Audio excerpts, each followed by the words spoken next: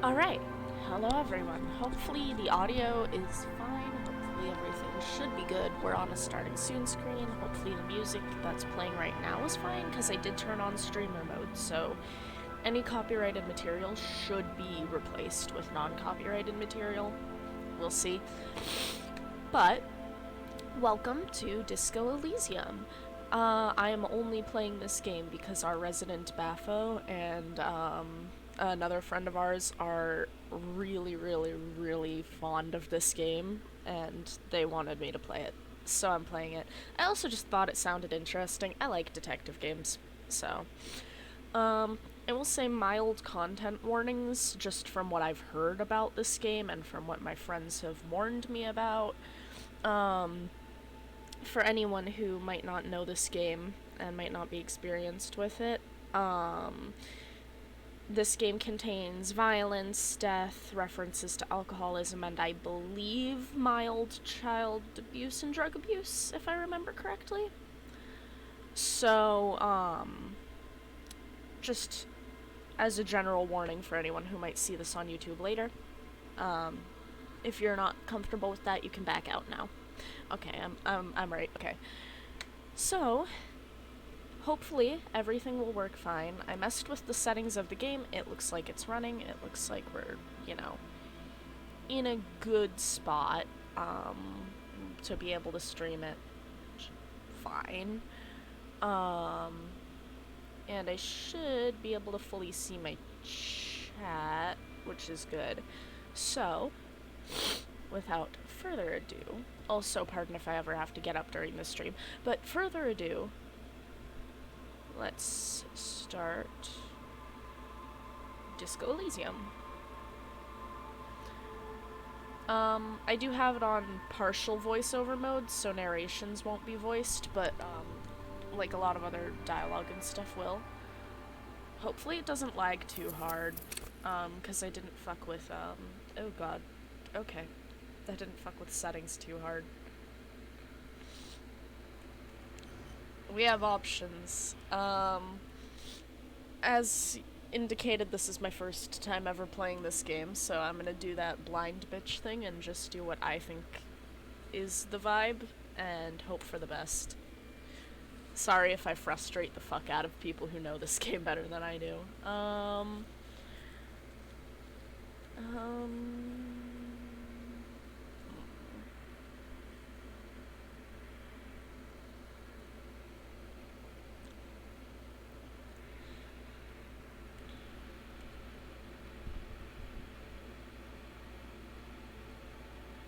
Generally, this is the kind of character I play when I play games like this, so I'm gonna go with that as just the default.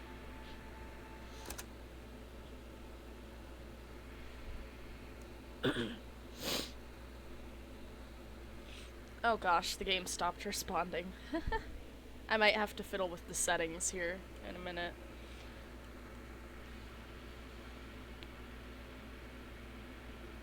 I've also just never opened this game before, so I don't know how to configure the settings, if that makes sense. Because I didn't want to go into this and then just suddenly, like, have things being thrown at me.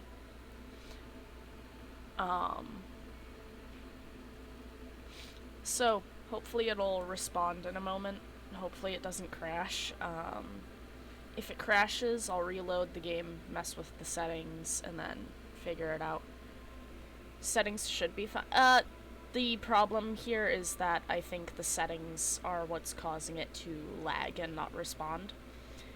Because the settings are on pretty high graphical settings, so I might have to turn them down.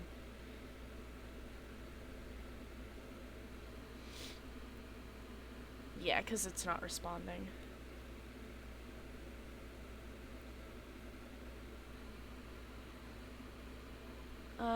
Hold on. Gonna put that up so that way when it does start responding I can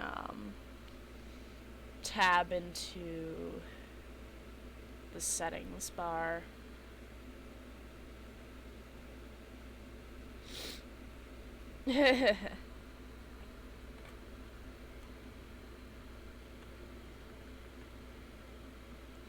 Yeah, the game is just straight up not responding. I think I'm gonna have to, like, kill switch the game and then reload it because it loads into the menu fine.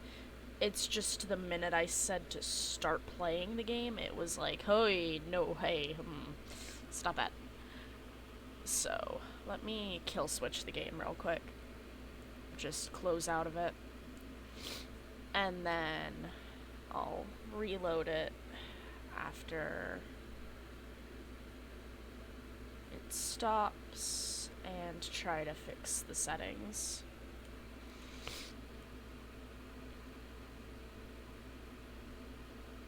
Whole ass, I probably should have playtested this before streaming it, but I wanted it to be...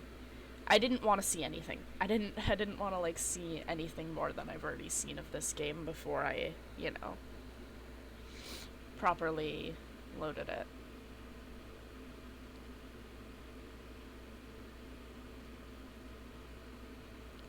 So, let me reload the game and fuck with the settings.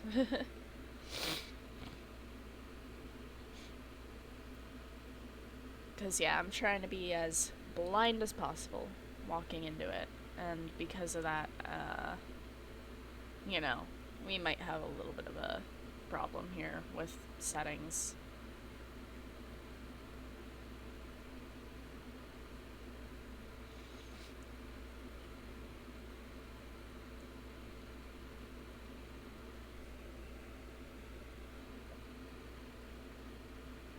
Alright. Waiting for it to properly load. I'm sorry if this is gonna take a minute. Don't stop responding. You're not even at the menu yet, you bitch. Sorry.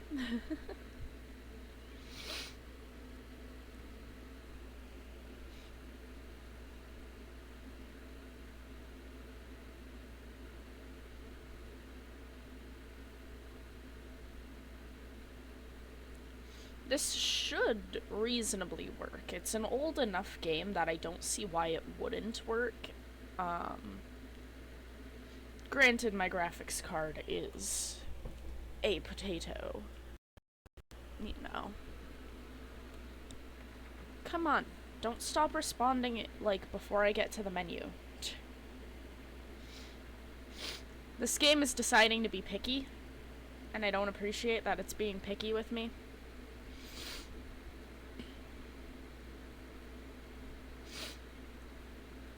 Don't flicker like that. You're not gonna crash now. You made it to the menu last time. It made it to the menu last time. I don't know why it's not making it to the menu now. This is why probably we test things before we get into a stream, but nah. Whoever said I was professional? Right? Like, whoever said I was professional? I heard it make a noise. Are you gonna behave? Yep, it's behaving. It's starting to behave. Options. Take me to my settings, bitch.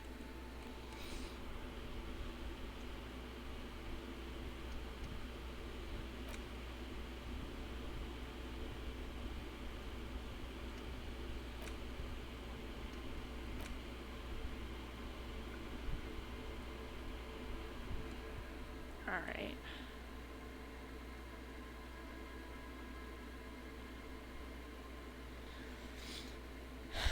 Now, all of that should be fine. Turn on that. I had it off before, but I should probably turn it on because I'm a little stoopy and I should probably do that. Alright, now we're going to hope that my settings are rendered correctly. Because I turned pretty much all of the settings that I could graphically to the lowest possible settings. I could make the game window smaller if that might help, but I don't know if it would help. I don't know, what do you think? Do you think it might help if I made the game window smaller, or...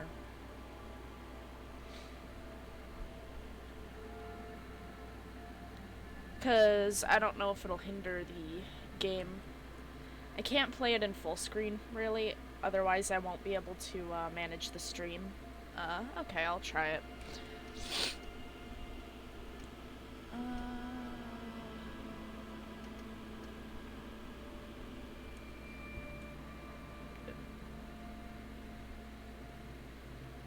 Oh! Very briefly stopped responding. It doesn't have windowed borderless, it's just windowed or full screen.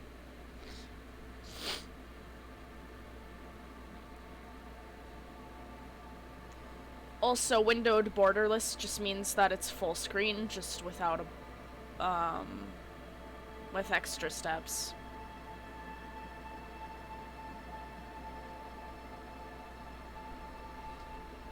Alright, well I made the window smaller, so hopefully that'll help. Let's try it again. Well, it loaded into this screen a whole lot faster than it did before. So we're gonna take that as a positive.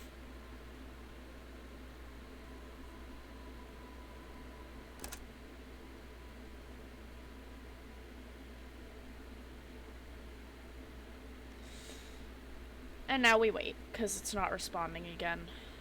I want to give it a minute, see if it'll fix itself, sort out its shit. Oh? Are you sorting yourself out?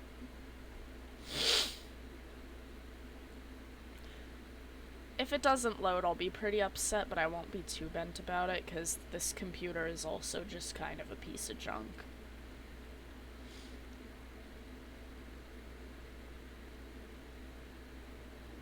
Oh, yeah, there we go.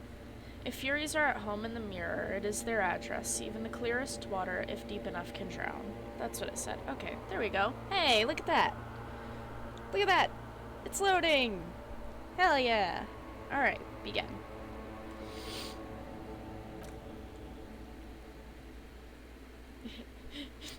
Freaking ancient reptilian brain. I love that.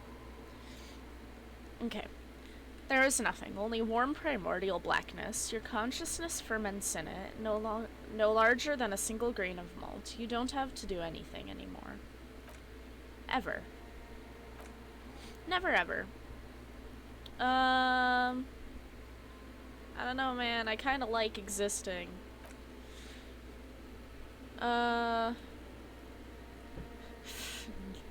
Yeah, no, I think I would like to exist, but I guess I'll not exist for now. An inordinate amount of time passes. It is utterly void. It is utterly void of struggle. No ex-wives are contained within it. What was that about ex-wives? An awareness creeps up on you. A mess lies hidden in your dead angle, soaking in similar to acidic sauce. It's bloated and shameful, a ball of meat surrounding you. This is a terrible line of questioning, and it will only lead to more awareness of the meat thing. Yeah, no, I want to know about the ex-wife, tell me. Ex-love, ex-tenderness. It is foolish of you to resurface to the loss, not after all of the damage you suffered to get here, some of it irreversible. Stay, sail with me through the abyss-pelagic zone. I don't know how to say that word. I tried. Yeah, no, I want to get off now. Oh, I want to get off now. I want to go do things. Do you really? Yeah, I want to get off. I want to do things. You wouldn't like it if I told you what's back there. Why do you think you had to bludgeon yourself into oblivion, or did you not sense yourself marinating? Poured so much over yourself, got a bit carried away, did we, Chef? Yeah, I don't care, I'm an idiot. I'm an idiot. Void, I don't think you understand, I'm an idiot. Somewhere in the sore, bloated man meat around you, a sensation. Like a fly to the ointment, your consciousness sticks to it. The limbed and headed machine of pain and undignified suffering is firing up again. It wants to walk the desert, hurting, longing, dancing to disco music. Fuck yeah. Help me, there's a head attached to my neck in a minute. Chaotic. I love that. Thank you. The stench of liquor rises from your mouth, and with it an ungodly headache. Who am I? These answers are just really funny to me. You're welcome. A fiery streak penetrates your skull, trying to force your eyes open. It's a sound, a clarion call from hell. Success. Somehow you know what it is. A Cupras Knema motor carriage. I don't know half of these words, but we're trying. I'm gonna open my eyes. Oh, hi.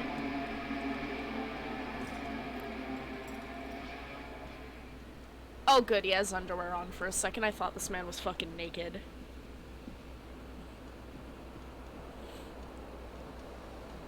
Jesus Christ. So... okay, it's point and click. Understandable. Can I... give me my pants.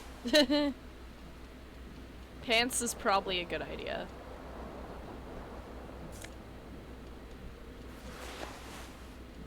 Disco ass blazer, it said.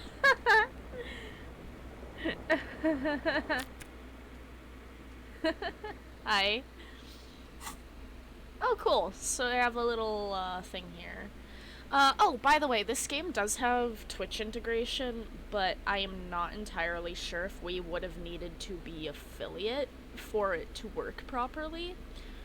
And so because I don't know if we needed to be affiliate for it to work properly, I just didn't bother turning it on. If at any point we play this game again, once we have affiliate, I'll turn on the Twitch integration. Also, hopefully everything is running smoothly. Hopefully you can see it all fine. Besides mild lag, the game is working pretty well. So that should be fine. Oh, cool. We have a little thing here. Okay, cool. I don't know any of this, but it's here. Alright, now how do I... there we go. I was trying to see how I close out of that.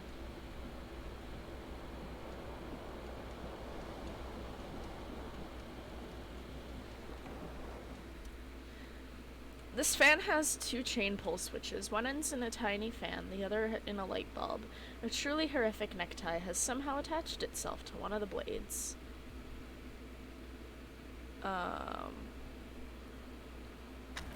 Pull on the fan. The blades come squeaking to a halt. It should be easier to reach the tie now. Grab the tie. You swoop up and catch the tie. Snap. It's released from the blade. Cool. I have a tie now. Let's go. Yes, Baffo did suggest that I play this game. Well, Baffo and Noodle Nuke in the chat. Both of them did, but...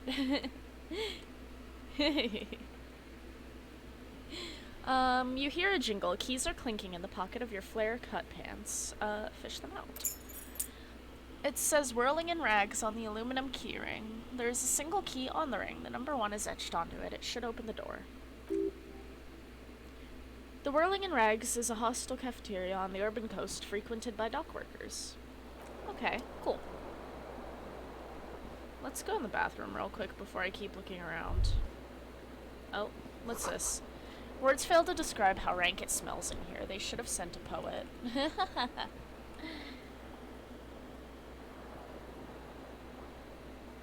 You see bottles in the bathtub, wine, beer, and sweet liquors.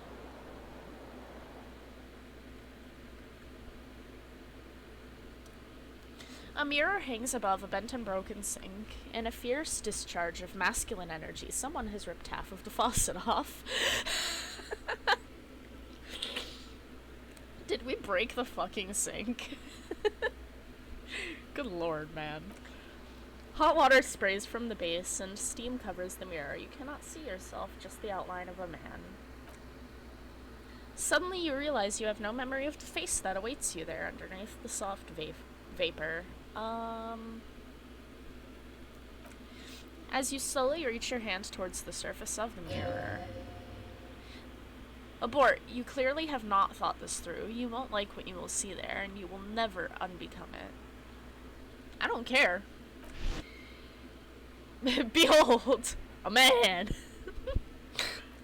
You have no idea who this thing is, do you? I think this is the face of an alcoholic. Fuck yeah! It's so funny. Too late. You clearly have rigor mortis on your face. Or wait, is that an expression? Are you trying to make an expression with that face? Why? I have no idea why it's there. It just is. Please stop. It's horrible. You're scaring yourself. No, I don't think I will.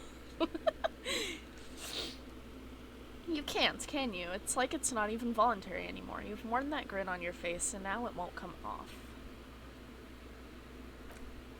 What does it even mean? What is the emotion you're trying to convey?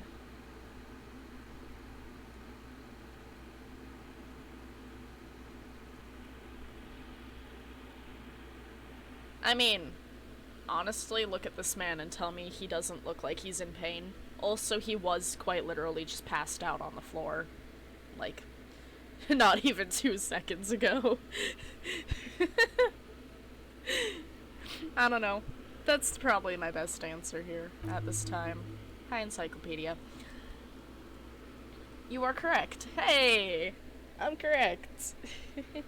Dig deep into your mind to locate the source of the expression, or attempt to stop the expression from happening. I want to know why you're in pain, my good sir. This game is cool. It reminds me of, like, really complicated D&D style shit. I like that.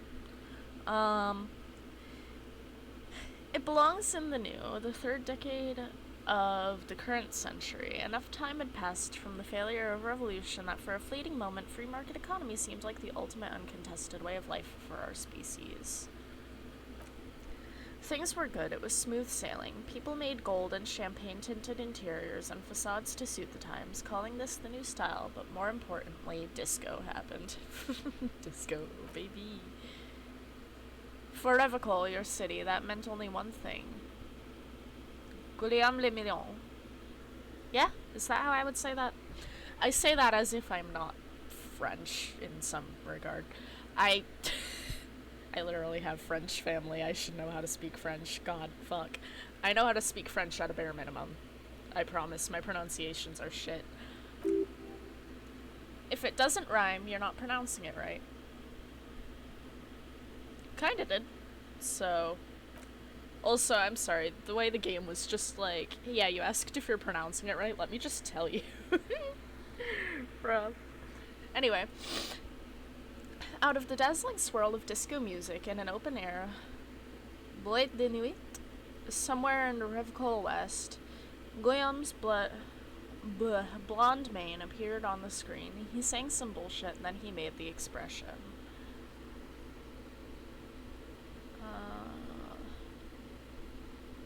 How long ago was the new? Some 20-odd years. There's a vast ocean of time between right now and the expression. Looking good on you. Or anyone. Humanity has run around in that time. It's a different world now. The expression is a relic. Who am I? Why did I drink myself into oblivion? You have some understanding of the near history of disco. The rest is darkness, aside from the useless fact that the motor carriage outside was a Cobrin Kinima. Why would I have this face? Everyone loved it. Maybe you thought some of the stardust would rub off on you. Maybe it did. Either way, it's all gone now. Only the grimace remains. Alright. Oh. I said it, I guess that's it then. It doesn't have to be. You can swoon over Guillaume and his champagne cork smile whenever you want to. Maybe some of the stardust will return.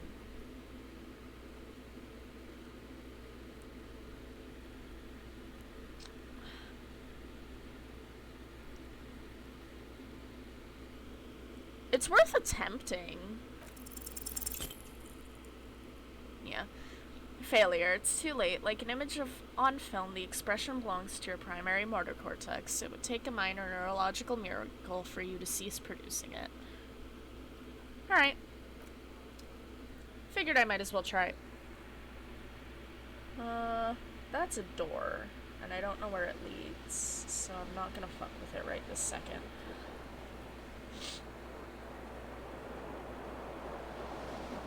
Oh hey. Broken mirror. Window, not mirror. Broken window. The window stands broken in its frame. Cold wind blows in.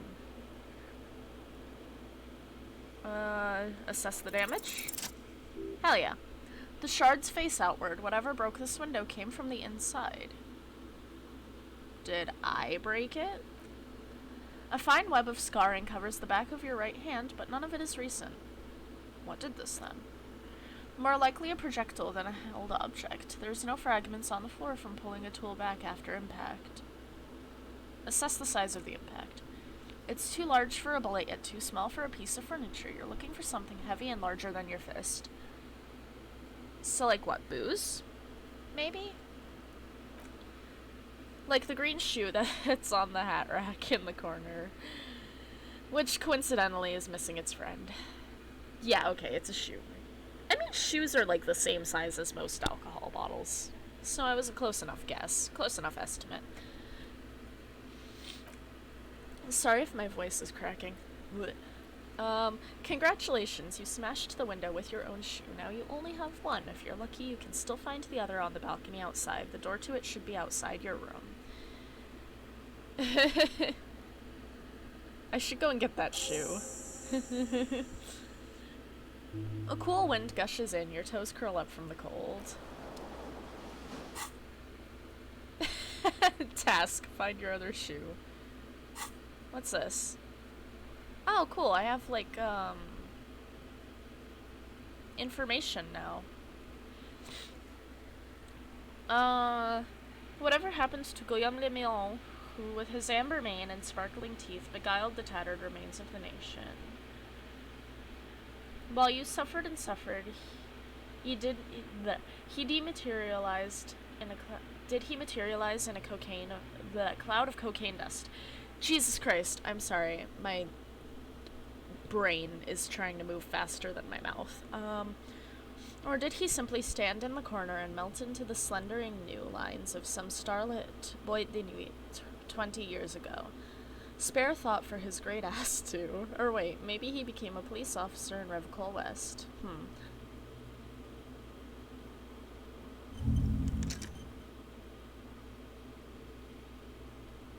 I don't know what that does. What does that do? Should I not do that? I probably shouldn't do that. Or should I... What does that do?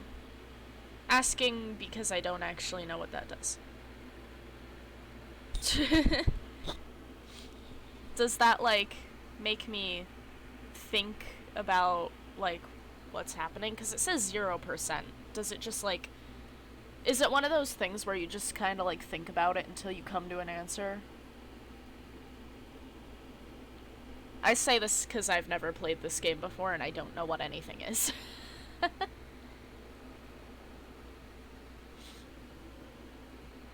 I could close it. Okay, it is one of those. Okay, then I'll leave it for now. Because I don't know how much it's hindering me. I love his tie. I like that tie. That's a good tie. Tools, clothes, items, interactions. Okay.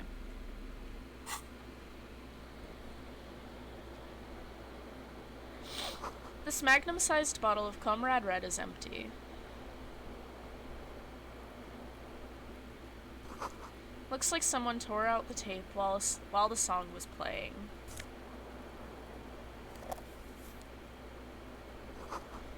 This reel-to-reel tape player is still on, rolling empty.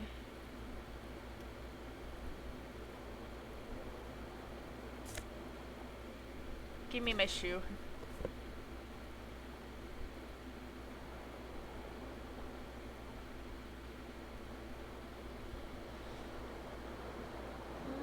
Nothing else over here I might want to interact with. Let's check out that bathroom. That bathroom, door.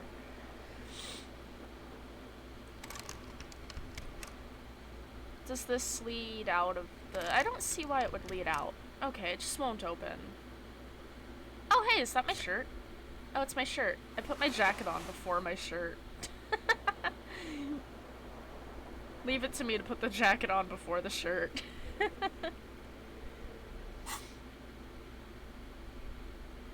An empty cassette case.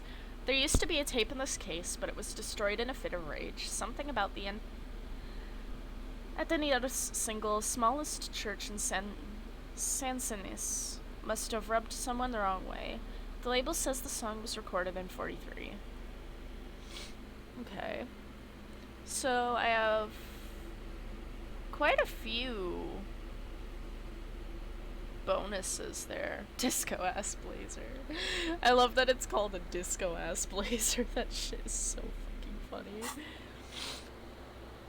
But yeah, no, I should probably find my shoe. So let's head on out. I think I've interacted with everything I can in here for now.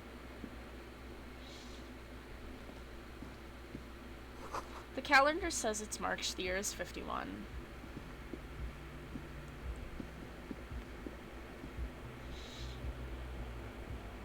-12 to centigrade. Fuck, I don't know how, to read that kind Hello, of... officer. Oh, hi. I don't know how to read Celsius. Can I close the door behind me? Oh, good, I can. Okay. Probably worth it to keep that shut. Hi. The young woman raises a cigarette to her lips. Her eyes are brown and her face is speckled with birthmarks. She can't be more than 28. A silver jumpsuit falls off of her like scale armor, sparkling. This is the sparkle of too many nights out on the city. I'm a military personnel. Or am I military personnel? No. No. Okay.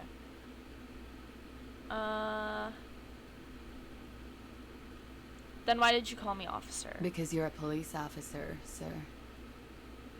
She pulls on her cigarette. Okay. I probably look like a fucking idiot to this poor woman. Are you sure? I am, yes. Unless you've been feeding us a set of very well-rehearsed lies all this time. All this time? You've been here for 3 days. On official police business, no less. And what business is that? Couldn't say.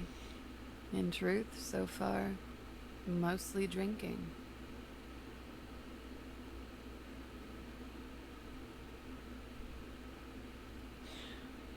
I am not going to fucking do that.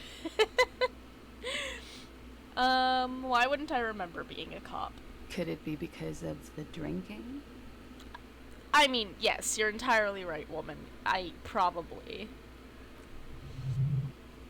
She hasn't had time to put her makeup on. This is her morning cigarette. She looks tired, her beauty waning faster than it ought to at her age. Who in their right mind would let me be an officer of the law? Me IRL, who the fuck would let me do that shit? Don't be so harsh on yourself. They let almost anyone be a police officer. God. This is a very low success rate. I'm not touching that. Of course. Be careful, officer. They don't like the police around here. Alright. Something stirs in you as she's about to go. Call it an instinct, a need. The need to ask questions. It's like you've said the words a million times before. Can I ask you some questions, Miss Lady? Yes. What is it that they have against the police here? The dock workers are pretty cocky. They think they're police enough. At least here on the coast. I can't say about the rest of the city. Where exactly is here? Where am I? You're in a hostel, sir. No, where are we? Where in the world? We are in Revachol. Revachol is the disgraced former capital of the world, divided into zones of control under foreign occupation. Half a century after a failed world revolution, she is central to our moment in time.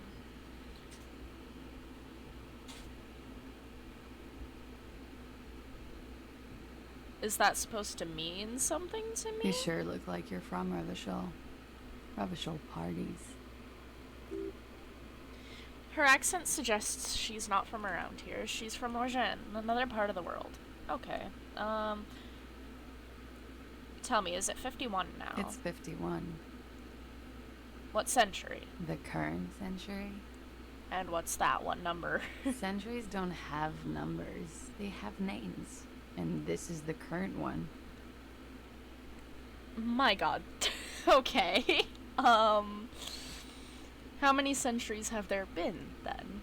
Civilization has existed for 8,000 years, sir. Alright, what's so funny? Why are you smiling at me? You're right. There is nothing funny about civilization. Okay. Your room is next to mine. Did you hear anything last night? There was the usual ruckus. Loud disco music. Did I have any visitors? I couldn't say. It's impossible to hear people speaking from over here. Loud disco music? Oh, yes. Various artists. Ostentatious orchestration prime among them. She raises an eyebrow, waiting for the name to connect with you. Oh, that. Yeah, oof. The less said about OO, the better. OO were huge where I come from. I was very young then, of course. Like 7. Life gets hard, but we go on. That's so cute. What the fuck? Also, I figured the voice acting would be appreciated since it's here. Might as well give the people who voice acted in this game their little moment, because it also saves me from blowing out my voice faster. Yeah, we go on alright. I don't know about that. At around 2 o'clock, disco stopped, and there was a change of pace. What happened? A slow, sad song started playing, like organ music on repeat. That went on for quite a while. Some of the time, you were yelling along to it. Was I singing this? Yes, there was a church in there. A really small church. Like the smallest, saddest church in the whole world. It was about that.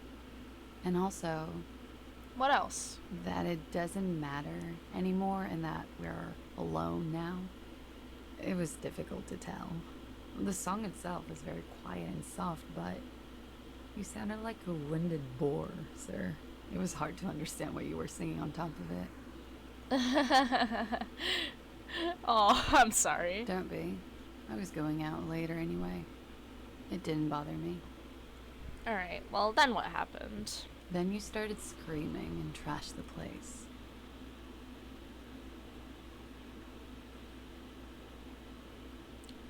You know, sounds about on brand. What did I do? A window was smashed. A tape player, probably. The song stopped. And furniture, too. A real destructathon. There was screaming. Then I think you passed out. Was there anything else? There was. I think you screamed that you didn't want to be this type of animal anymore. I may have misheard, but it was sort of memorable. Okay. I went out afterwards. Everything was quiet by then. Around 4 or 5. And that was it.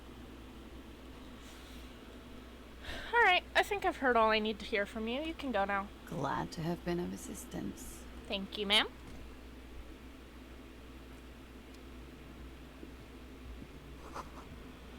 Looks like she left a nice long stub in the ashtray. It's still smoking.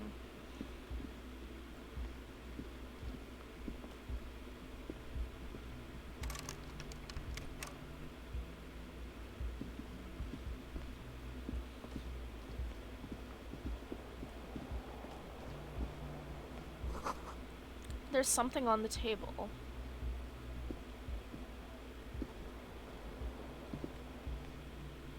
Oh. I finally got WASD working. For some reason it wasn't working when I was in the room, so now I can move like this instead of having to point and click. The smell of the sea makes you dizzy. Oh yeah, understandable. As somebody who lives, like, near an ocean, understandable. A gust of briny wind washes over you. Give me my shoe. I need that. There they both are, two identical shoes, both copiously green and indiscriminately snakeskin, reunited on your feet. Like two baby crocodiles. How do they fit? Good. They're balanced, comfy. Feels like the only good thing about you right now, truth be told.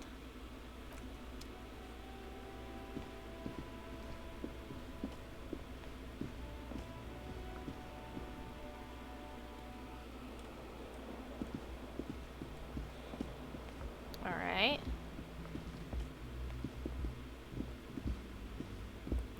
I love detective games, so it wasn't really a hard choice to say that I would actually try playing this game.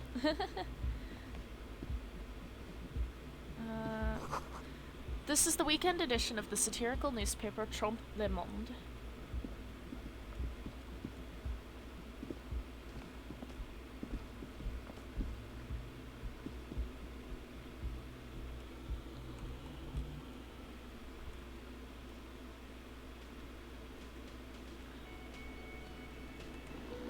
I have the little indicators on for, like, where I can interact with things, just because I tend to lose my attention span sometimes. This is where the lyrics would be.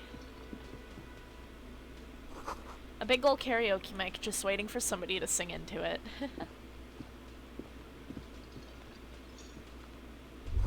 The speaker is connected to the radio. The music is seasoned with static. Oh. Alright. You should totally sing karaoke here. The first chance you get. Your emotions need to be expressed. People need to know of your vast oceanic soul.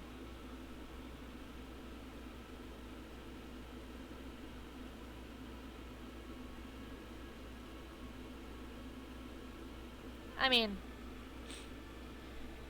listen, I would say I'm modest at best here, buddy. Exactly. It's measured, level-headed, and it needs to be heard. Through a PA system. By other people.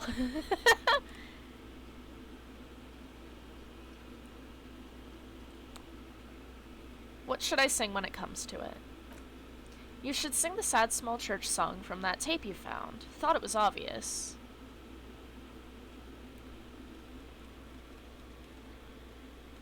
I mean, why the fuck not?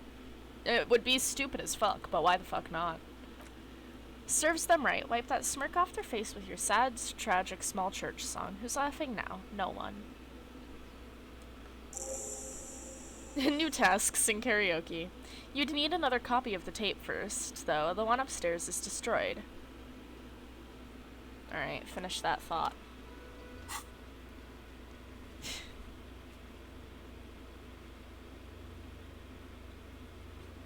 Oh gosh, okay, well...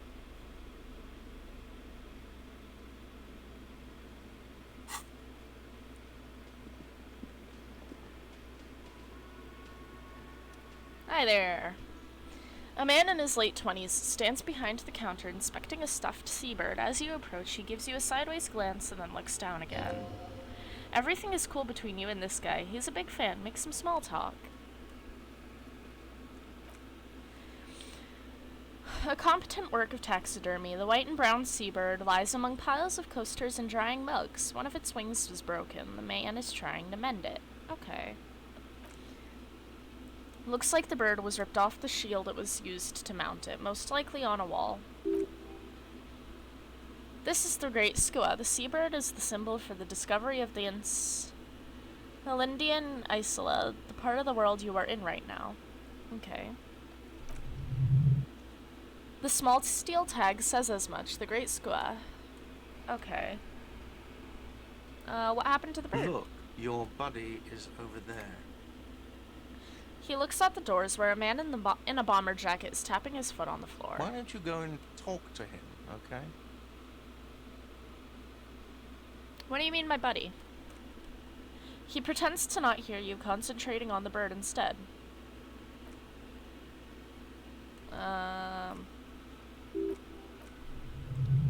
Can I help you with the bird? Look, your buddy is over there. No. Why don't you go and talk to him, okay?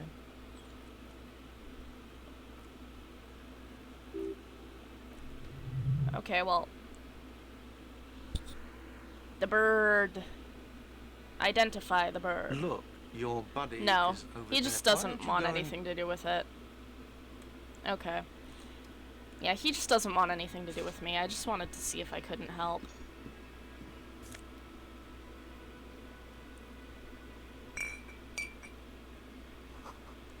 This is the water cooler. A large bubble is rising to the surface. The menu has been wiped clean. Only the word Monday is written on it. A woman's hand wrote yesterday's menu. Today's starts in a man's handwriting. The soft purr of an electric juicer comes from the kitchen. Someone is working.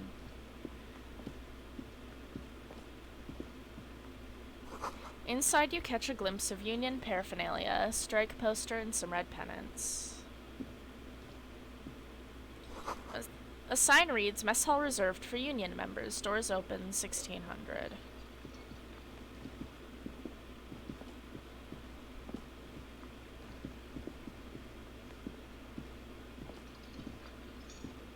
That looks like the door I would use to leave, but I'm not sure. Summer door closed for the winter. Okay, that is a door, not the one I would use to leave, though.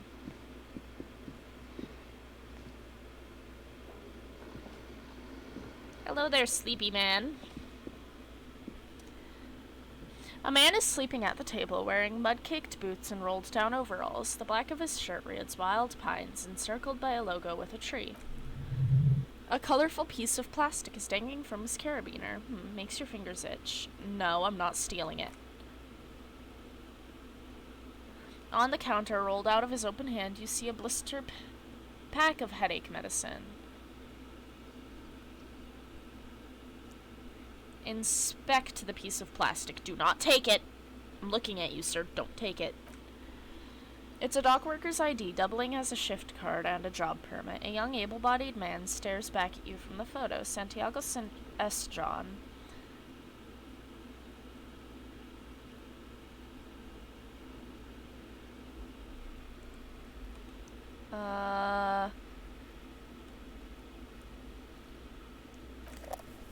Yeah. The man does not mind. You probably need them more than he does. I took the pills just because I feel like it's probably better if I take those, but I'm not taking your fucking ID, man. I'm sorry, I'm not taking your ID. Not right now, anyway. If I need it, I'll probably be back. A bottle of rum has been knocked over. Beautiful dark liquid is spilling out. Hello there. Hello, sweetie. Oh. You shouldn't keep your colleague waiting. She nods towards the man in the orange bomber jacket. This royal pinball machine is unplugged. Alright, well then I guess I'll talk to you, sir. Hello. Oh, this is the one that you like a lot, isn't it, Baffo? This is the one that you really, really like. A bespectacled man in an orange bomber jacket is tapping his foot on the floor. It looks like he's waiting for someone. You. As you approach, he narrows his eyes and extends a hand in greeting. On the sleeve of his bomber jacket, as well as on its back, are the same enigmatic white rectangles as on your blazer. Shake his hand. Hello. I'm Kim Kitsuragi, Lieutenant, Prison 57. You must be from the 41st.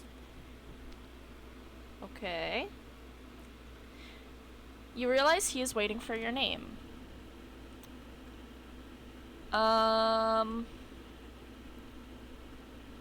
You know, friend, I don't know my name at this moment in time. I'm gonna be real with you. Okay then. He processes the information, then disregards it. It looks like we had a little scheduling error on Sunday. Saturday too, actually. Have you had time to talk to the manager here?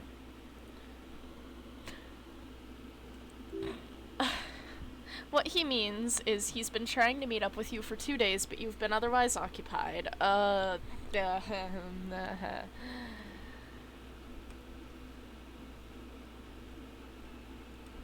no, I haven't managed to talk to anyone, because if you mean the guy behind the bar over there, he just told me to fuck right off, so...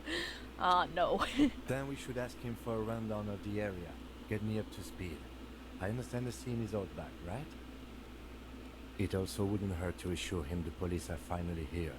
In full force, I mean. Have you mapped out the initial interviews?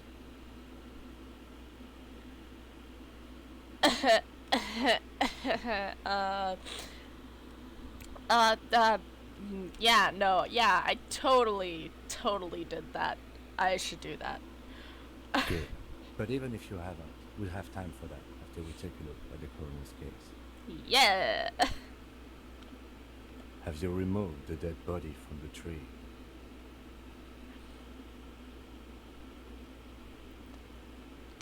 Dead body? Mm-hmm.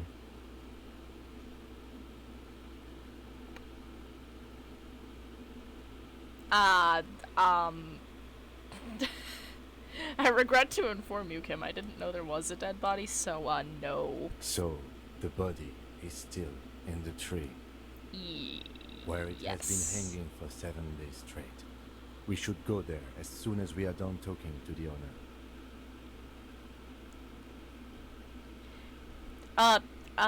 What are we supposed to be doing again? Talk to the manager. Then we go out back Okay. and take the body down. Okay,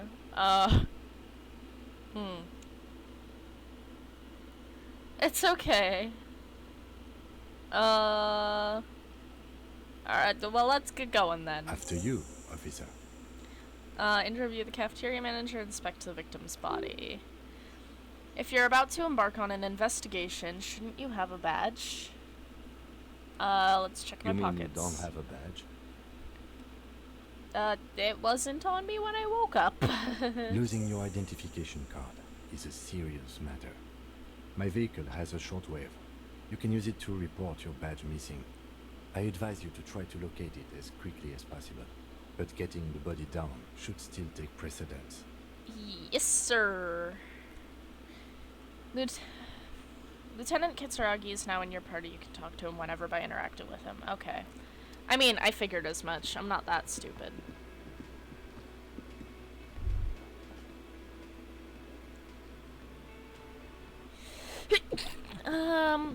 You said vehicle. Yeah. So I need to find a tape. I need to talk to the cafeteria manager. I need to inspect the body. And I need to report my badge missing. And also I finished finding my shoe. I finished finding my shoe.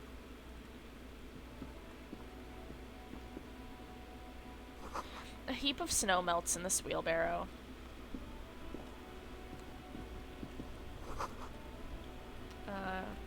The street sign reads, "Fuck the police." Pigs go home. The street name is illegible. Okay. Good. Great. Good to know.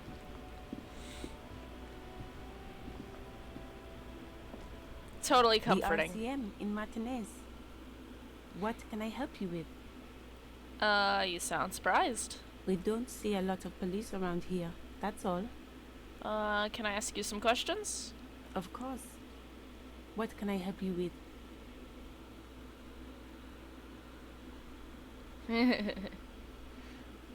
Who are you exactly? Me? I am just a gardener.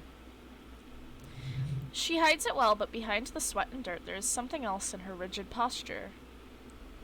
There's more to you than that. Is there? The quickness of the reply certainly does not prove you wrong. Yeah. What are you doing here? I am working. Working on what? I have a greenhouse in the yard there. I've been trying to get some work done. But Well, as you probably know, there's a corpse hanging from a tree there. It smells pretty bad, so I have to take breaks. Don't worry, miss. We are here to clean it up. You can get to work soon. Thank you.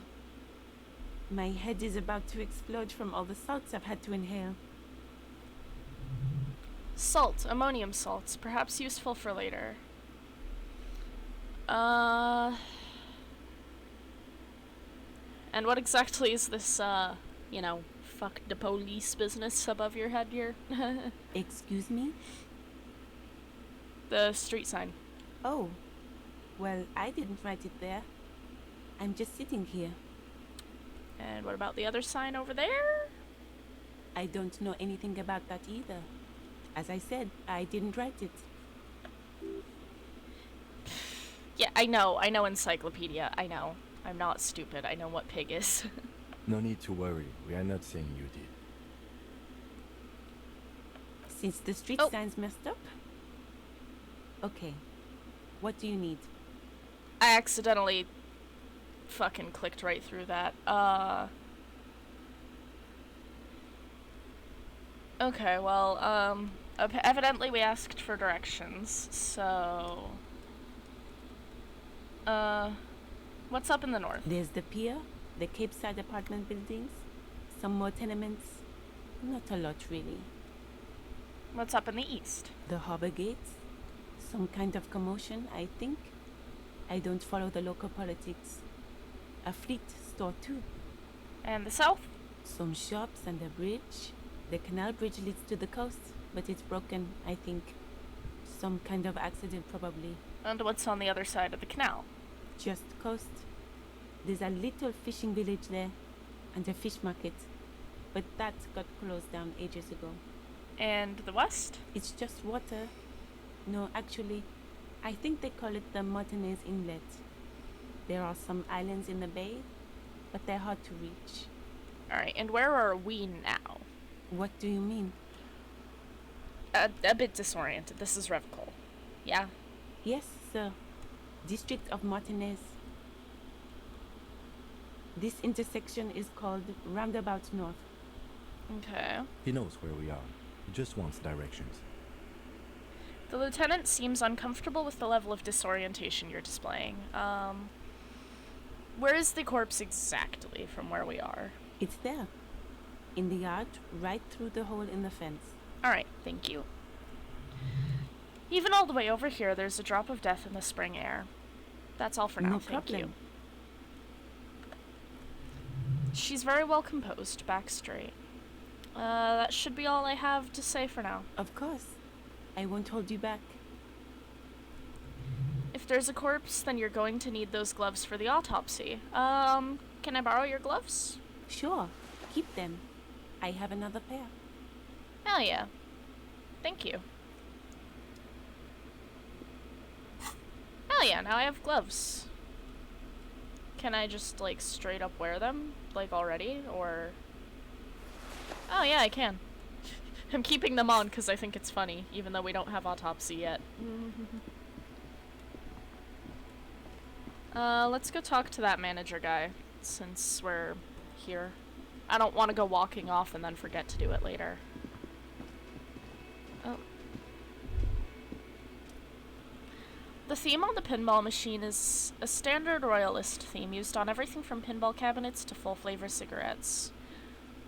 What are its hallmarks? Clinging to a picture book version of the past century, waiting for the king to come back and cast out all the profiteers and homosexuals. Basically, imagine a yellow plastic crown with a liquor brand emblazoned on it.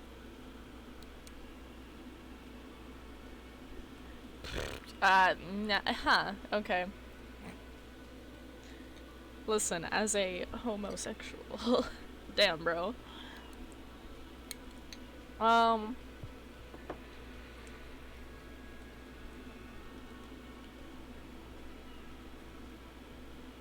I'd rather know more about the world of today. The contemporary period stands still. The faded carousel of progress that doomed the Royalists itself is winding down. Our time is decelerating into what no one knows. Okay.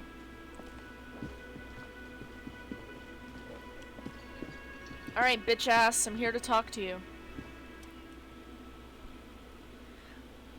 The man with the unimpressive beard notices you approaching. He drops the ledger he was holding and turns to the lieutenant. Mr. Guard, right? You run this place. Yes. I am Kim Kitsuragi from Precinct 57. This is an inter-district investigation, so joining me from Precinct 41. He looks to you, realizing he still doesn't know your name.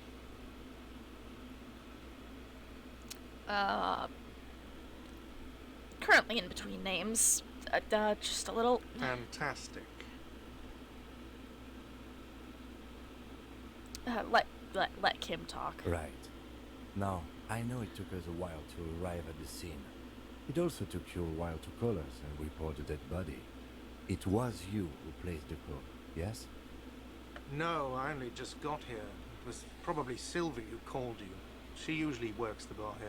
I'm only temporarily taking over her duties. Do you have her number? As a matter of fact, I do. He looks behind a pile of coasters, finds a slip of paper, and hands it to the lieutenant. This sounds like something you can use to call this Sylvie later. You said you just got here. From where? Are you a local? What, of Martinez? No, I live in Jamrock. I only sometimes come here to keep an eye on the place. This is just one of the many, many cafeterias I manage. But you still know your way around, yes? In case we need directions. Yes, I know where some things are, but as I said, I don't live here. I just used to work here. And I'm not going to start working here again, if that's what you think. I didn't imply that. Detective, He probably means this is where you step in and ask your questions.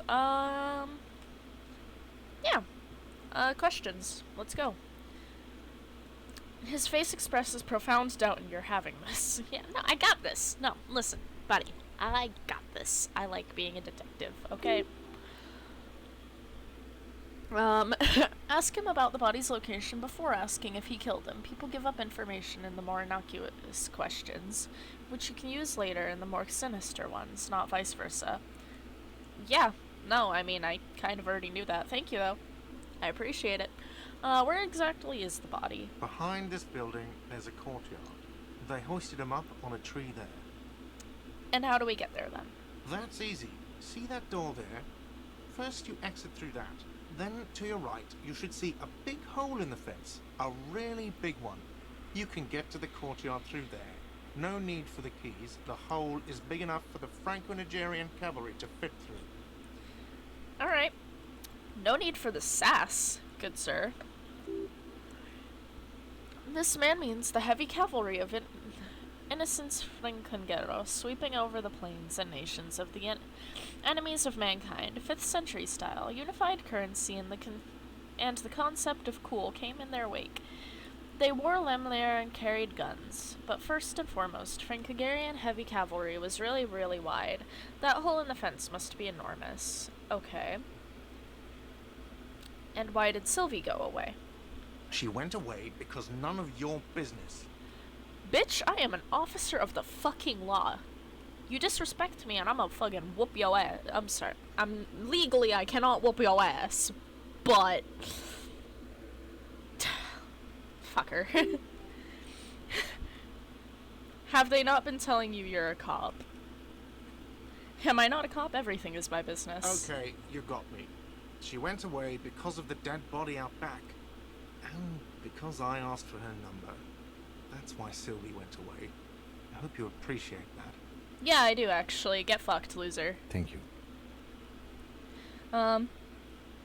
He opens his little notebook. At the cover, the number is safely tucked away in the small pocket. Didn't go well? I asked an employee out. She didn't want to come, but felt obliged to. It was a bad idea. Now, what is so goddamn fascinating about that for you? It's got nothing to do with the lynching.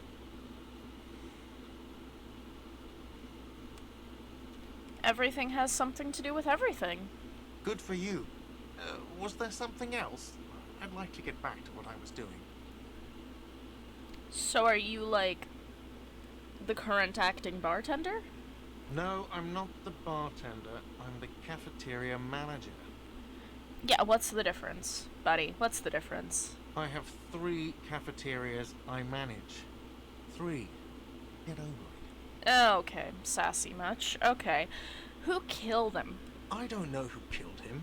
I'm not the police. That's your job. Yeah, I know. But if you had a suspect, that question should have led you to it, smartass. This is it. He said they hoisted him up on the tree. Who is they if he doesn't know? Yeah. Before you said they hoisted him up on a tree, who did you mean by they? Oh. People are saying it was the union dock workers. That it was a lynching. Who exactly is saying that? The locals, the customers, the people who eat here. A lot of dock workers eat here. Sylvie told me everyone knows the dock workers did it. Did the debarders themselves tell her this, or is it a rumor? I don't really know. You'll have to ask her. And why would the dock workers lynch this man? I would suppose it's because they have nothing better to do. You mean the strike? Yes, the strike. The man they hanged was a security guard for the harbour company, I hear. A mercenary. The unionistas probably thought they'd send a message. Alright. Did you kill him? Obviously, you're not gonna answer me if I ask straight up, and you might get annoyed at me, but it's worth asking. What are you, crazy? Of course I didn't kill him. Fair enough. Had to ask. It's worth asking. Yeah, that's all. Let's go. Alright. Not so fast. You owe me 130 real.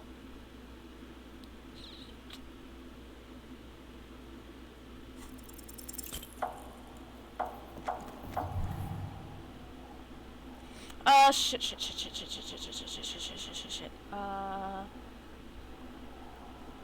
Okay, the little lady in the wheelchair is right behind me.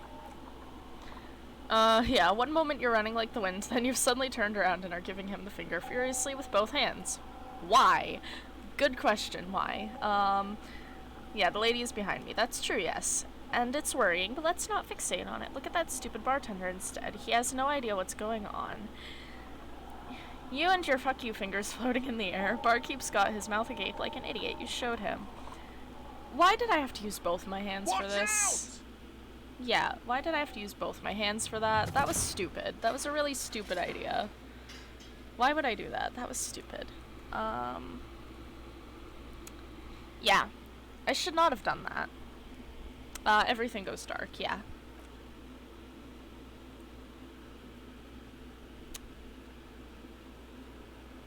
This didn't need to happen. All I said was to run, not to flip the guy off.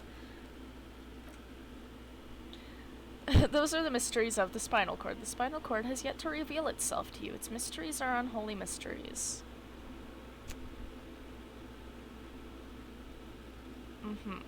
Right. Okay. Yeah, okay.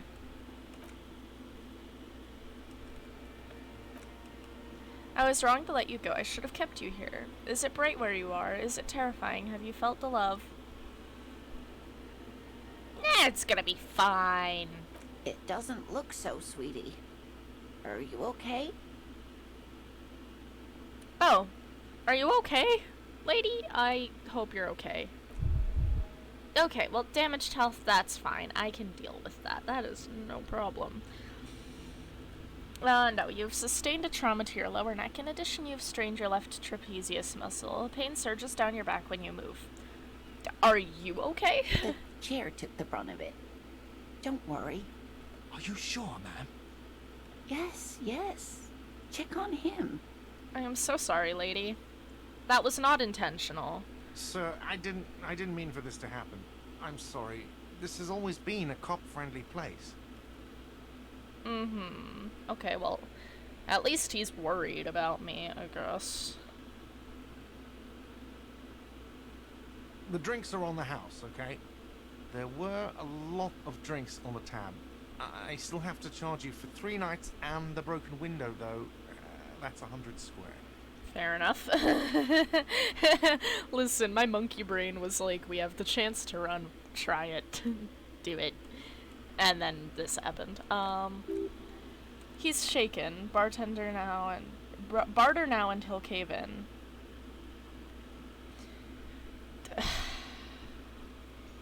Listen, I'll have to fucking pay for that eventually. I feel bad for this old lady now. I don't want to just keep being a dickhead.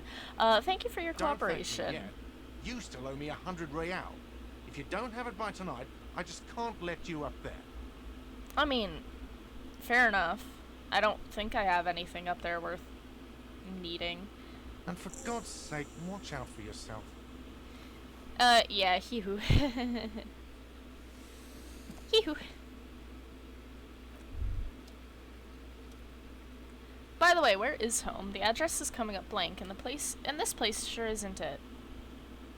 Do I even have one? But you've been at this hostel cafeteria for 3 nights. Where were you before? You had to be somewhere. South, maybe? You don't really know, do you? Vaguely.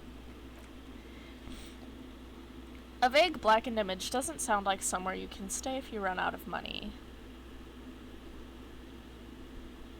Could I trace the way back home somehow? Exact street number on a building? You can try, run some addresses in your head, and you'll get, at the time, maybe a street or an apartment will appear. Okay. Alright, so inspect the victim's body, report my badge missing, talk to Sylvie, and pay for the damages. Listen, I will pay for those damages eventually. Oh, cool, that's like, progressing. Okay. Lonesome long way home. Let's rewind. Let's trace your drunken steps back home. Jump across the raised channel bridge southwest of here. Fall over, get up, get off the asphalt in 20 minutes. Shuffle your feet through courtyards, scaring little children. Go under a raised motor tract. The 881 until you reach Le Domne de North Jamrock. The streets are frozen this time of year, caked with ice. Walk down Main to Peridon. There's a side alley there and your footprints in the mud. Okay, so I can be doing multiple of those at the same time. Cool. I like that I can do, several at the same time. You. You have Sylvie's number.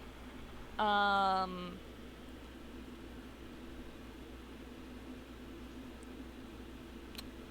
we talk about you, though? 'Cause I don't know you yet. Me? Yeah, you. I don't see how my life is pertinent to the investigation. We'll work better together if I know you better. That's a fair point. Alright, for the good of the investigation, what do you want to know?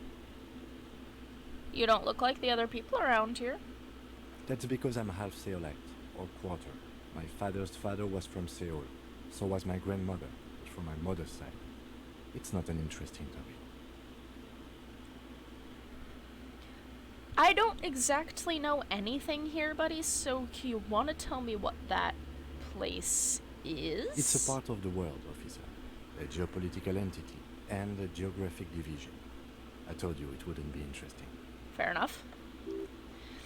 Seoul is a protectionist, isolationist, peninsula state west of the Insulindia and Isola. Actually, it's quite interesting. Some would even say mysterious. We're only making it sound uninteresting. I would like to know more. You're barking at the wrong tree. I don't speak a word of Seolite. I've never met either one of my grandparents, and I've never been to Seoul. I'm a regular Revacholier. Alright. A point of pride to him. Alright. You're wearing glasses. That's correct. You feel a slight urge to put the lieutenant down for this, but you can't quite muster enough testosterone.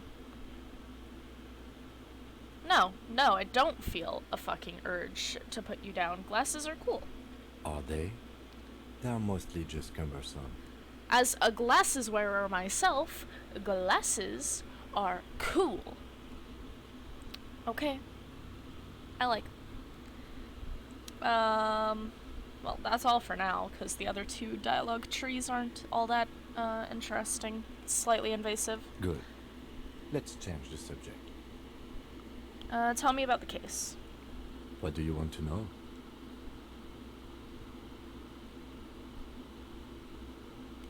If we're from different precincts, why are we on the same case? I'm afraid you and I are pawns in a pissing competition. What do you mean? You don't know? I assumed you were in on it.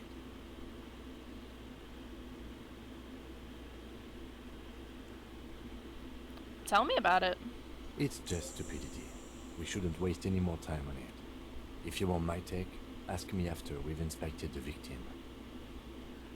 Alright, I'll let it go for now. Was there anything else you wanted to know about the case? Literally anything about it, honestly. I don't really remember much, brain fog and all that. Maybe you can tell me what you do know to help me narrow it down a bit. Guy behind the counter thinks some union people hanged a man. Then you are not that far behind, actually. Do you want me to brief you? Yeah, sounds good. It would help. 3 days ago, the RCM emergencies desk received a report about a security guard who was found hanged in Martinez. An anonymous caller said there was a dead body behind the Whirling in Rags hostel cafeteria. The cadaver had been there for 4 days. No one had come to investigate. Okay. During that time, the victim had been stripped of his belongings. The caller did not identify him, but used the word lynching.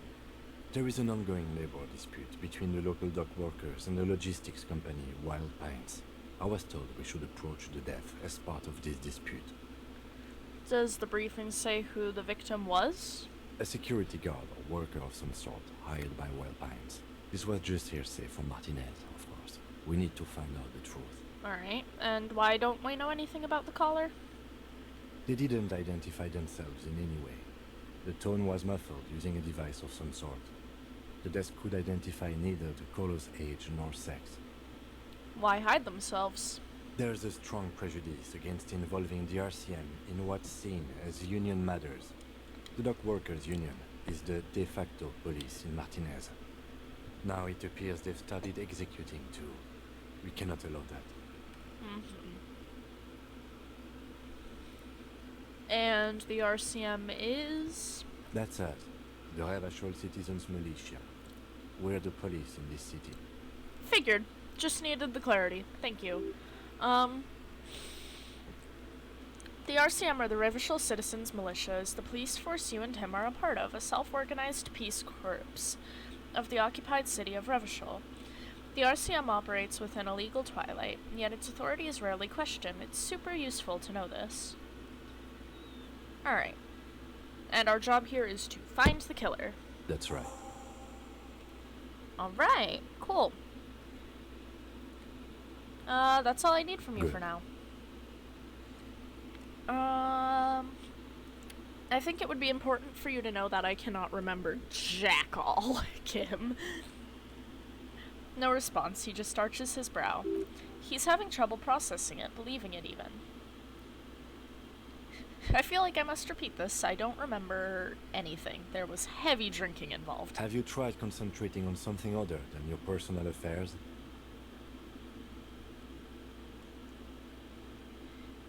But I am completely lacking on basic information about what we're doing here. Can you, help? Fine. We should get through this day first. Off hours begin at 9 p.m. If you're still having trouble then, I can give you an orientation. Alright. I'll let it be then. Focus on other people's troubles, not your own. That is a relief. Yeah, okay. Alright. So...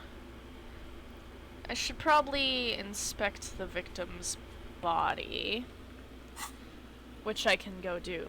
I know I can do that at the very least. Oh wait, I'm police. Can I get into the fucking, kitchen? Or will it tell me no? The door is bolted. A sign reads, kitchen reserved for personnel until 1300.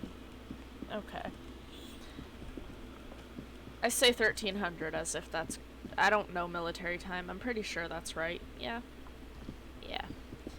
So they said to the north, which is up, is where the body was, right? Oh, yep, big ol' hole in the fence. You see a set of tire tracks and the brown slush that covers the plaza mosaic. What kind of vehicle drove through here?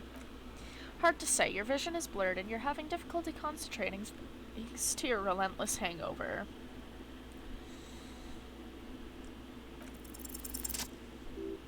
Hey, cool. The tire tracks were left here by an unknown event that took place some days ago. It's a message written on the language of a burnt rubber. Okay. Start, crash, reverse, turn. Okay. Some of that rubber stuck to the tiles right in front of the whirling and rags. This is point A. The driver started here.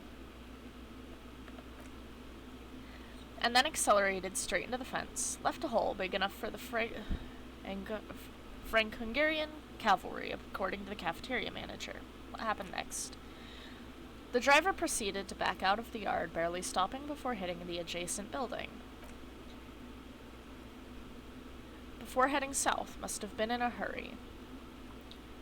A car drove through the fence. You are correct. This is a rather motor carriage-friendly city. It could be connected to the case? I'm not sure. There are plenty of traffic accidents waiting to happen in Martinez. With the jam right here on the roundabout, I would keep them separate. Fair enough. You could follow the tracks south. There seems to be a canal there. See where they went if you find the time. Alright.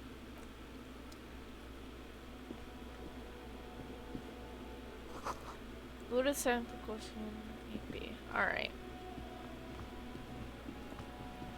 And then what's back here? Probably body, right?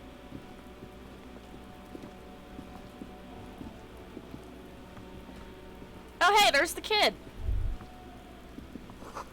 Smells like spoiled meat and curdled dairy. A human being decomposes. There are several footprints in the mud left by work boots. Anywhere from 6 to 12 pairs have walked here. What kind of boots? Heavy workers' boots with reinforced toes and hobnails all over the yard. Isn't this something an industrial worker would wear? Get an extra count. Hell yeah. Maybe more than 12. No, 8 pairs of boots have shuffled back and forth in the mud. Standard work boots, steel reinforced toes, number 46. Standard work boots, steel reinforced toes. Hobnailed work boots, steel reinforced toes. Standard work boots. Which is it? You don't know. It's a miracle you can tell the prints apart as is. The cold must have preserved them. Another standard work boot. An aberration, light as air. Even pace, same make of boot, but number 41. Male or female? Impossible to tell. Could have also been an adolescent. The gait is undeveloped. Alright. The glowing outline of a standard work boot. But the imprints are twice as deep as the others. The weight exceeds 200 kilograms. And yet another standard work boot. There's an aberration in the pattern of the sole, however. The right sole is smoother, more worn. How many? The lieutenant's been tracking your eye movements. 8. I was pretty off then. I counted 20. The same guys are going back and forth. I never got the hang of it. Hyperopia. Do you see anything out of the ordinary?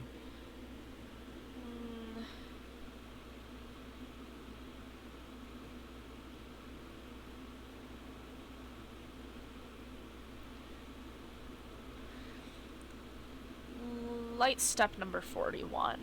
A woman? Or a kid? Could be a kid. Okay. How do you know?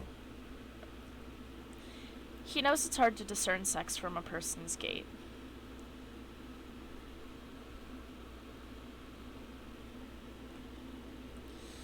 I just do. Understood. Anything else? Heavy 200 kilogram imprint. 200? Could it be the combined weight of two people, one carrying the other who's tied up? Let's say a heavily built worker carrying a similarly built, soon-to-be-dead man. He might be right. 200 kilograms of living weight is unlikely. One of them was probably carrying him over, yeah. Possibly, yes. But why? Why did they have to carry him? Yes, they could have used a makeshift stretcher or just march him up to the gallows. Hi, Ethan! What's up? We're playing detective game.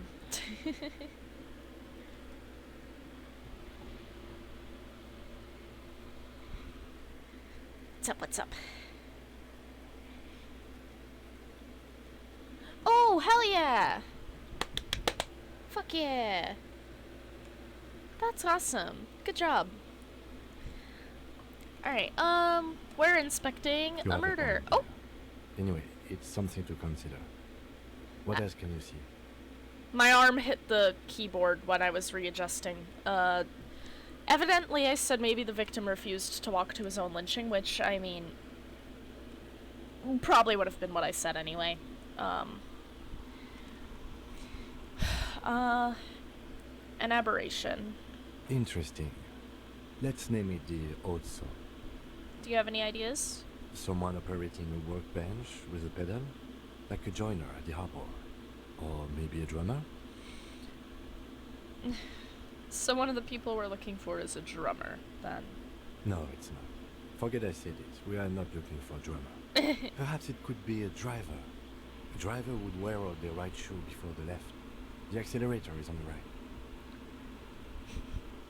Interesting. If only I'd come up with an idea when we walked in here and saw that car crash. He doesn't seem to hear you, looking south toward the traffic jam instead. The machines are silent and the engines are all turned off. We should keep our eyes open around the traffic jam. See whether anyone strikes out as a potential suspect. Seems prudent, no? Yeah, prudent. Mm-hmm.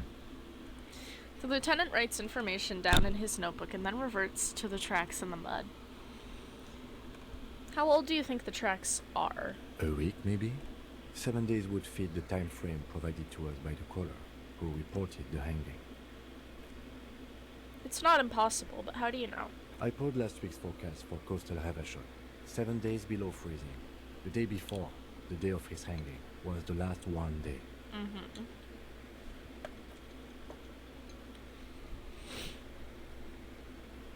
Correct again. Sub-zero temperatures would preserve the tracks in a good state. The commotion here could have taken place a week ago. Alright. What do you think happened here? What do I think? A mob of people brought something heavy to the tree. One of them was carrying the victim. They shuffled around, especially under the tree. Then, after hoisting him up, they stood in a semicircle facing his direction. At first glance, this appears to be a lynching. Yeah, understandable. Indeed, they all stood in a row here and looked at the tree. Yes, everything fits so well. Carried him over, hoisted him up, watched him hang. This is easy. I think we have a firm understanding of what happened here. The lieutenant's eyes narrow. He's thinking to himself. Either way. What else? We've been through all of it.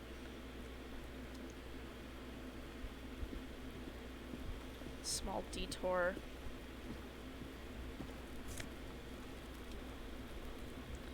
Money, magnesium.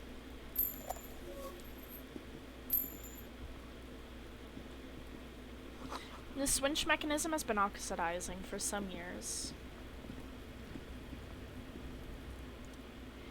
An inconspicuous pile of roofing material, eternite. Why am I looking at the pile of roofing material? Because there's a secret door hidden behind the panels of eternite. That's why. They're too orderly. Pull the panels aside. Oh. I couldn't even read what it said because it just did this.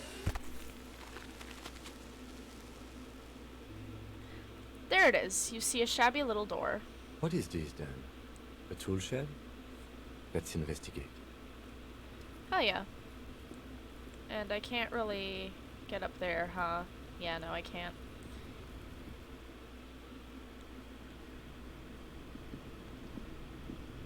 Let me bag.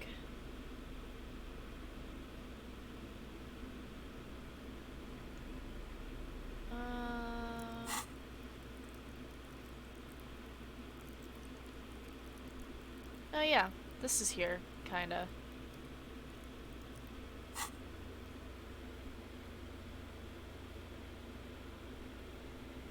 Hi! Welcome! Welcome to the chat. We're playing Disco Elysium. A silver plate with traces of bone yellow powder. Be still, my beating heart. It's amphetamine. Sweet amphetamine. The lieutenant isn't studying the powder in the mirror. He's studying you. There's a good vague way to ask where he stands on drug use, professionally, I mean.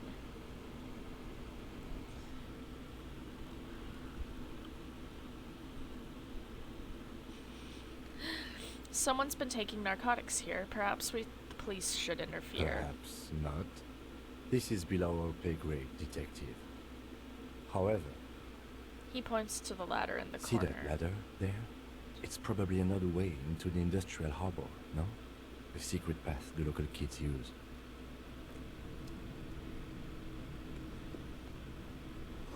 The poster says get out of the way or get fucked up.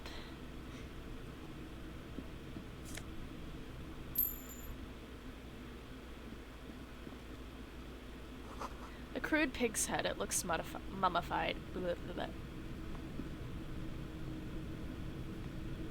There we go. An empty tube of magnesium supplement. Well, magnesium. A magnesium supplement you rub on your chest to live a happy magnesium-rich life. Okay. Oh yeah, can I just... There we go. That was probably not necessary, but I did it. There we go. Never heard of this game before, just got back from DBD taking a break to eat. Yeah! I only know about this game because of our resident Cosmic Frog, Baffo, who encouraged me to play said game. What's this up here, then?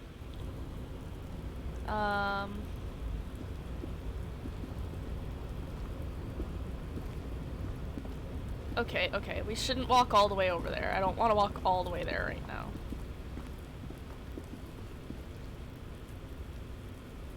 Okay, no. That all requires us to walk, like, really far, so we're not doing that right now.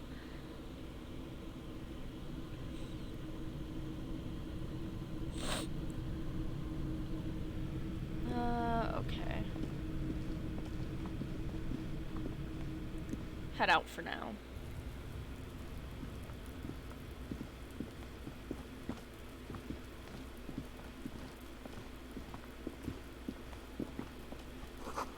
Someone is trying to grow herbs in this greenhouse. This kid's ladder is rickety, but still climbable. The hanged man. The corpse looks at you with bulging white eyes. The face around them does not look human. It's swollen and ready to burst. His lips are fish-like, and his tongue like a ball gag in his mouth.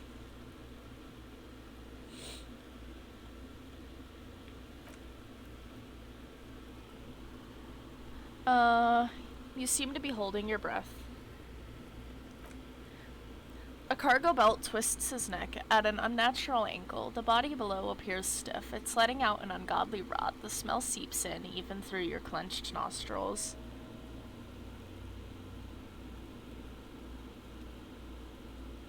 Why does it smell so bad? I mean, I get it's a body, Active it's a body. decay. It's okay to throw up with his arm. No one is judging. He's about to blow! Cop's gonna blow, Kuno! Hi, Kuno. Okay. Alright, we're not gonna puke. Hold on. Hello, Kuno.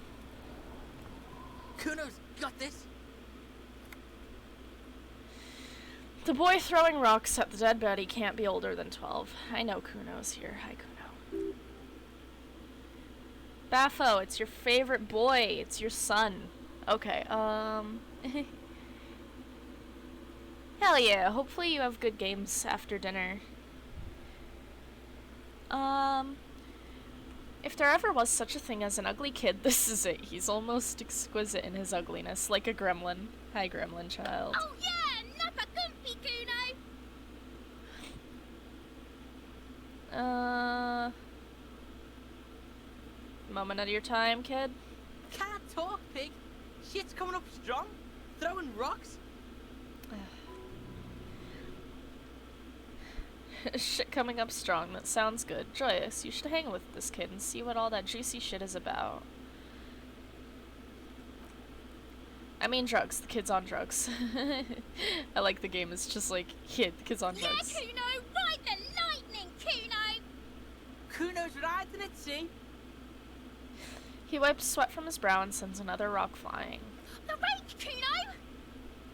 You should throw the rake at him, Kuno. The fuck? Does Kuno know what a rake is? Kuno's not a gardener. Are you kids siblings? The fuck are you talking about?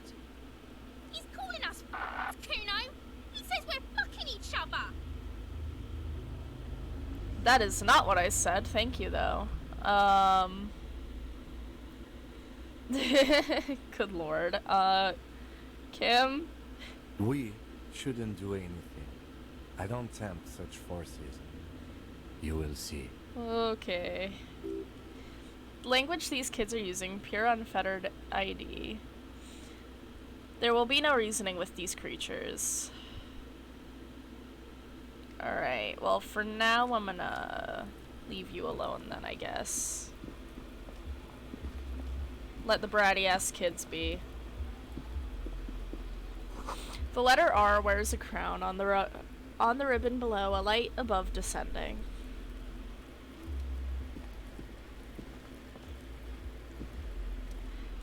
This trash container is locked. The sliding lid has a padlock that has whirling in rags. Just a trash container? There's no such thing. Your fingers start to itch just looking at the padlock. How do we get the lock open? We could try using a pry bar. There's one in my motor carriage, Or, Lieutenant? or we could ask for a key from the manager of the Whirling in Rags. He probably has one. Good, good. Aw, hell yeah, artist does need to stretch her little birdie legs. She got them good bird legs. He might also have information. This is better than the pry bar idea. Alright. Hi, kid. Kuno, the pig's getting pretty close to me. Come to snuff my shit out, I think. I'm leaving you alone, kid. Alright, Kuno, you can keep throwing rocks at that corpse for now, kiddo. I'm gonna go see about getting more info from the bartender. Yeah.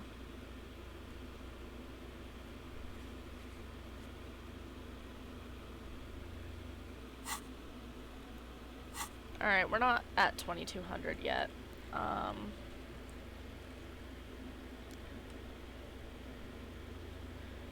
Oh, okay, hold on. We need to go back, hold on. Good thing I checked that notebook for some guidance. Always gotta make sure you know what you're doing in games, you know? Alright, come here, body. Oh, the ladder's for kids, it wouldn't hold the weight of a grown man.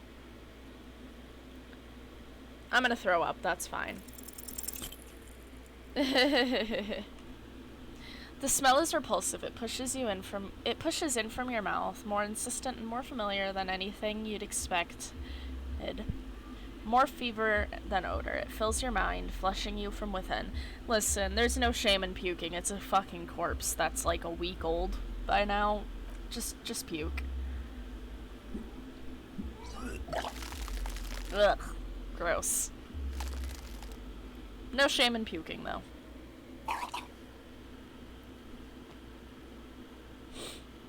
You let it out. You feel a great force wringing you from the stomach. Your body curls and pushes it out burst by burst, until a pool of vomit lies under your feet and your throat stings from the stomach acid.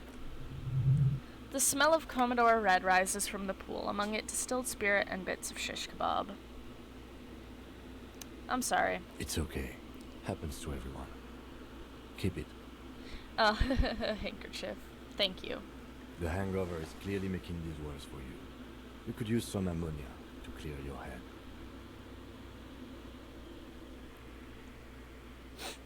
Nah, that's still a pretty decent build for, artist. To be fair.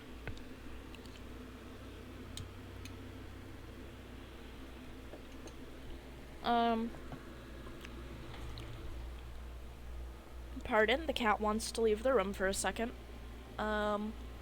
Time is not passing while I'm in the dialogue, I believe, so I should be fine.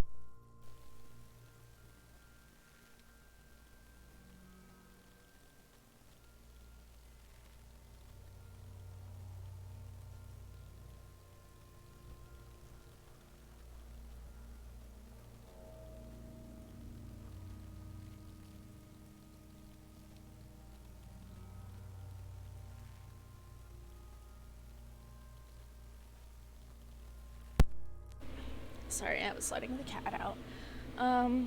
You think ammonia would help? If you can handle the headache. Some officers use it to deal with cadaverine odor. But not you? I can't handle the headache. It's more likely he can handle the smell, unlike you. Alright, well, where were we getting it from? That young woman, the gardener, mentioned she used salts for the smell.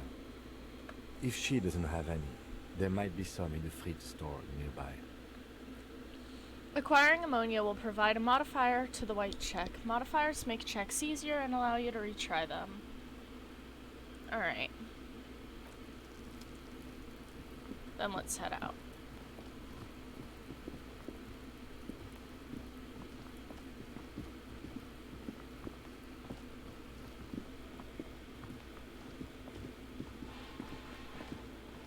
Everything is running fine, right? Stream isn't too laggy, all that. There are bottles inside. You could pick them up if you had a bag.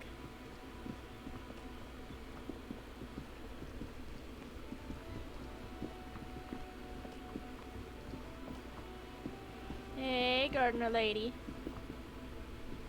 Hello again, officer. How are things? Do you still have your salts? I could borrow them. Sure. I'm done with them.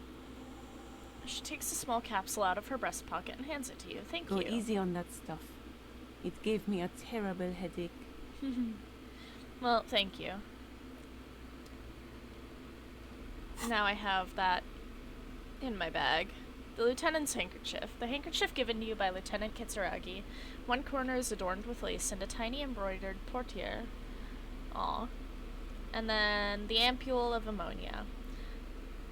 A thin glass tube wrapped in cotton netting used to treat fainting spells produced by San and Benefina pharmaceuticals. So it's like smelling salts. Kind of. Vaguely. Okay. Alright. Got ammonia from the body. From the gardener. I need to go inspect the body again. I need to report my badge missing if I knew where the car was. Call Sylvie using Kim's thing, which I think might be also at the car. Pay the guy for the damages.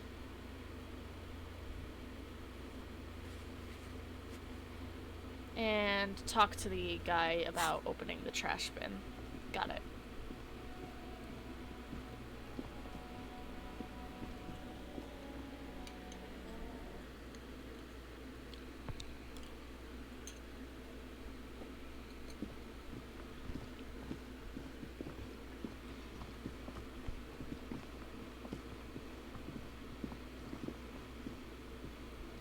Can I help you?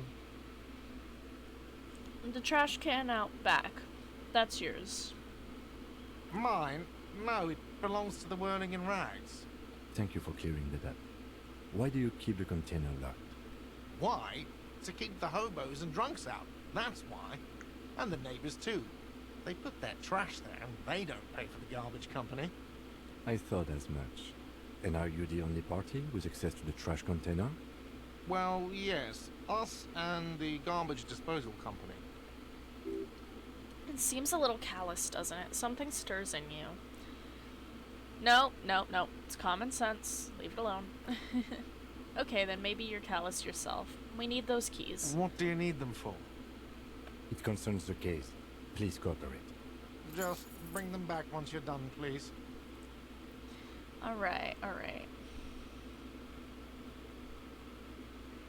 Yes.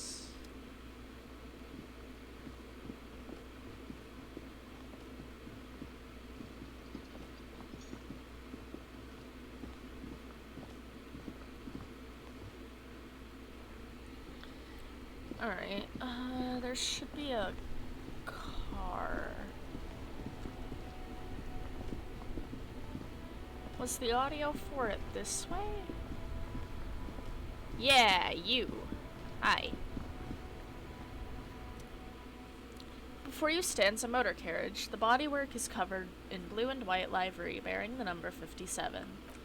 Vapor emanates from the large engine on the back of the vehicle. It hasn't had time to cool off yet. This must be the infernal machine that tore you from oblivion, the Corporeus Canema motor carriage. In the cabin, you are welcomed by a set of steering levers, a radio microphone on a hook, and a pull-out toolbox under the seat, and the soft glow of the fuel preheater gauge. A scent of leatherwork and heavy oil fuels washes over you. Pick up the radio. The frequency tableau lights up, and the green button labeled Prime Line glows like a feline eye, and then you hear something. The soft purr of electrical kittens, radio waves cast far and wide over the metropolis. A woman's voice greets you through the static. This is Precinct 57.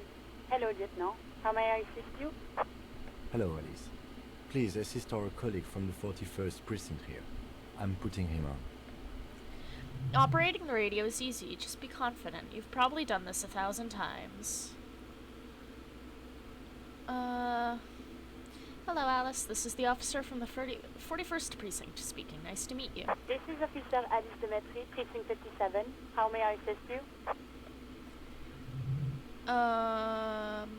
Could you connect me to the 41st precinct? I have something I need to report, you know, about my badge being missing. Just a second, officer. She puts you on hold, the static crackling softly like a bonfire. After a while, you hear an old man greet you from the radio. His rattly voice is oddly familiar. 10-2, 10-5. This is 41st. Come in. Over. The man uses relay code. You got this, you're a cop, and cops know relay code. I've got urgent business. 10-4, message received. 10-5, relay message. What's your status? Over. Just reporting in. 10-18, state your message, sir. I need to report my badge missing. 10-9, over. My badge. 10-4, message received. This is a very serious situation. I need to 10-22 the captain. Over. Yes. Is it him? What does he want? Says he lost his badge and needs to report it. He what? He lost his badge? Who lost his badge? Dick fucking Mullen. Who do you think? Hey, we know our name now. Let's go. Well, kind of. It's Officer Dick Mullen from the bestseller Dick Mullen and the Lost Identity. God. Okay, it's not our name. Okay, thank you. Listen.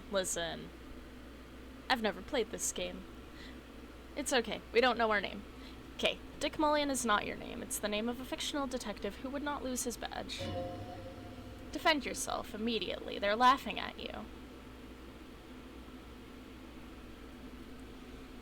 Haha, I lost my badge, like I'm the first cop to ever misplace my badge. He says this has probably happened to other policemen before him and laughs sarcastically. Oh goddamn it! Is he fucking kidding? The whole station's gonna be dicked for this. Satellite Officer Vikmar is wondering if you might be joking and adds that this tarnishes the reputation of the entire station. Over. Mullen dicked us. Alright, I just need to report this and be done with it, guys. 10-4, I hear you, officer. I'm just going to make a note here that you are in pursuit of your misplaced badge. Over. Fuck me. Mac, come here. You've got to hear this. Dick Mullen lost his badge. Y'all are mean. What's going on? Super Cop here lost his badge. Y'all are mean. He lost his what now? His badge. He lost his goddamn fucking badge. Yeah, okay, enough. 10-9, come again. I didn't get that. Over. The animated conversation in the back is making it difficult for him to hear you. New heights even for Captain Sober. Ask him. Ask him if he's lost his gun, too. I'm supposed to have a gun. Oh. Yeah, so, about that. I may have lost my gun, too. Sergeant Orson wants to know if you lost your gun, too. Over. Check your pockets. Check your... Holy fuck, you don't know where it is, do you? Okay, it's gone. Your gun is most definitely gone. 10-9, come in, officer.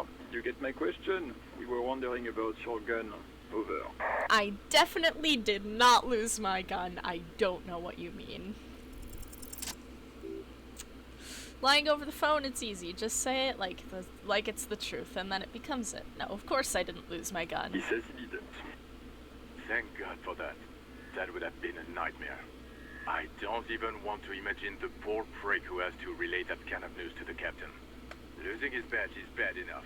Tell him to find it, and fast. We can't have some gangbanger running around with it. We're all glad to hear you've not lost your gun, officer. You need further assistance? Over.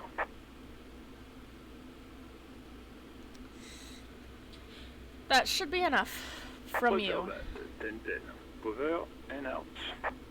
The static ends with a loud click and then everything is silent in the cabin. Radio This is Precinct 57. again. How may I assist you? I need to talk to a civilian who may have reported the murder. Of course. What is her number, officer? Kim, didn't you get Sylvie's number? Yes, hold on. Her number is 005 1944 298. Received. Hold on, officer.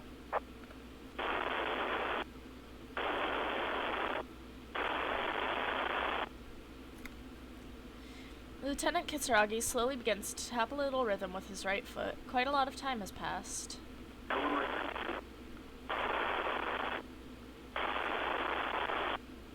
Officer, I have Sylvie Malaika on the line for you. Yes, hello? A female voice greets you through the static. It sounds like she's a million miles away from here.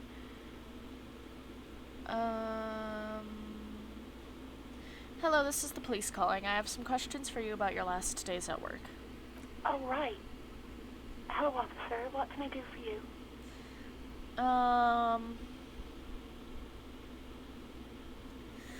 You quit your job. Why?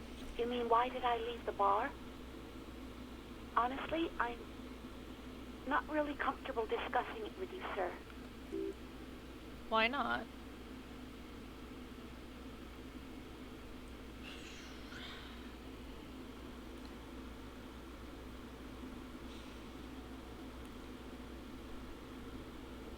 Why not?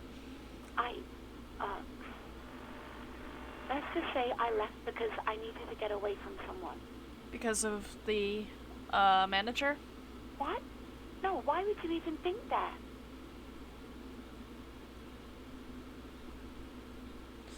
He told me he asked you out. Please, don't bring Gar into this. It's none of your business. Alright. Why can't you just mind your own business, she mutters. I already said I don't want to talk about this. You're messing everything up again. Okay. Not like it's my job to question you as a police officer or anything. Could have been important, but anyway, was it you who called the police? Not me. Do you know who made the call? No, sorry. I don't. Not a lot of people have phones around here. Copper thieves take the wires. People don't have the money to have the cables put in again. They use the Union's phone, or the one on the coast. So the Union has a phone, and there's one further down the coast. Got it. It was someone else. We'll find them sooner or later, officer. It just might take a while. Moving on. Yeah, go on. My missing items are... Well, the badge at least I can ask you about. I'm not telling you about the gun. Yes, I know who you are. You're a police officer. The law. This exact conversation has happened before. Establishing authority before this young girl seems to have been important to you in the past. Don't go there again. My badge is missing. Have you seen it? Oh, no. I haven't, sorry. Real policemen have uniforms too, by the way. Where's yours?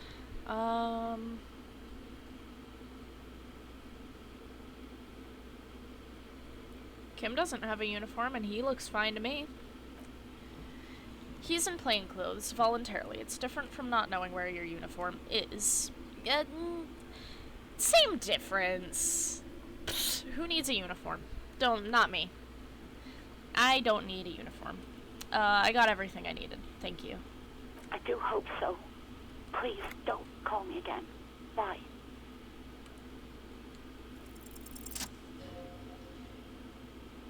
Before you go, you're mad at me, right? Tell me, what did I do? I can't remember anything. I'm not mad. It's just... You were so drunk and so emotional all the time, and then the Stewart thing happened. Just made me want to quit.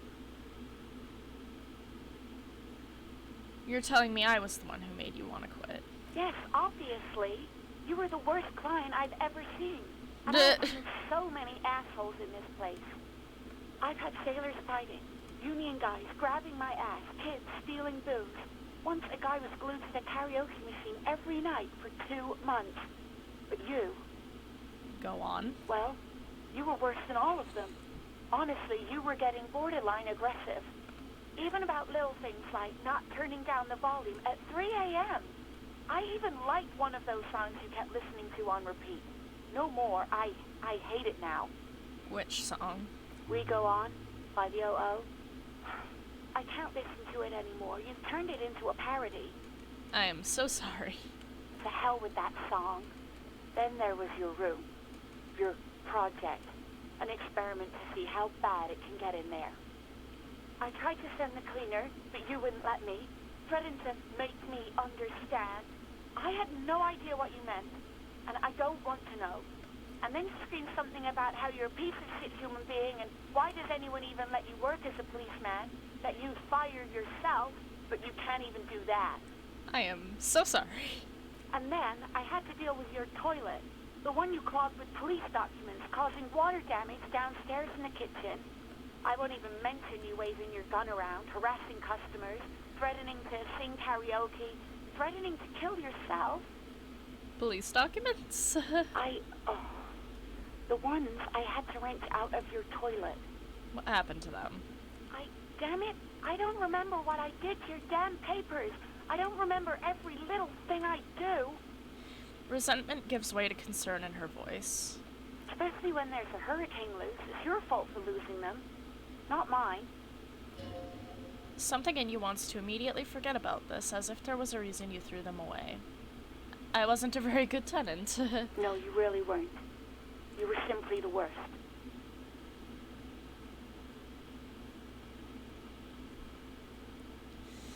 I am truly sorry, Sylvie, for being a pain in your ass. God, I knew I shouldn't have brought it up. Just try not to call me again, and let's pretend it never happened.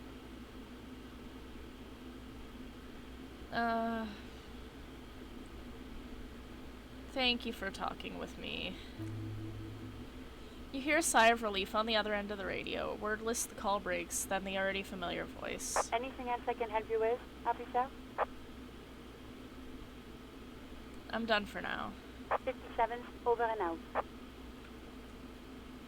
out. Toolbox. A metallic drawer slides out from under the seat and clicks into place. The tools inside are neatly organized. Take what you need, officer. It's going to be a long case. I'm not protective of my tools, like some men are. The flashlight is probably going to be very useful. It's robust, weatherproof, and well-made. Police issue blue. It lets you see things in the dark you would otherwise miss. That should be enough for me for now. Chain cutters. The handles are long and sleek. Snap, snap, go the cutters in your hand. You can do good work with these. Cut chains, locks, ropes, and especially belts. Okay, well, push that in for now. The pull-out toolbox slides back into its nest. Preheater gauge casts a warm glow on the steering levers and the radio on its hook. Alright, that should be enough.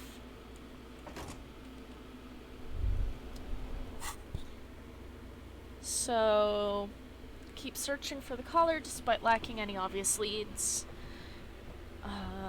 Open the trash container, track down my badge.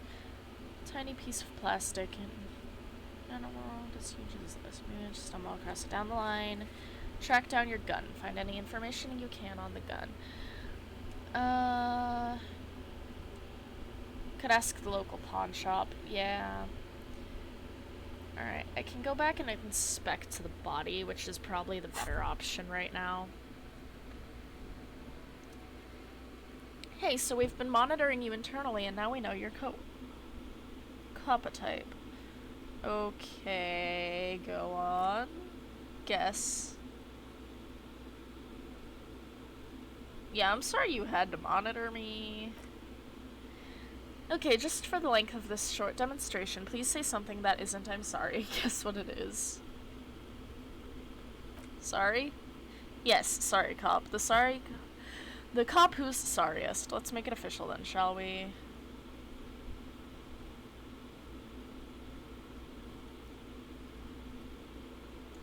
I mean, I'm sorry constantly in actual real life too, so yeah, makes sense. Sorry. Of course you are, it's okay. See if you can get something out of this. Like info, or maybe every time you say you're sorry you get $1 million. That won't happen. Yeah. Alright.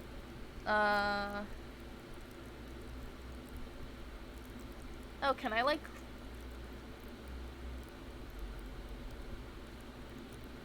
Oh, do I like level things up? Oh. Huh.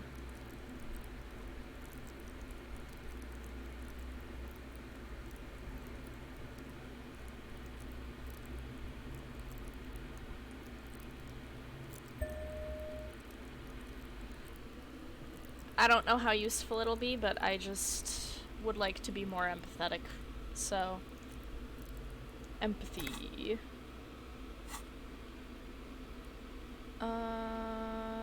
And now we have the flashlight.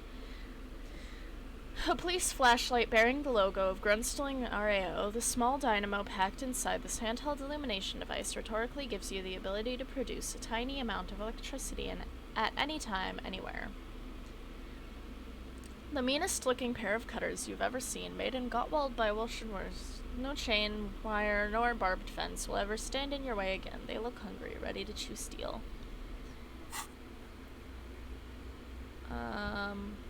Oh, I have a map?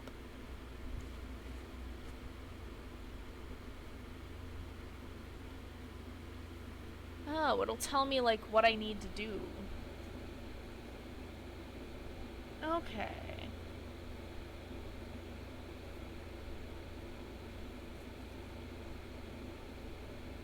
Okay. So we have like 64% on that, 27 on that. So rigorous self-critique, that's the one that I found not that long ago. You're one sorry piece of shit. A cop penchant, a flagellant cop monk. This is not the right line of work for you. You should be groveling at the feet of a feudal lord, providing lurid evidence against yourself at a Mazovian show trial, or ripping the flesh from your back with a cat of 9 nails. Whatever made you this way, you can be damn sure it was your own fault. Do it really criticize yourself? Who knows, you might not uncover something of importance from your guilt-ridden past.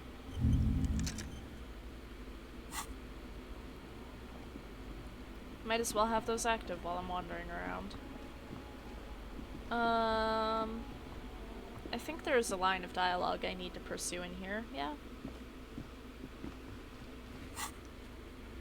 Because I can ask the bartender, maybe, about where my gun might be? Maybe? Possibly? Can I help you? No.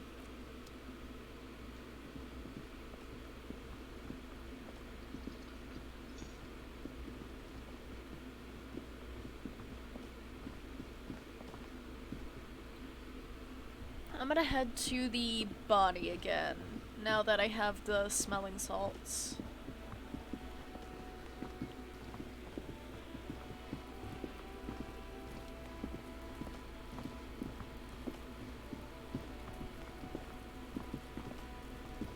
Hi, Kuno.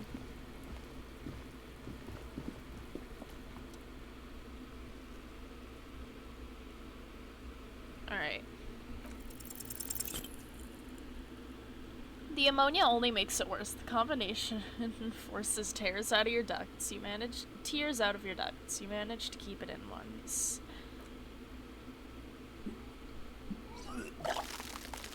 Oh man.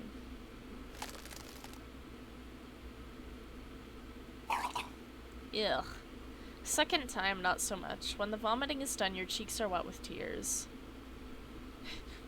The ammonia didn't help at all. Nor does the wind right now. You feel the lieutenant pat your back rhythmically. I've seen strong men turn themselves inside out for hours. You are facing tough odds, Rega. Alcohol withdrawal makes it considerably harder.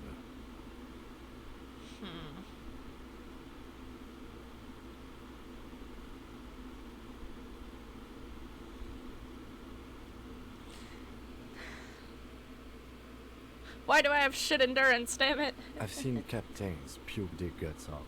It never gets easier. You never get used to the smell. Every Monday is cadaver day. Throw up, investigate. Throw up, initial autopsy. Throw up, bag it. He pats your back again. Then drive to the station. Maybe throw up on the way there if you didn't bag the thing tight enough. You seem to be fine. I think I've lost my sense of smell. A white lie. Not being hungover helps too.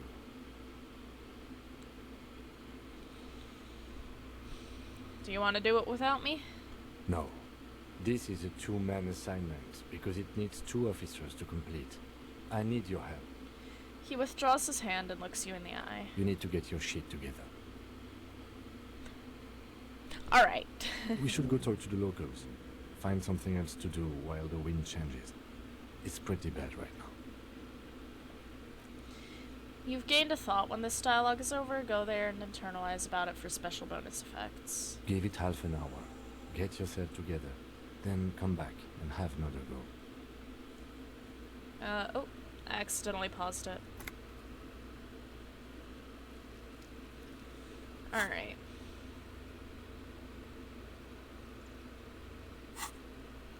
I don't believe I have enough space to do this.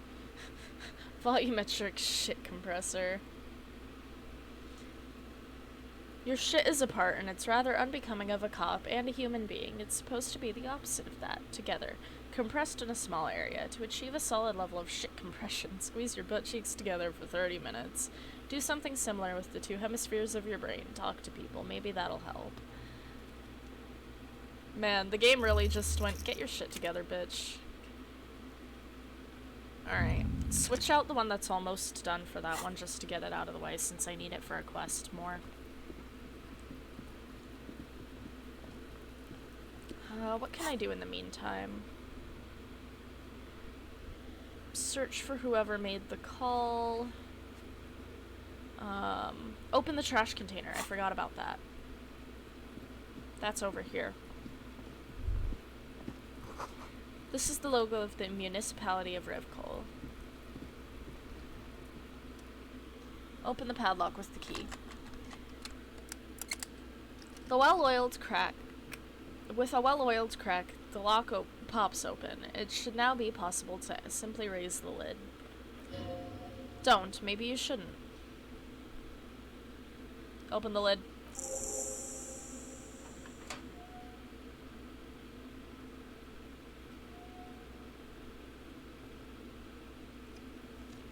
The smell of rotten food rises to greet you. You see soggy cartons, dirty rags, and organic waste. We're just in time. This hasn't been emptied for over a week. Look at the boxes of carton. You see milk and egg rest with one broken egg in it, some pasta wrapper. Picking up the soggy packages somehow feels familiar. You've done this before. The movements are recorded in your elbows, the methodology in your fingers. You're used to this. A box falls into pieces in your hands. Vesti Soliel cereal. There are plastic pasta packages below and turbo noodles. Nothing of note, however. Pick at the rags. Among the threadbare kitchen towels, something catches your eye, a pair of denim trousers. As the legs of the slime-covered jeans begin to unspool from the garbage, a rank corpse smell fills the air. The victim's clothes? Cadaverine odor is faint. If these belong to the deceased, they were removed when he was still in the early stages of decay. Drop them in here, officer. The lieutenant produces a black plastic bag marked evidence from his pocket. Guitar mark, blue jeans. Pockets, empty. Or empty. He wore them with a belt, too. A white belt. The loops appear stretched, but the belt is missing. That's it. Do you see anything else in there? I have another bag here. Something slimy catches your eye. A drab long-sleeve shirt, olive-colored, appears from the food waste, dripping with pus. Bag the shirt. This is a military-type overgarment. No label or serial number. This is the kind of rib-knit shirt that's worn over light armor to conceal it in an urban scenario. Anything more? The rest of the rags are just kitchen variety waste. A yellow old mug that catches your eye, but nothing other than that. A thrown-out towel, a mug, that's all. All right. We should go to Gart again and ask if he knows who put the clothes in the trash. It could be as simple as someone from the hostel cleaning the yard. Or that one. I'd advise against confronting that force. You think someone from the building might have been involved, maybe? Not really. All we know is the victim's clothes are in the trash, the lid was locked, and his establishment had the key. It's just a small loose thread. Alright. The lieutenant nods, then looks back at the trash container. Search the food waste. Just organic waste, cold and slimy on your hands. Apple, potato peels mostly, unidentified sludge, and the occasional chicken bone thrown in for good measure. But hey, what's this? What? A blue piece of plastic sticks out from the apple peels. It's shiny. It looks like the corner of something. Something larger, a clipboard, a blue plastic clipboard with moist papers hanging from it. They look badly damaged, but you can still make out forms and notes written in a man's handwriting. Officer, is that your paperwork? Maybe. It is. Look, the plastic has the RCM street grid on it. You've even got an autopsy form in there. A miserable-looking slip of paper sticks to the board. If you don't mind my asking, how could you have let your paperwork end up in the trash?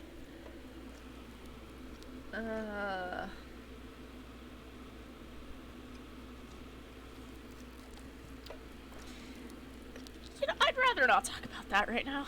Understood. Alright, close the lid. The container sounds a muffled gong. That's one thing off the list.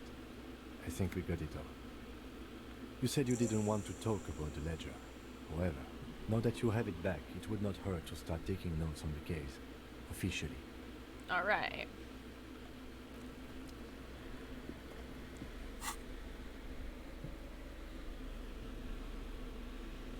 Damaged ledger. This is the the ledger you found in the trash. It's full of notes written in a man's dense cursive. Have a closer look. Maybe it can be salvaged to start keeping notes on the case.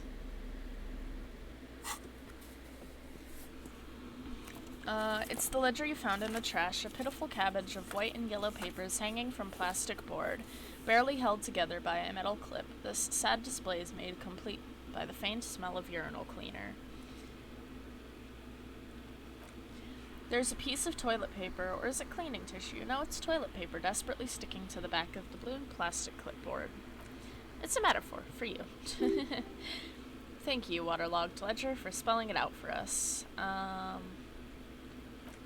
It's just toilet paper sticking to the back of the plastic clipboard. You can take it off if you want. Still wet, the toilet paper peels off the plastic easily. All you have to do is shake it off your finger and voila, the ledger now looks marginally better. An aluminum block runs the width of the board, biting down on the paperwork. Its crocodile teeth are the only thing keeping the papers together. A regular pencil, the tip worn down to nothing, has been attached to the clip. The surface is interrupted by a silvery sticker. It's rectangular, sparkling with iridescence. You don't know how you didn't notice it before. Looks like it's an official mark made to be low visibility outside the right circumstances. Hey, what's this? What? That thing. It's a halogen watermark. We use it for adding information to RCM property. How can I read it? Any capable light with the right wavelength will do. Like... All RCM vehicles have had lights designed to reveal halogen watermarks. Mine too. Alright, this means you can read the watermarks if you just turn the lights on. Okay, what kind of information? It depends. Aside from an anti-counterfeiting stamp, mine has my station number and address. The information varies by date of issue. Okay. Maybe yours will have how many cases you've solved. Alright, thank you. Okay. Browse the white papers. They're not exactly white. They're yellowed in patches by sunlight and alcohol and covered in dense blue handwriting. Ink escapes into watercolor patterns, reaching its tendrils across entire pages. The paper itself is checkered with faint red lines forming short paragraphs. Once in a while, there's a red stamp that exclaims, "Case files, commit to paper." The case files themselves are plenty. You count more than 100 sodden, crumpled up and earmarked pages, falling apart in your hands. They appear to be sufficiently organized and extremely dense, if mostly illegible. What's in there? What are they about? Work, strife, poverty, the Jamrock Quarter. These are handwritten logs of investigations dating back to January 51 this year. The exact number is hard to estimate due to missing pages and an odd naming convention, but there are at least 20, maybe 30 cases. Undertaken, not completed, mind you. It's the middle of March. You've attempted 2 cases a week on average. What do you mean, is that all?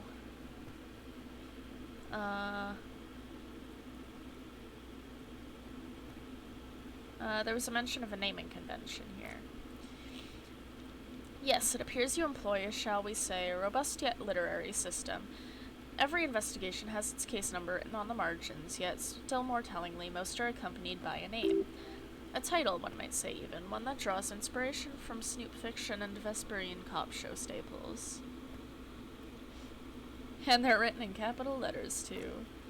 Yes, all caps. One is called The Next World Mural, another The Square Bullet Hole Murders, another yet The Unsolvable Case. Others appear more lighthearted. The guys on a couch in an unexpected location, and the murder at the hookah parlor. Even the rare article-free collapsing tenement murder features prominently throughout. It's going to take an effort to piece these case files together, but it can be done later, once you're done inspecting them up close.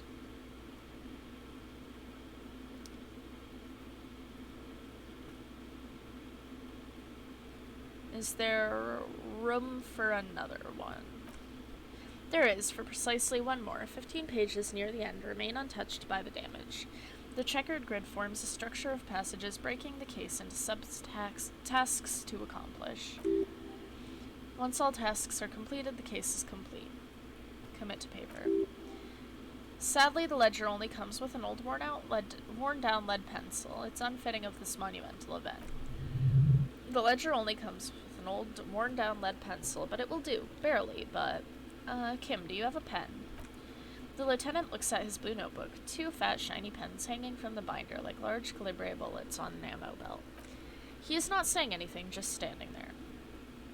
Can I borrow one? Know that I give this to you with resentment. The tasks you've completed flow out of the blue oblong pen into a brush-free hand uncannily similar to the rest of the letters. The wording comes easily. It's almost robotically simple, a language developed for mental rigor and simplicity. Inspect victim's body. Interview the cafeteria manager. It's not exactly poetry, but poetry would be out of place. Cross out the ones you've already finished. A satisfying slash sounds across the paper. You're done, it seems to say. And you, and you. You're a swashbuckler with that pen, Harry, and it feels good. Feels like completion. Oh, boy. Things to be done and things already done. The composition of reality. This is an extremely useful tool for a detective to the citizens' militia. Now all that remains is to name the case. Have you by any chance named our case, Lieutenant? No, actually. Any ideas? Hanged Man. Great. That's great. That's actually what I was thinking too. The Hanged Man. Good, strong name.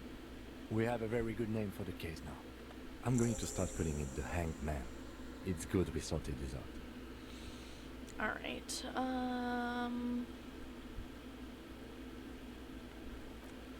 The notebook is annual. It says 51 on what remains of its cover, a molten strap of cardboard. Everything prior to this must have belonged to a previous volume. In short, there was more. Okay.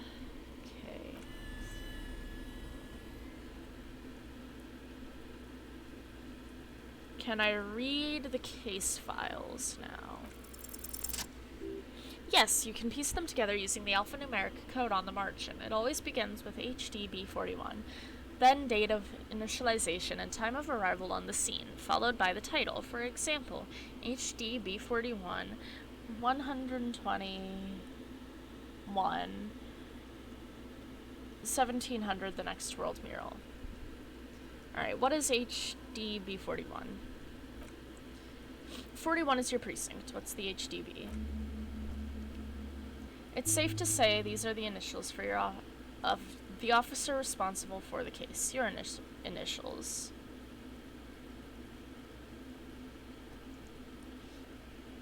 Alright. I got nothing here. Logic isn't really the best faculty to have in this conversation with. But it's the one you've got. So sorry. How long does it take to read the case? It takes about a half an hour to piece one together using the system you've devised. Where do you want to start? I can revisit this. Browse the yellow papers. In the back, you see thin translucent copier paper. Oh, sorry, I just looked down at the chat. The rats have 2 pineapple hanging houses now. Aww. I'm glad that they have a place. They have 2 placey. Okay, yeah, in the back you see thin translucent copier papers, some neon yellow, bright red, all covered in boxes, like marching armies. These look like official forms waiting to be filled out. Then rip them from the binder and hand them out, according to type of form. What forms are there? 3. The topmost are misconduct fines, the middle ones are station calls, and the bottommost are filed autopsy forms. Each is easy enough to make sense of. You don't have to be an intellectual giant to do police work. Enough of these for now. Look at the clipboard. It's made of dark blue plastic, hard enough to beat someone to submission with. The edges are rounded, however. The U4-sized board feels thick and heavy in your hand. Light shimmers on its wet surface. On the back, you see the embossed letters RCM. Okay. Shake the ledger. Something rattles inside ever so slightly. Is there a hidden compartment? And something small inside? Light? Made of paper or cardboard, or dried flowers, perhaps? Permeables. It's not hidden per se. The compartment is made from permeable materials that would get damaged if something happened to it. Peek inside. The plastic shimmers like lapis lazuli, but it's not see-through. You cannot see into its center. How do I open it? With your hands, U4 sized pages hang from the clip screwed to the top of the board. Open the hidden compartment in the clipboard. Yeah. The two sides of the board appear slightly misaligned, like a drawer that's come off the sides. If you bend the plastic on your knees slowly, I'd have to snap it. The slides snap back into place. It should be possible to just, slide the drawer open. Without resistance or sound, the two panels move against each other. The compartment is now open. What's inside? 2 ticket stubs and a handmade postcard. Pick up the ticket stubs. 2 octopuses are smiling, reaching their tentacles towards each other in colored pencil drawings. The tickets permit access to a zoo in Revachol East. The aquarium costs extra. These let you go there too. Pick up the card. The wax paper has been glued to a piece of cardboard. Sounds like leaves rustling when you pick it up. You see violet flowers, floral patterns, patches of glue. Smell it. It smells of chewing gum, apricot flavored. A touch of cinnamon. The end of summer. You think the label says Tutti Frutti. Open it. Familiar handwriting lines the inside of the card, looped around letters in a woman's hand. A young woman in her 20s. There's care, effort, and a smile. You think, although, that is not something you can read from someone's handwriting. Harry, it begins. You're already reading. I wanted to write you a letter so you can read it when you wake up. Maybe it will make you happy. Your hand shakes holding the card. Every morning when I step out and you're asleep behind me, I find a little piece of sadness in me. I carry it in my chest down Voyager Road. Every step I take, it grows. By the time I reach the fuel station, it has filled me entirely. I step on the light rail to look back. Sparks fall from the bow collector. I know it will be like this until late afternoon when I get off the 42 and walk back to you. You, every step I take will get lighter. It almost makes me run. Sometimes I do. I can't believe I met you. I can't believe the happiness I feel with you. You have a vast, vast soul, and I will always, always, always come back to it. Kisses, kisses, kisses. You feel the air sucked out of your lungs and the blood sucked out of your head. Everything around you gets dark. Small white dots appear. Sparks fall like snow from the bow collector, a streetcar distancing. You feel the ledger slip from your hand. Hold on. To what? There's nothing. Detective, is everything alright? Oh. I have fallen. I've McFallen. What just happened? Uh-oh.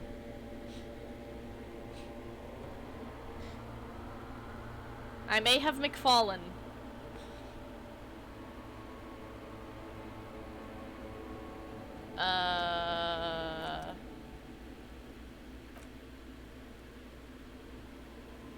There's nothing again. Nothing? Nothing, sad brother. No treachery, just blackout. Well, almost nothing. There's the ground below you. That's still there. The small light that's on, fluttering somewhere in the basal ganglia. Who's that? That's me. Blue eyes. That's me. And who was that? Who was what? He speaks of the sickening, longing, the unwell emotion. Even in the darkness, he's grasping for it, still trying to hold on to the great sorrows slipping in the water, slimy. Nah, I'm cool. The cool when you're dead, brother. Here in the paleomammalian cortex, we call it the shadow. Because it's always there. Tell him. Ah, yes, and in the olfactory system they call it the apricot chewing gum scented one. It's unhealthy of them to linger on it. But as they say, what do you do? It smelled so nice. It didn't smell nice, it smelled like betrayal. Was that the ex-something? The bloated corpse of the past resurfacing? Yes, that. Don't prod at it, it will start moving again. Where's Voyager Road? There is no Voyager Road. There are no roads, no houses, no lights in the windows. It's all on pause. There was something about a bow collector, too. Yeah, man, what was that about? Enough. You think they would let you, until you disintegrate into biomolecules? No, someone is breathing on your face now, inspecting your pupils, stupid idiot. What is that? Yes, they're pouring something on you, something in you, and it's delicious. Glowing lights on the dashboard emerge out of nothingness. Where am I? In the upholstered cabin of Lieutenant Kitsuragi's motor carriage, seated in the driver's basket, the air is thick with leatherworks and heavy fueled oil. Cold water runs down your chin. Drink. Water. Yeah, okay. The water is cold, silvery. The stuff is the stuff of life itself. It pours down your parched throat. The pounding in your head recedes. The darkness parts. Drink. You haven't drunk water in 2 days. Did you know the human body is not made to survive on alcohol alone? You need a secondary form of hydration. Aw, he's worried. With greedy gulps, you down half a liter of cold water. Some of it spills into the driver's seat. The lieutenant pays no heed to it. What happened?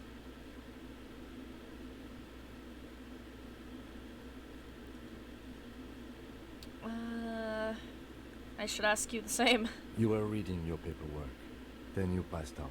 I carried you to my kinema to take you to a hospital. Then you came to. How long was I out? 10 minutes, maybe. Probably just dehydrated. Won't happen Right. again. He hands you the waterlogged remains of your ledger. You drugged these. Are you okay to proceed? Let's go. Good. The Ledger of Failure and Hatred is a special item that can be used both as an interactable and a tool equipped in your held slot for skill bonuses. Find it under the Tools tab in your inventory. Volumetric shift compressor. Oh hey, the thought completed. Bizarre scientific news from Revachol West today, where a police officer's shit has been observed at a pressure of around 495 gigadecimals. These metallic hydrogen levels of shit togetherness were thought to exist only at the center of collapsing stars, not law officials. It remains to be seen how long the shit's singularity lasts.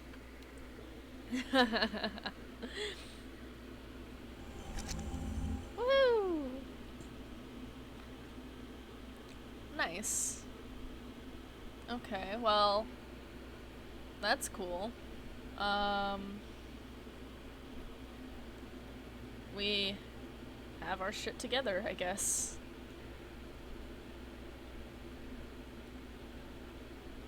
So then does this just stay here? All endurance checks are unlocked. Learning cap for endurance is raised to 4. Okay.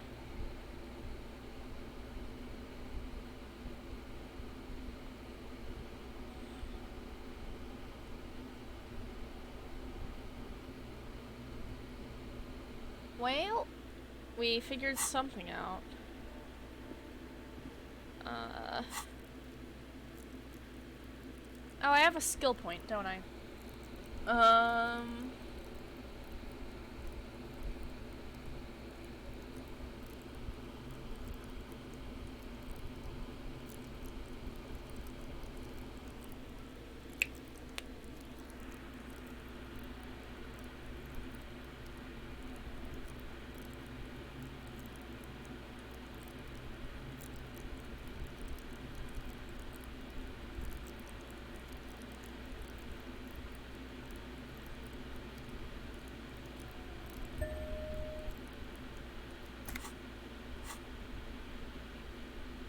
The Ledger of Failure and Hatred. This is the same ledger you found in the trash, only worse. Somehow it makes you think about the letter, about the woman's handwriting, about not wanting to get out of bed in the morning. A blue pen, like a large caliber bullet, that shoots out ink.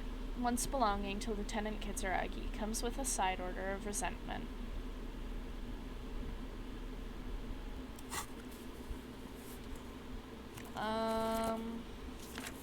Smell the ledger. The acidic stench of rotting food is rubbed off on the cellulose. It now forms the base of the base of the experience. The space surrounded by a faint air of spoiled meat, the stuff of death itself, and then sprinkled liberally with the citrus zest of toilet cleaner. You know, like the bits they put into public piss bowls, probably called firmidiscrete or axle or something. At some point in its journey, the ledger has seen the inside of a public toilet. Yeah, Sylvia already said I dunked it in the toilet. If you knew it was dunked in the toilet before getting chucked into the trash, why are you sniffing it? There was an option, so you wanted to get in on the trash toilet stink collab. Find out what happens when those two get funky together. Okay, pal. This is getting weirdly hostile. Your nose is somewhere between grateful and resentful. The lieutenant observes you raising the lowering the toilet waterlogged mass under your nose, trying to get a good whiff, a good analytical whiff. Excuse me, I just have to ask again. How could you have let this get tossed out?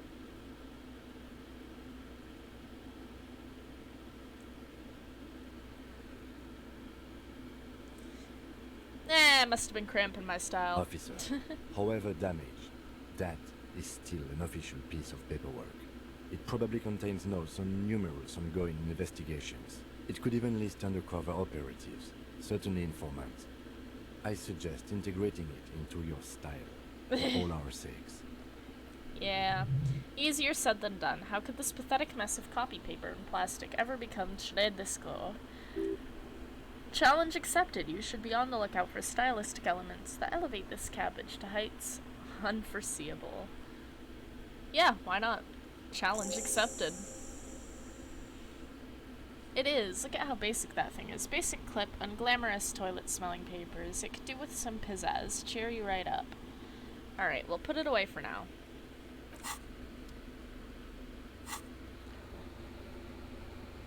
I need to go inspect the victim's body again. Need to ask Kuno if he knows anything about the clothing, and ask Gart if he knows anything.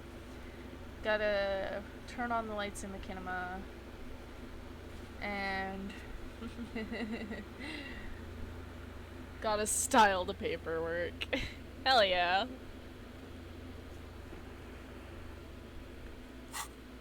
Alright, well, since I'm already here, might as well.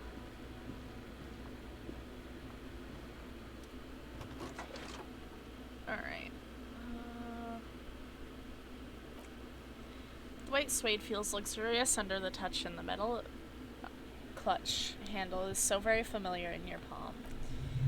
Your fingers waste no time closing around the handle. Clutch disengaged. Release the handle. Clutch drops. Right foot yearns for the familiar touch of the accelerator pedal.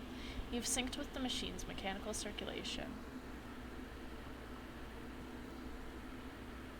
How are you, my friend? The smell of freshly treated leather, the lack of dirt and dust on the dashboard, and the neat little brush in the cup holder all seem to be whispering. I'm good, cherished and cared for, in the hands of a tending owner. Where have you been? Morale critical. What the? Huh? Huh? Huh? What? Huh? At the bottom of the sea. What the fuck happened? That was so out of left field. What? So strange. The machine is not at the bottom of the sea at all. It's right in front of you. Well kept. Why did it say that? Okay. Do I know how to operate this machine? You feel an uninterrupted connection to the mechanics. Does that mean I know how to pilot it?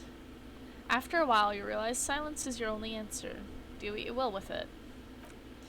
Of course, it's only in your head, of course it is, but it almost feels as if the clutch handle is gently squeezing you back. Release the clutch handle.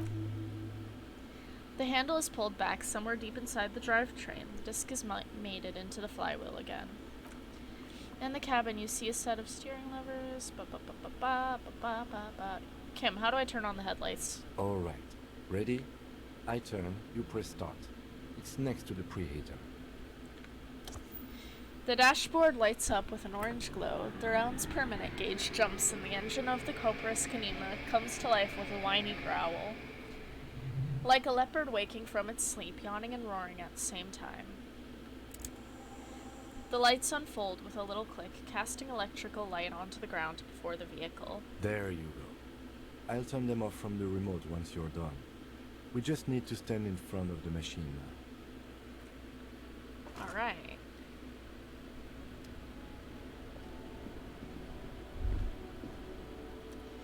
As you hold your ledger's clip under the headlamp, an iridescent hologram appears, a street grid and the veins of a great river. A familiar sensation washes over you. There she is. Revachol West. There's a note of pride in the lieutenant's voice. Around the borders of the watermark are dozens, no, hundreds of micro-perforations. The rectangular watermark is overlaid with the logo of RCM, and yet the major arteries of Revachol are all recognizable. They shimmer in the Canema's headlights. Look around you. A rat brazenly darts past you and disappears among the stopped lorries. In the distance, a child somewhere shrieks. A woman reprimands her in a voice no quieter than the child's cry. Ah, Martinez. Where are we on this map? Let me see. He takes the ledger for a moment and inspects it. Right here. He says, his finger near the top of the map, on a segment of coast jutting out into the great ocean. Seems nice. No, it does not. The lieutenant says, without optimism. Alright, look at the perforations. There are many of them, and they're divided into 3 separate rows. Tally up the different rows. The first row has 18 dots. What about the next one? The next is the longest. It runs all the way down the border and then some. Count them individually. You count 216 perforations. Considering that nice large number, a wave of pride washes over you, though you can't say why precisely. What about the last row? The last row has 3 perforations. 3? That's it? Yeah, that's it. Hey Kim, what do all these holes mean? Those are perforations. They represent your record as an officer of the RCM. They are your statistics, as it were. I should have guessed you'd keep a record. Officers often do. Let's take a look. Alpha male officers who are so proud of their numbers often do. It's meant. The first row represents your years of service. 18 years. Okay, not bad at all. What did you do before you volunteered?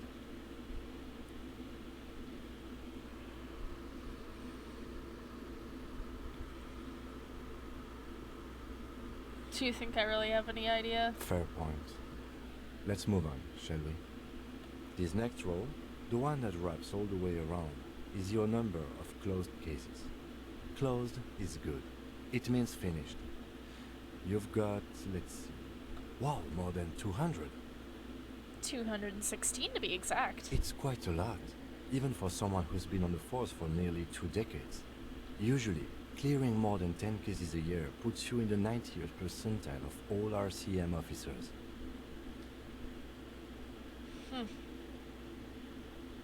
I used to be good. That's some solace, I guess. What's the last number? Right. Those are your confirmed kills. You've got precisely 3 perforations there. It's not too many. For an RCM officer, especially Precinct 41, which is in the Jamrock quarter, it's rather tame. I mean that in a good way. There are certain officers who treat their kills like some kind of ghoulish game.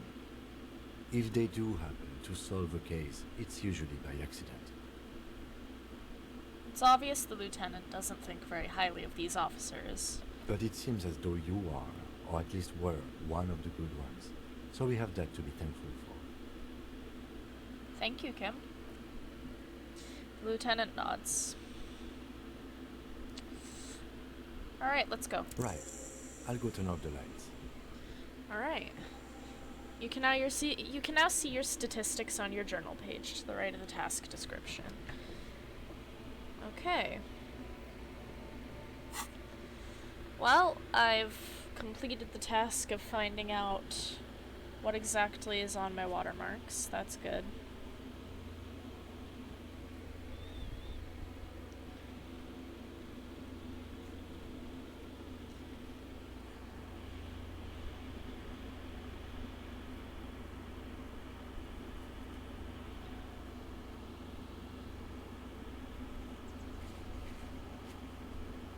Alright,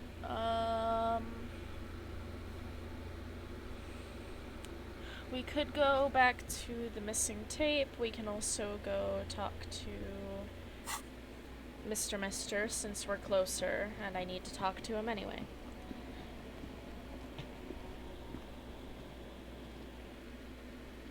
Okay. Heading in here, you. Can I help you? Here's your trash container key. Thanks. I hope you found what you were looking for. Found the victim's clothes. How strange. I certainly didn't put them there. Could someone on your staff have put them there? Sylvie had the keys before I got here, and I can vouch for her. I can vouch for all my staff. None of us would tamper with the crime scene.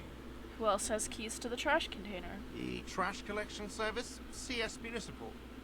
I don't see why they would put anything in the trash, though. Ah, the elusive CS Municipal. I doubt we'll be able to track down who was sent here last and when. This will have to be one of those little threads that solves itself down the road. Thank you anyway. Alright. Thank you. Yes?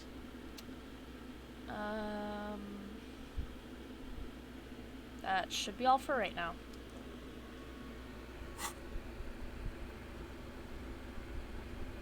May take a while, it'll take a while. Gotta track down my gun.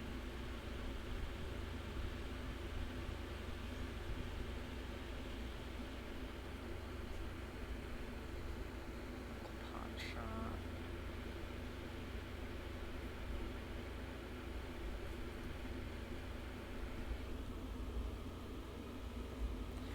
Alright, let's go see the body.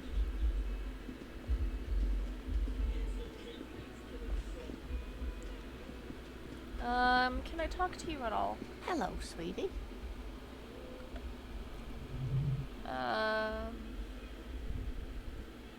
Why, you are, officer. I'm no sweetie, look at me. I look all gruff. You're a handsome man, officer, with your mustache and your chiseled jaw and that silly dimple on your chin. Ah, well, thank you. You must forgive me. I'm getting so scatterbrained. I completely forgot to introduce myself. I'm Lena. My husband Morel and I are staying with our friend Gary just down the street, but I come here for tea when they're away. Her eyes glitter over the rims of her glasses as she looks up, smiling. This Lena is wacky enough for the motley crew hire her on the spot.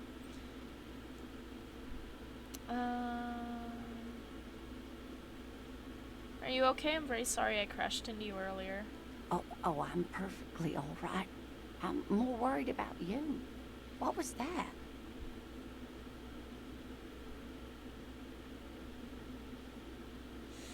Yeah, what was that? From where I was standing, it looked like you were about to pull out 2 guns, but drew out 2,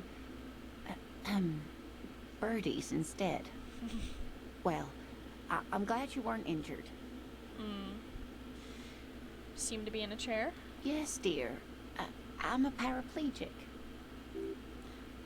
Yeah, I know what a paraplegic is, game. You don't need to tell me. I'm sorry, it was rude of me to mention. That's quite all right. I'm used to people asking questions. I know they're thinking about it anyway. Looks like there's nothing else I need to ask. Dear. Good luck with your case. Of course, you're a sweet lady. Nice to talk to you. Alright, let's get back to that body. We gotta talk to Kuno. Because we can ask Kuno about the clothing. Of course, we were recommended to maybe not talk to Kuno, but that we should talk to Kuno. Hello, Can't you Kuno. see I'm throwing rocks? I have questions for you, Kuno. Alright, entertain the Kuno. Show me what you got. What you got there? What you got, huh? Show me what you got. The kid moves his hands like a basketball player dribbling fast. The body, what do you know about it? Shitload pig. What's your question? Don't tell the pig shit, Kuno. This is where you quickly ask him questions, real cop questions, like a cop. Do you know who he was? Kuno's fucking. Kuno uses the fucking for target practice.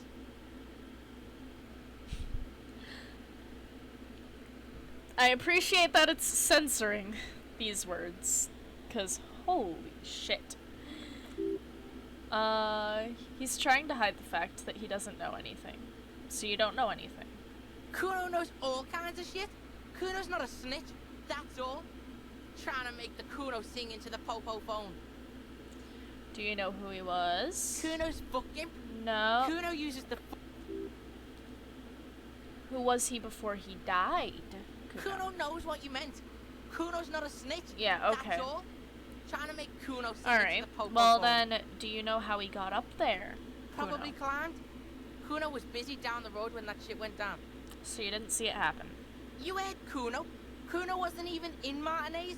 Kuno wasn't in Revachol. Kuno wasn't regional. Alright, where did you go then? I don't know. Some fucking He looks around trying to come up with something.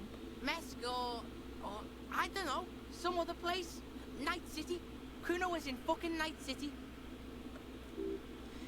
There is no Night City anywhere. That sounds like the name of a city in some pulp science fiction novel. Where is Night City then, Kuno? Kuno gives this info out on a need-to-know basis, and you don't need to know. Kuno didn't smoke the gimp, if that's what you meant. Thank you, Kuno. That's one name you can now cross off of your list. Alright, have you seen anyone suspicious around? Just a couple of pigs sniffing around in the dirt.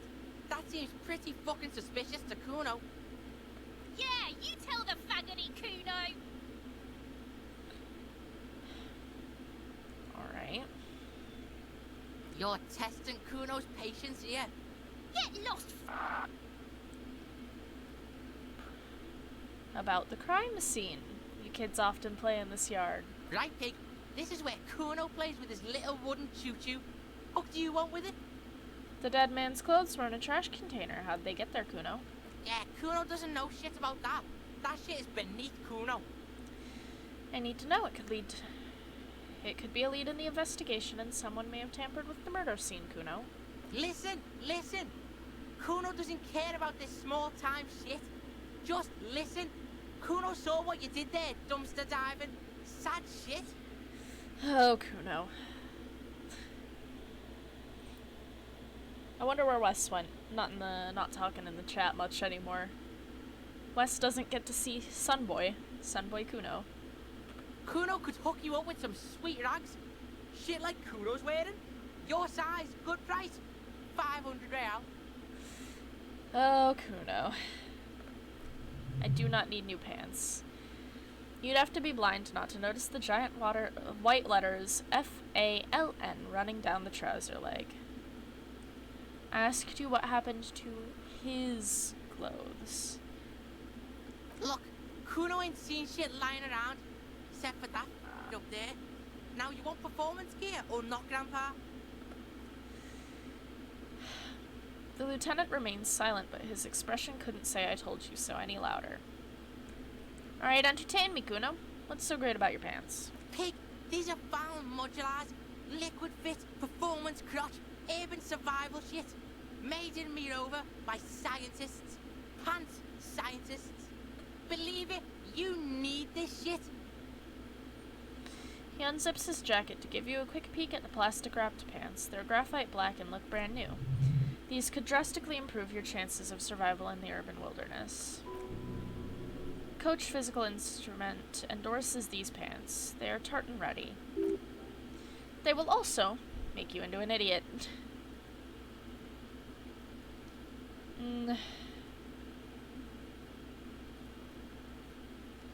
Alright, you don't know anything, and I already have pants. Whatever. Kuno was trying to help you, but you're too fat for falling anyway, pig. The ladder on the tree, ever climbed up it? Look at that fucking shit. You're trying to get Kuno killed. So you're saying the ladder is unclimbable? Fuck does Kuno know? Kuno's not a fucking acrobat. The lieutenant takes a quick note in his notebook. It's a trap, Kuno! Don't climb it, Kuno! Alright, what's in the greenhouse over there? Dunno. Kipka's gardener used to work there.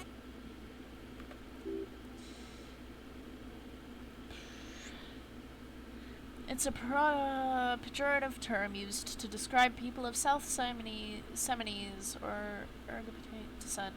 It used to be a common first name among them, not so much anymore. So the gardener used to work there? Yeah, that's what Kuno said. She couldn't handle the heat, so she took off. Kuno can take it. Shit's nothing to Kuno. Look, Kuno doesn't explain shit. Kuno just says shit. Alright. Yeah, her. What was she doing in the greenhouse in March anyway? What kind of gardening is done in March? Fish is sometimes used to fertilize the soil a few weeks before planting something. Maybe she was preparing the garden beds. I should ask her about it. Seems suspicious. You don't like things being that suspicious. Alright. That's... Yeah, whatever. Kuno doesn't give a shit. Who's Kuno? Kuno's Kuno, pig. It's always Kuno, never I. Clearly the kid's using the third-person perspective as a shield. So you refer to yourself in the third person, Kuno? The fuck are you calling a third person?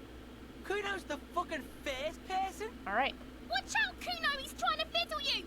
He's gonna put his hands on you! That thing behind the fence starts squealing, shrill and violent like a fire alarm. I am not... No.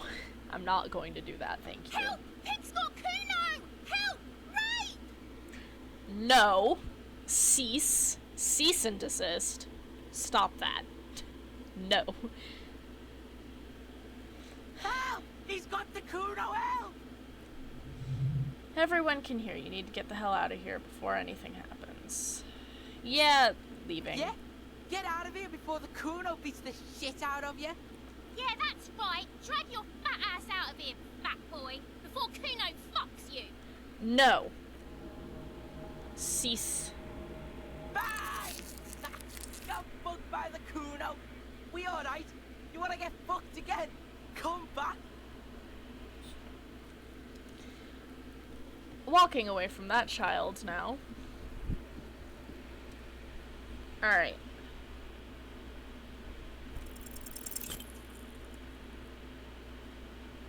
Alright.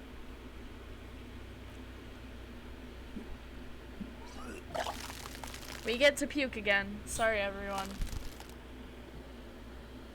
Okay. Kuno's a little shit child. Every time it happens, it gets worse and worse. There's nothing more to throw up now. All that's left is crying and convulsing dryly at the same time. The lieutenant is clearly at a loss. What do I do now? Officer, you just need to be stronger. Learn to keep it in long enough for us to work. There's nothing else to do.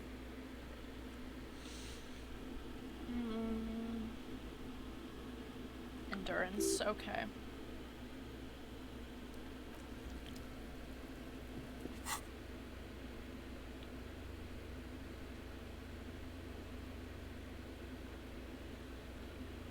Alright, ask about the gardener. Can do.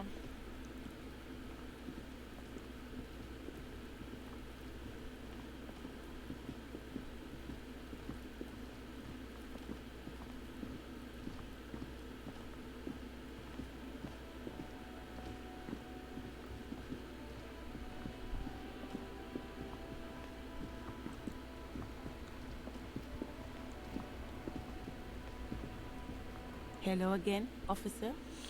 How are things? I want to know exactly what you're doing in your greenhouse in March. Well, this might be the last snow we get. At least I hope so. Snow has nutrients in it. Helps everything green up in the spring. At least that's what my grandma always told me. Aw. Yes, think about the cute grandma, not the weird snow. What nutrients? Nitrogen and sulfur mostly. And whatever factories and aerostatics exhale too, I guess.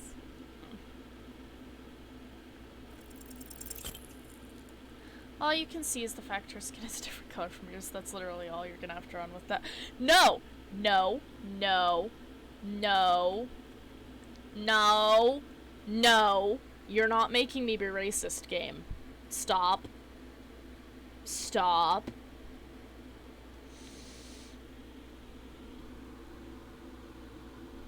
How do I not do that? How do I not do that?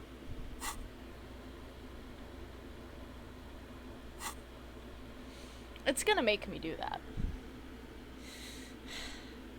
It's going to make me do that. I do not want to do that. What does that mean? Nothing. We should proceed with our business in Martinez. Yeah. Okay. Not doing that. Okay. Let's look around everywhere else that we haven't looked yet.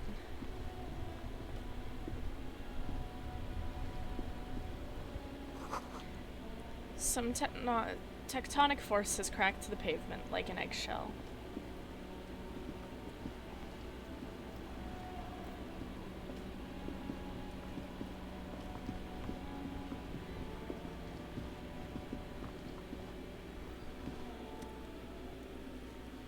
This postal near mail collection box has been heavily vandalized with graffiti. A closer inspection reveals 2 bullet holes in the front. A faint sticker on the side reads RCM Emergencies Desk number 8102 with the slogan, "Mankind, be vigilant." Good mail delivery box. The box seems happy.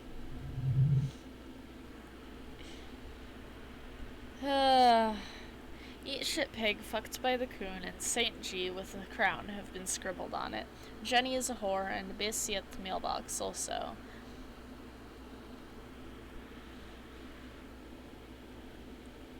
I'm sorry, collection box. The mail collection box seems cathartic. Thankful even. So do you. You shudder. Then you swallow. Alright. I have successfully praised a mailbox.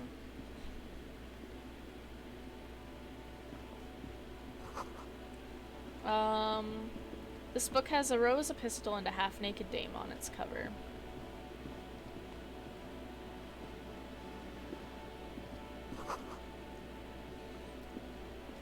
On the cover stands a very muscular man surrounded by flames. This is a book about pate. This book, you don't really understand what it is about, nor does it seem important. A book about Bordero culture. It promotes freedom and roaming upstream. A book about the future. The government reads your mind using radio technology. Alright then. Hello, sir. Step right in. The store is open. A young girl with chubby red cheeks waves at you, smiling. Her nose is also red from the cold. Hello. Are you interested in a new and exciting book? Is it okay if I ask you some questions? Okay, sir. I'll try to answer any questions you have. I hope they're about books. What's your name? My name is Annette, sir. My mum, her name is Plaisance.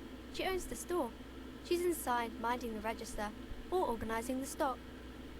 The girl gazes at the window and then suddenly jolts, her eyes wide as if recalling something. Feel free to step in and browse our wares. And you're standing out in the cold because? I'm signalling that the store is open. Otherwise, people might not know. They'd miss out on the crime, romance, and biographies of famous people.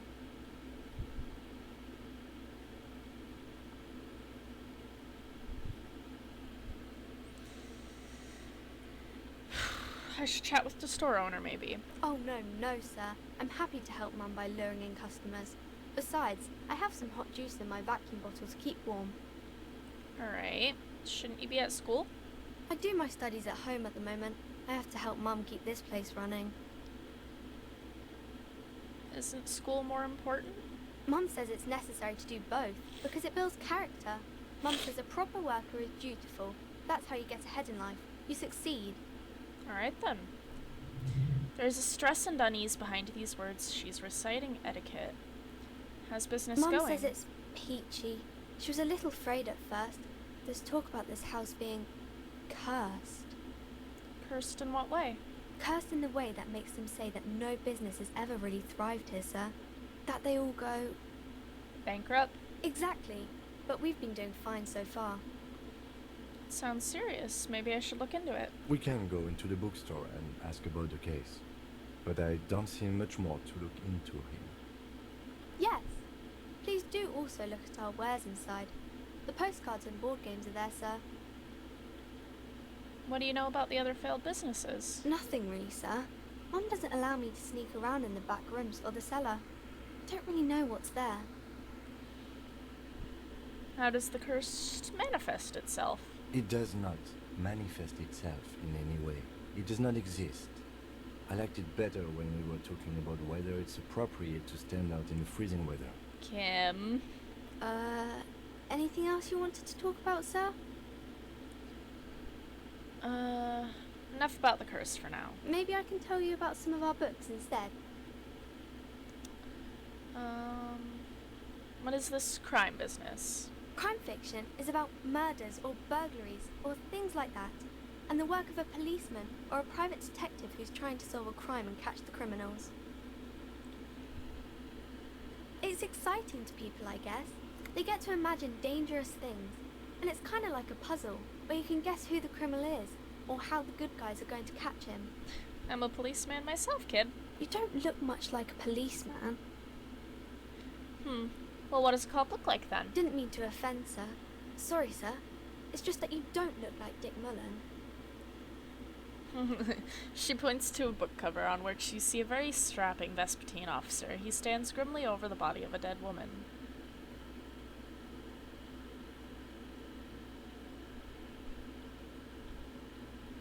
It's not your body that's important. In police work, anyway. It's your head. Head? Yes. Yeah. No, your mind. Not head, child. Head ass. No way. Or heads. Oh my god, that's fucking great. Anyway,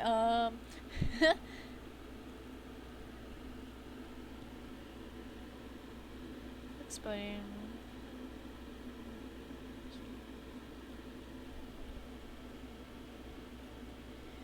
Flexibility. There are millions of different people out there, and you have to get into their heads. Sometimes you have to be the killer to catch the killer. Isn't that very dangerous? Policemen live and breathe danger. Unlike you, sir. He's just a fictional character. He's no match for you. Maybe you can show me some real police work, sir. Like in the books.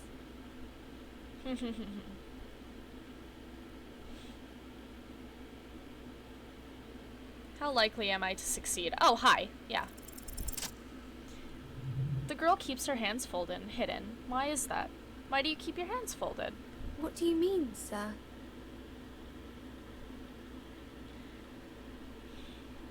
You don't need to be worried. I'm here to help. She looks around anxiously. Her hands remain folded in front of her. She doesn't want to show them. The lieutenant stands by, looking at the two of you with interest. It's okay. She brings out her reddened hands. Her nails are frayed, nearly chewed down to the flesh. You bite your nails. And you knew this from me keeping my hands folded? There were a few other hints. Well, that proves nothing. Anyone could do an easy deduction like that.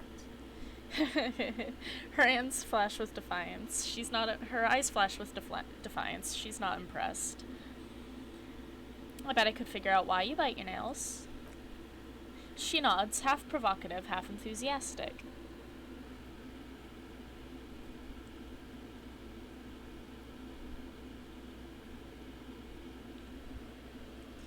You're uptight because your mother and the pressure she's putting on you. Maybe so, sir. Okay, I know it's a bad habit, and I shouldn't. Well, I hope it entertained you. It was okay, sir. There's more that could be achieved here. Ask her to do the same. You think so? Fine. Do better. Deduce something about me. You're quite sober. The lieutenant does not flinch at the comment. He does not flinch even a single bit. He is intensely not flinching. It takes effort.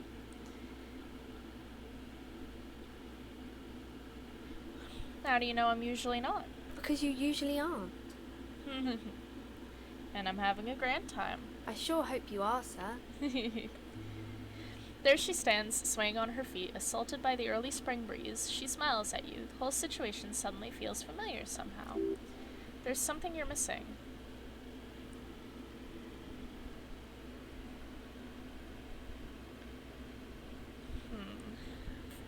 Goodbye for now, Annette. Good kid.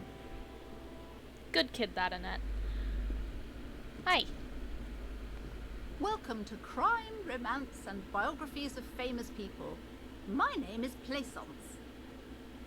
Be welcome, and please take responsibility for the energy you bring into this space. So you're the owner of the store? I am. The proudest owner of our little shop of culture. So your daughter's the one standing outside, right? Annette, yes, my daughter. I hope she wasn't slacking off again with her nose in science fiction. Tell me, was she at her post, doing her job like a proper girl? Yes, of course. Wonderful. Did you talk to her? Yes. Yes, ma'am. Great. On a scale of 1 to 10, how compelled were you to buy books after talking with her? She's very polite and helpful, ma'am. My precious, her dedication brings joy to my heart. If you have children, I hope they turn out as great as my Annette. Can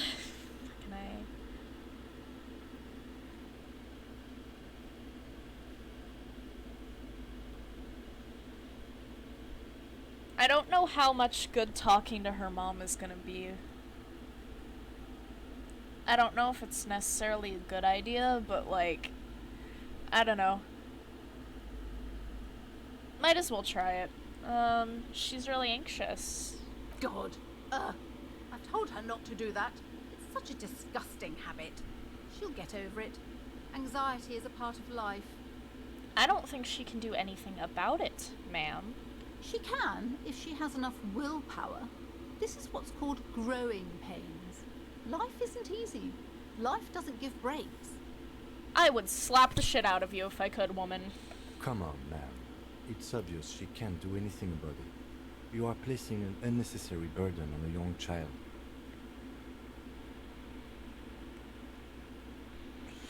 What you're doing is wrong. Even I know that, and usually I don't know anything.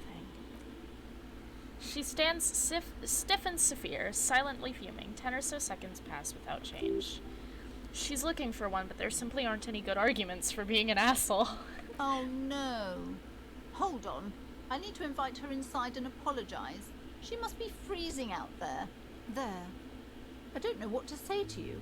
My husband, he tries to teach me business lessons. I have what my mother called a dull mind. All this stress. Is this husband Annette's father? Yes. My husband is a successful entrepreneur east of the river. If only he were more involved in the business we're running up here. No matter. Soon we'll both be off for Grand Couronne. And your husband's also involved with the bookstore? He made the initial investment. Since then, he's been what you might call a silent partner. Super silent, almost inaudibly so. Is she an only child? Yes, I'm afraid so. A real treat she is. It would be nice if she had... No, we couldn't have afforded more children, really. Not in this economy. A glimmer of sadness blinks through the well-crafted exterior. Why not? We're quite busy people, you know, my husband and I. Quite busy. Children are a lot of work. You don't look like a father, so I don't expect you to understand. I'm sorry. I'm sure you do understand. She told me she doesn't go to school anymore. She's been too busy, helping me here. So she studied at home this trimester. This is a temporary solution, of course. I assure you, I, of all people, understand the importance of education. She will be back in school the moment the store takes off. And hell freezes over? Never mind. It's not a good topic to get into. Alright. Well, hopefully that at least helped the kid a little bit, because her mom does seem like she feels a little bit bad about being told off. Gift books and molten candy. The display rack is brimming with worn paperbacks featuring an extremely muscular sword-wielding barbarian on the cover. Nearly all the titles contain the word Hejmal somewhere. Tell me about the Muscle Man books. Oh, Man from Hjelmdal. A very popular series of adventure novels. They're awfully immoral and violent books. Why are they so popular? Blood and violence, scantily clad women, epic narratives, all those mystical things he encounters. They're bound to grab those with little imagination and nothing to do.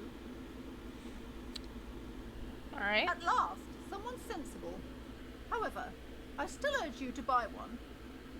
Can't judge a book by the cover, they say. If you're a novice of the series, I'd recommend Hjelmdalaman, the Man from Hjelmdal. It's supposed to be a good introduction to the series.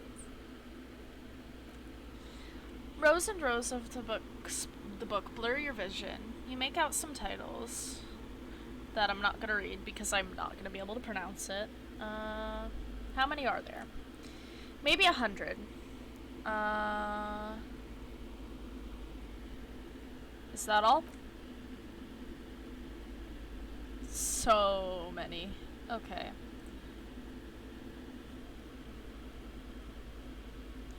Do any of the books call out to me? A twinge at the back of your head makes you flinch. Your eye starts twitching. What is it?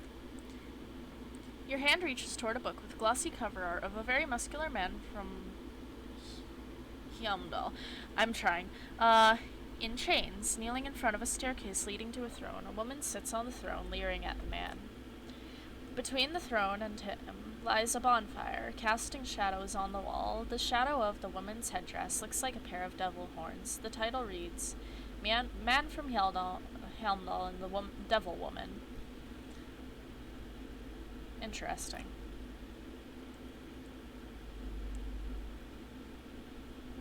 Alright, well, we don't have money right now, but I'll keep it in mind. Keep it in the back of my head now. Hey, kiddo. I'm sorry, sir. I can't talk right now. I'm very busy with my homework. I have so much homework now. You just can't win. Out of the rain and into the gutter. What are you doing now? Math. It's really difficult. Like, really. They say you need it to get rich. Better than standing outside in the cold, I guess. Oh, I found something while you were away. What is it? I thought this would fit you. Like, thanks for helping out. Not me. The city, I mean. Like a detective does. Oh, that's adorable. I'm sorry, that's really cute. A detective hat? Yes, just like the one Dick Mullen wears all the time. You'll look way more serious with that. Right, I have to get back to my homework now, before Mum notices. Man, this is hard. Alright, I don't want to try that role and then not be able to retry it later. I'm putting the hat on. Oh, hell yeah, I'm putting the hat on.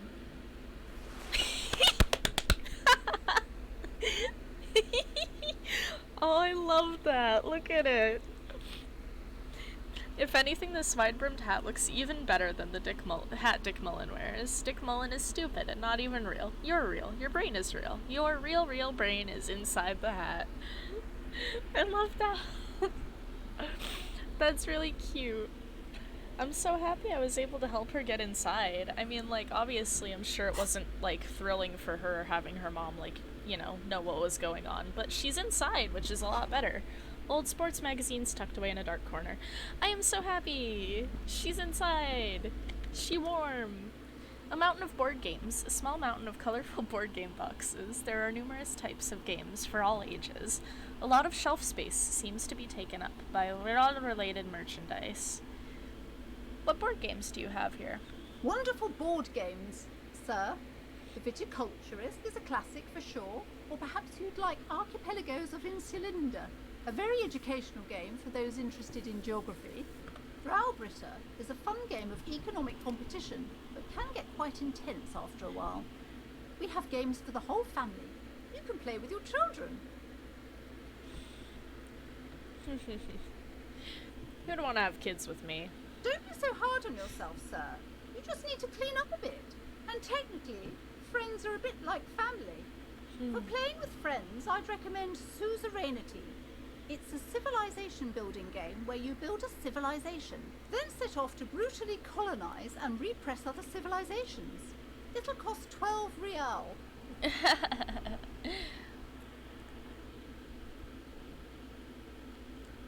So what about all these things? Lousy auras there. No, role-playing games are popular among those types. You know, who are into those kind of things. Personally, I don't like it. Not at all. I've heard they turn people into occult enthusiasts. That they have rituals where they try to summon entities. Highly immoral stuff. You can still buy them though. Look through them. An endless variety of source books, lore books, and codices litter the table. The topmost book is entitled Welcome Compendium, 2nd edition. There's also a large hardbound tome with intricate cover art, The Hunters of Cthulhu Boreal Creature Compendium, and a Pick Your Path adventure game book called Tales of Viral Cavern of Velkrug. Books in a board game section. Who wants to read books? Anything that catches my eye? There's a box that says We're All 3rd Edition Mega Setting Supplements module. The side panel notes a fantastic adventure or board game. New maps and miniatures. A sticker on a display is 25 real. That price is steep, but then it's 3rd edition Mega Setting Supplement, so it makes sense. Alright. Well, there's all those different things. That's cool, yo. What's this? The book collects the national recipes of Arda. They are all about lake trout. I'm glad the kid's inside now.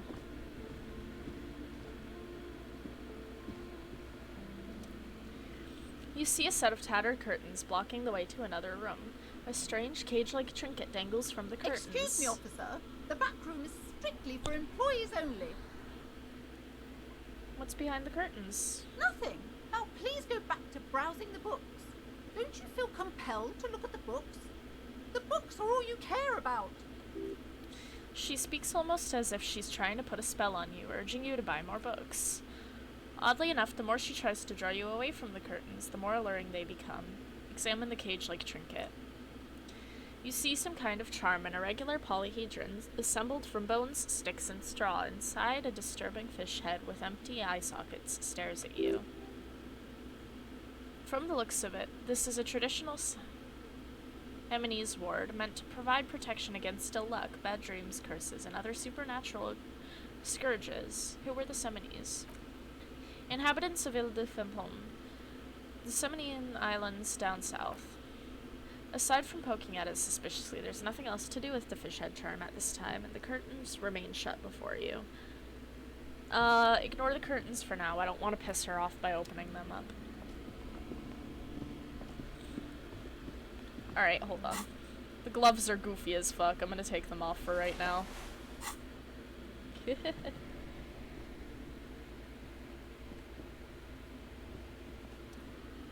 These shelves are overburdened with books from the same series. You see the name Dick Mullen over and over. A couple spook novels hide amidst all of the detective books, thrilling tales of spycraft and daring do. What's all this crime fiction? Oh, crime, robberies, murders, even sexual crimes. We're fortunate to have Dick Mullen and his stories to sort all that out. You're a police officer, apparently. You should buy all of these. They really do teach a person how to be a proper detective. Look through the display. Crime fiction is a disgrace, an asinine misrepresentation of the physical attributes and the arduous everyday work of actual police officers. These books greatly overstate the excitement of police work, glossing over how long it takes to actually follow up on leads and eliminate dead ends. Aw, Ethan. Nice. Good job. Hopefully you'll enjoy those. Egg. Yeah, boop. What's more, they completely ignore the psychological hardships of year after year coming into contact with people during the worst days of their lives. Not a single mention of all the stress this work creates upon the officer's family. Detective fiction just doesn't tell the truth at all. Now, would you like a list of the books found on the shelf? Sure. I'm not actually gonna read the titles. Oh my god. Dick Mullen dies. Oh no, turns out he faked it to solve a case. Are there any more?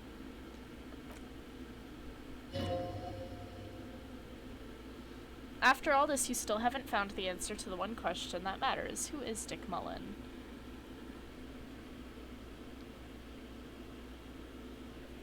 Well, who is he? Failure. Your attempt to grasp at the answer fails. It seems so very close by, pulsating just out of reach. Locked. Alright. Well, that's fine. Spend a little more money to get cells. Yeah, you could.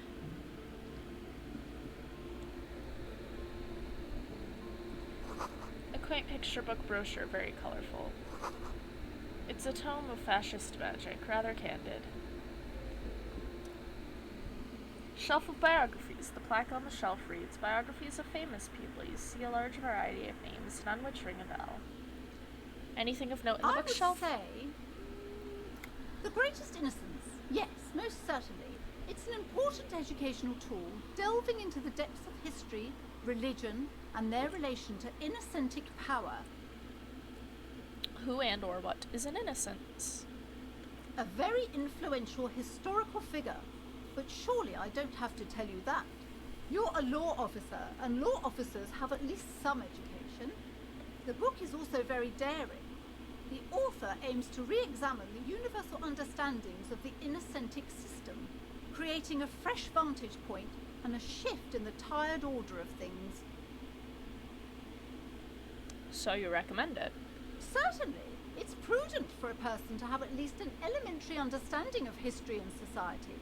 Imagine the chaos we'd be in otherwise. You feel like you should get this one. Definitely. It's important somehow. There's something personal inside. I need like $4 for that, though. Look through the display. Browsing through all the books with their names makes your head spin. None of these seem important or relevant. It's all just vapid egoism. Suddenly, a particularly odd title catches your eye. It reads High Speed Love, the tragic and true love story of Jacob Eyre and Alpha Deltres, by one Cecilia Averbrook. What's it about? High Speed Love chronicles the romance between two of the finest tip-top tourney racers in history. One of them is the madcap driver Jacob Eyre. His blonde mane graces the cover. Next to Eyre's life story, you see a slim biography of an Occidental rock star called Theanistar. He's famous for shooting morphine into one of his eyeballs and cocaine into the other. Next to that, Revitrolan radio personality Guillaume Bevy stands in front of a rundown drug den. He's a permanent fixture on Channel 8, reporting on real-life crime and ruining cops' days. I really must insist you buy one of the books. Reading them is not for free. Do still browse, though, but not too long. I'm sorry, I did not mean to rush you. You are browsing. Go ahead. Take your time. Time is commerce. Alright. I might actually legitimately come and grab a book eventually, but I don't have money at this moment in the game. Shelf of paranormal books. This bookstore is not strictly about crime, romance, and biographies of famous people. There's also a wide range of supernatural literature. Amidst the various books, you find one written by someone named Matthias W. Dundas. It's about wholeness, unity, and balance. These three things are very important to the working class mind. The point of the book and many others on this shelf is to give people medicinal advice in situations where they don't have access to paid health services. How does that work? It serves platitudes while also telling everyone that traditional medicine, the kind that people don't have access to and which costs more than this book, is garbage and would only give you cancer anyway, without even curing your cold or anything. Wholeness, unity, balance, and on the other hand, can basically take care of anything, though it is important to note. When it's up to your mind to heal yourself, and then it's because of your mind that you're ill in the first place. Okay. Does the book say anything else? The book features chapters on topics such as how to find magnesium. It even lists plants you can harvest magnesium from, how to continue drinking if you're an alcoholic who's destroyed his liver, and there's even a chapter on the ancient Ceres tradition of using duck gallbladder preservatives to treat and prevent sexually transmitted diseases. Pre- and post-factum apply. Nothing worth buying. What books are these? Sir, please, no browsing in that shelf. That wisdom is not for free. I can't have you end up, like, opening a police store next door and stealing my customers. Oh no!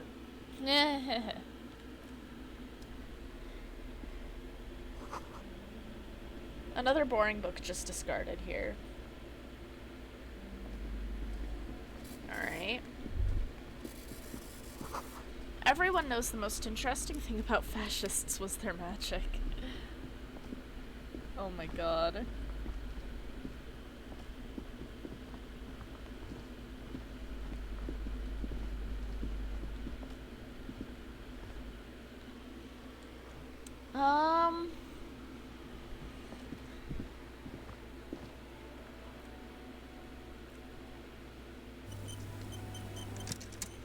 Alright.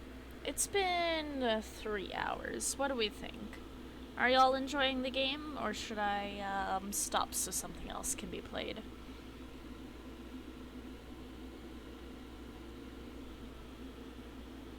Up to y'all.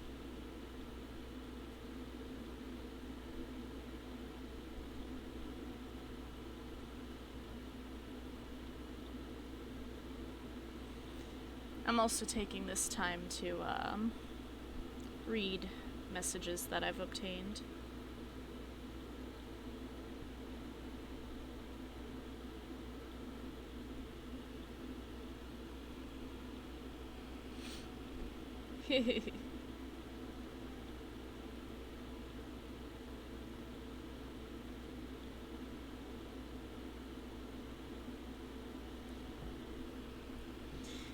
I've gotten a lot of messages while I was here. Oh, great. I picked a great time to pause, because I'm getting a phone call. So we'll be right back, I guess.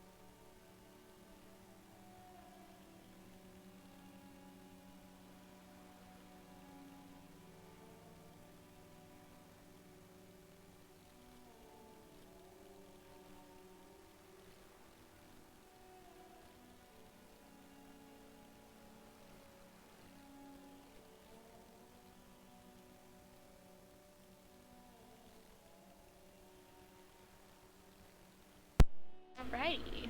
Hello, hello, hello. I wasn't sure if we were going to continue, but might as well. I asked a few people, and they didn't really tell me what to think. This book is titled Man from Malden and the Wildfire. Okay.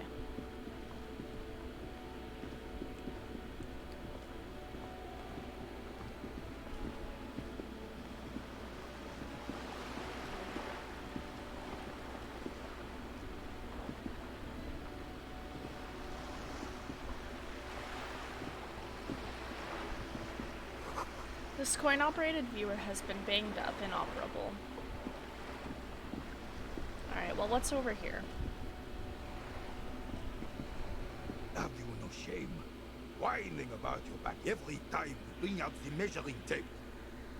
René, you're a man with a fork in a world of soup. Please, let's just try to enjoy the game, alright? I'm trying to, but you keep breaking my concentration.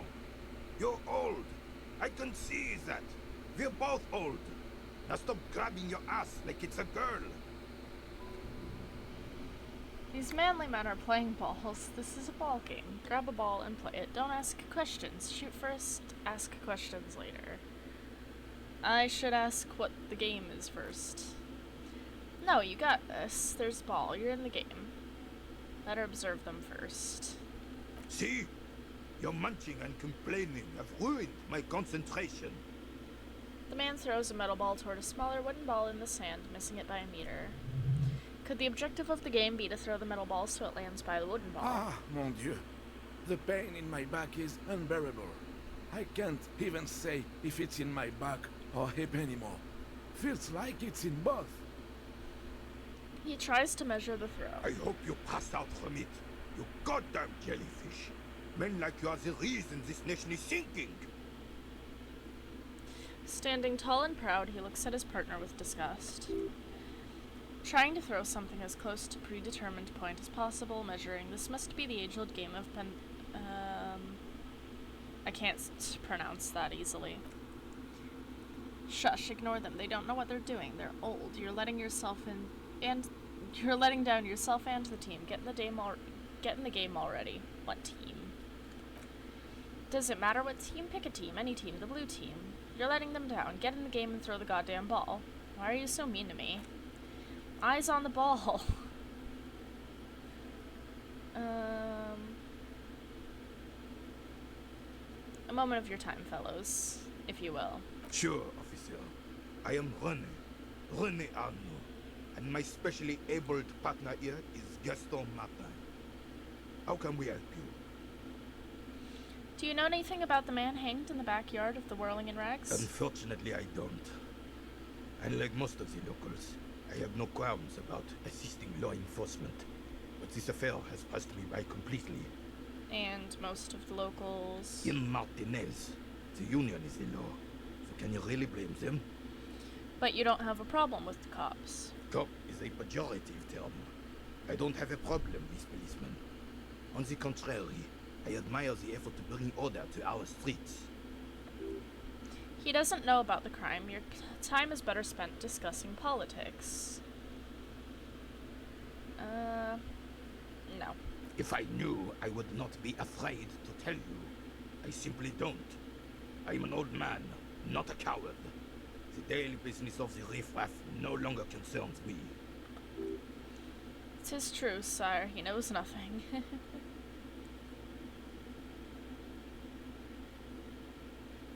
Thank you for your time. If you know nothing, I won't bother you.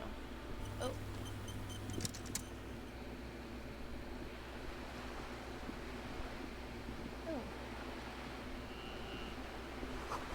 To roundabout north, which is where we were, to Sistas, Cape Side Apts, Martinez Pier.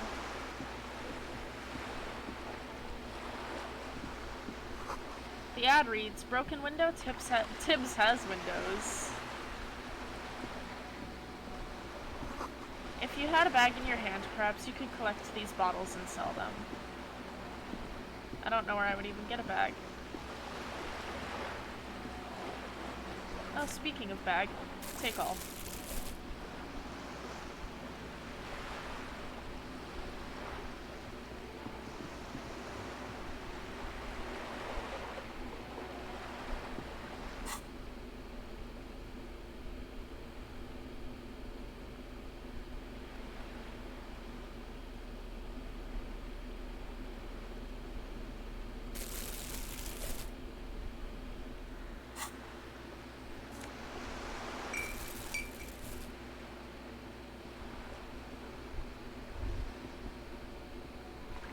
You hear the distant squall of seabirds.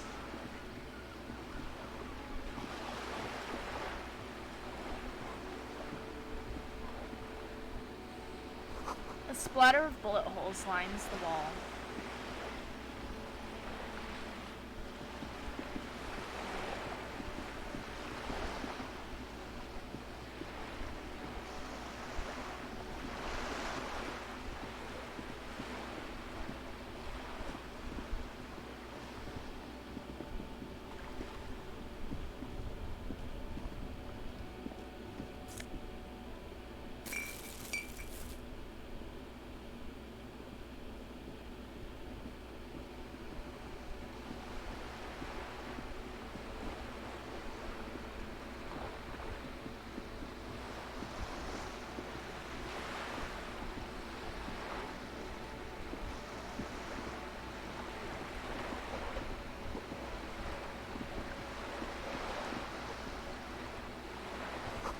A lonely cormorant surveys the sea, indifferent to your approach.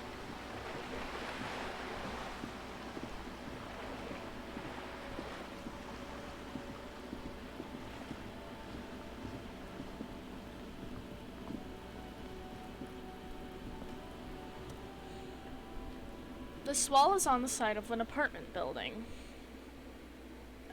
Impossible.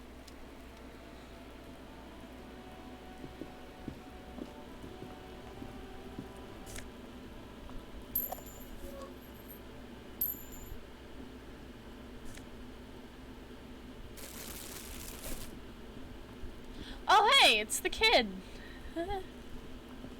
This is the kid that's talking to Kuno. A garden hose. This won't be of use until the snow melts.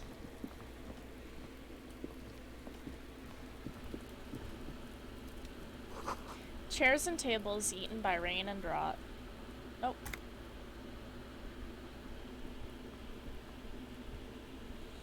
Another splattering of bullet holes on this wall.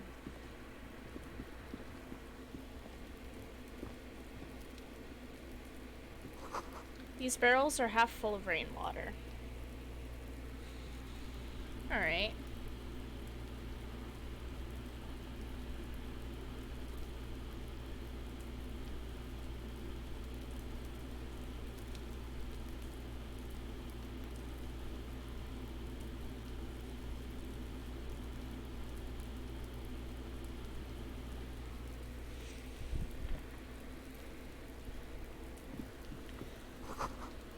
Just a closed door, but you look at it suspiciously. A hat and some medication.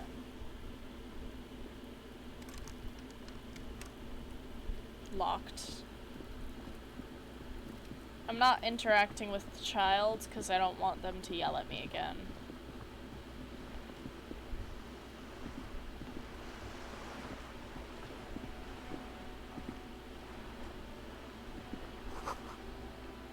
Roundabout north. Cape Side Apartments.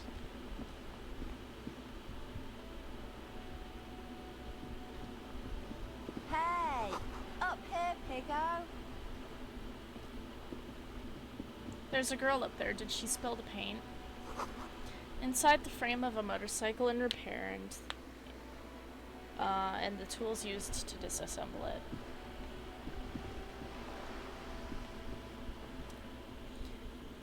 A sturdy metal door guards the southwest entrance to the apartment building. It's locked. The door rattles against your knocks, but there's no response.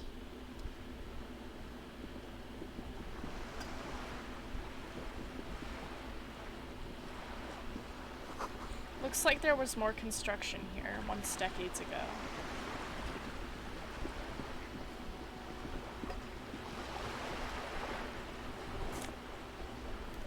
Loot.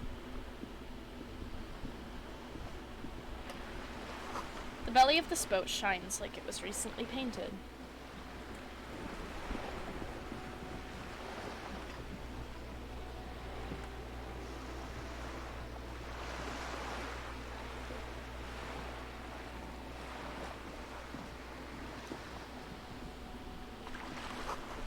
Docking reserved for residents. Okay.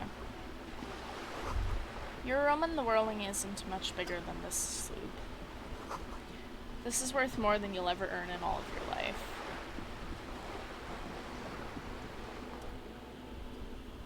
A striking woman leans against the cabin top of her sailing boat.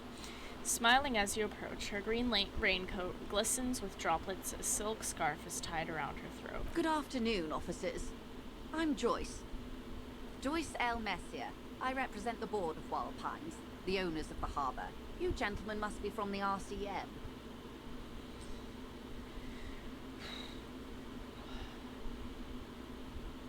Shake her I'm hand. glad to see you here. Her grip is tight and cold. Like steel, there's a strength there. If she wanted, she could sink her nails deep into your skin. I was dispatched to handle a strike, not a lynching. Anything I can do to assist the RCM in this matter, I will, gladly. That is good to hear, madame. My colleague will take the lead on this interview. I should let you know that he is recovering from an unusual medical episode. Very unusual. But I can assure you of his ultimate competency. It happens quicker than a shooting star, but did the lieutenant just wink at you? How interesting. I wish you a swift recovery. In the meanwhile, you have my full cooperation, and the full cooperation of the Wild Pines group. Tell me about the Wild Pines. What do you do? What we do? I'm afraid I don't speak for Wild Pines as a whole. It is a giant undertaking. There was a touch of discomfort there. She wants to merely represent. So what do they do? The Pines' core competency is logistics. Container shipping, freight, that sort of thing. See those airships there, blinking? Those are the shipping side of things. Okay. And that is the terminal. Another subdivision deals with energy, oil and gas exploration, offshore platforms. Okay. The Wild Pines Group is one of the original Tadpoles, companies awarded royal monopolies by the king. This is Arian himself, centuries ago. The king is long gone, but several of the intromodes remain. Indo-tribes, maybe, yeah. I'm an idiot. I have a hard time reading sometimes. Who are the others? Alright. You're in good company, it seems. Why, thank you. She does not register the real meaning of the remark. How much money does Wild Pines have?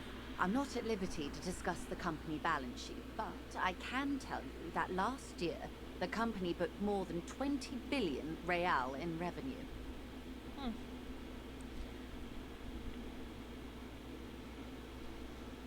Alright then. Wow. 20 billion is a large number, but the conglomerate employs 72,000 people. They all need to be paid. Then there are capital improvements, interest payments. A wave hits the sloop. She grasps the mainstay for balance. A conglomerate the size of the Wild Pines is like a shark. If it stops moving, it will die. Then what becomes of those 72,000 families? It's a tremendous responsibility. Where does the Wild Pines get all of these billions? They started as an exploration and cargo fleet conducting trade between the Samaran and Insulindian Easterlers 250 years ago, when Pine ships explored the South Seminese and charted Lormantanga on behalf of the suzerain.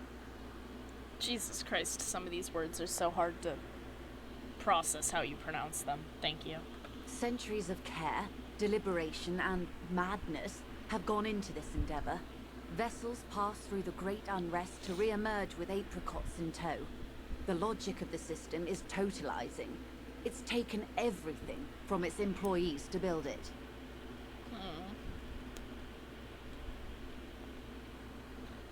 Probably helps to start out with a royal monopoly.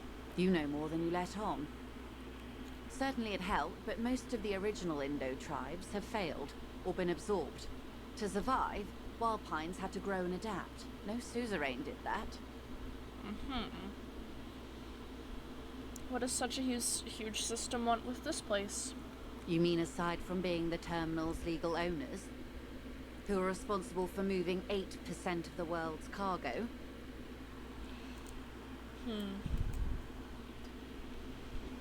I mean, you don't keep it moving, the workers do. Company would be nothing without its workers. We built this district. There it is. She owns up to it. All the best parts of it. Rue de Saint-Ghislain, with its bastions. The plazas Meteor and Mosaic. Even some of the old street lamps have been put back thanks to the investments from the WP. She points behind you to where the seawall rises. Before Martinez was swallowed by the industrial harbour, even before it was part of Revachol, long before Terminal B was erected here, the Pines built it as a resort for its Revacholian employees. A company getaway, for a weekend or a summer holiday. Then came the revolution. But that's another matter. I'm here to make sure the Pines can fulfill their responsibilities to the place they built. Well then, what can you tell me about the strike? Everything. Right up to, but not including, trade secrets. What is your role in this precisely? I believe the official title is Senior Labor Negotiator. In practice, I'm a grocery clerk. I relay the union's demands to Wild Pines and return with Wild Pines' counteroffer. And how are the talks going? They're not. That's the problem. The union stopped all negotiations a week ago, after that awful lynching took place. Wait, she just admitted that the lynching and the strike are connected. Now they won't even let me into the harbour. There's a 2-meter 20 racist behemoth blocking the gates. Tell me more about the behemoth first. What can I say? The union employs a giant covered in tattoos. A racist giant. I guess that's part of their big tent organization now. So the strike is connected to the lynching? Yes, I believe there is a connection. But that's a subject for later. How were the talks going before the lynching? Let's say I was not making the kind of progress I'd hoped for when I first arrived. And when did you first arrive? I arrived 3 weeks ago. Yes, in the middle of February. The bay was still partially frozen then. I prefer to do these things on site, like the RCM. But the strike began in December. I wasn't the original negotiator here.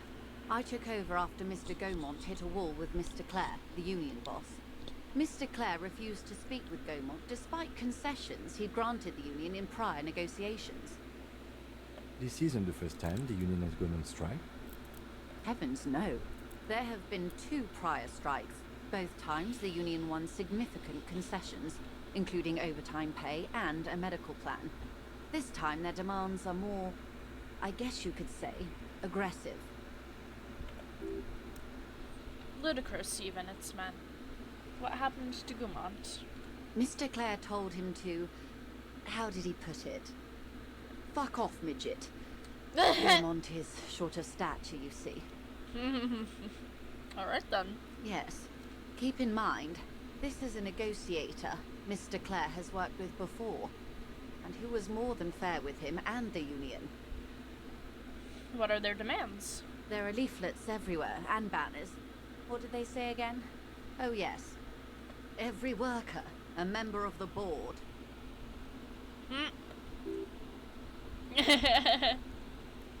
Just like that, on God. Most of the workers probably don't know what that means.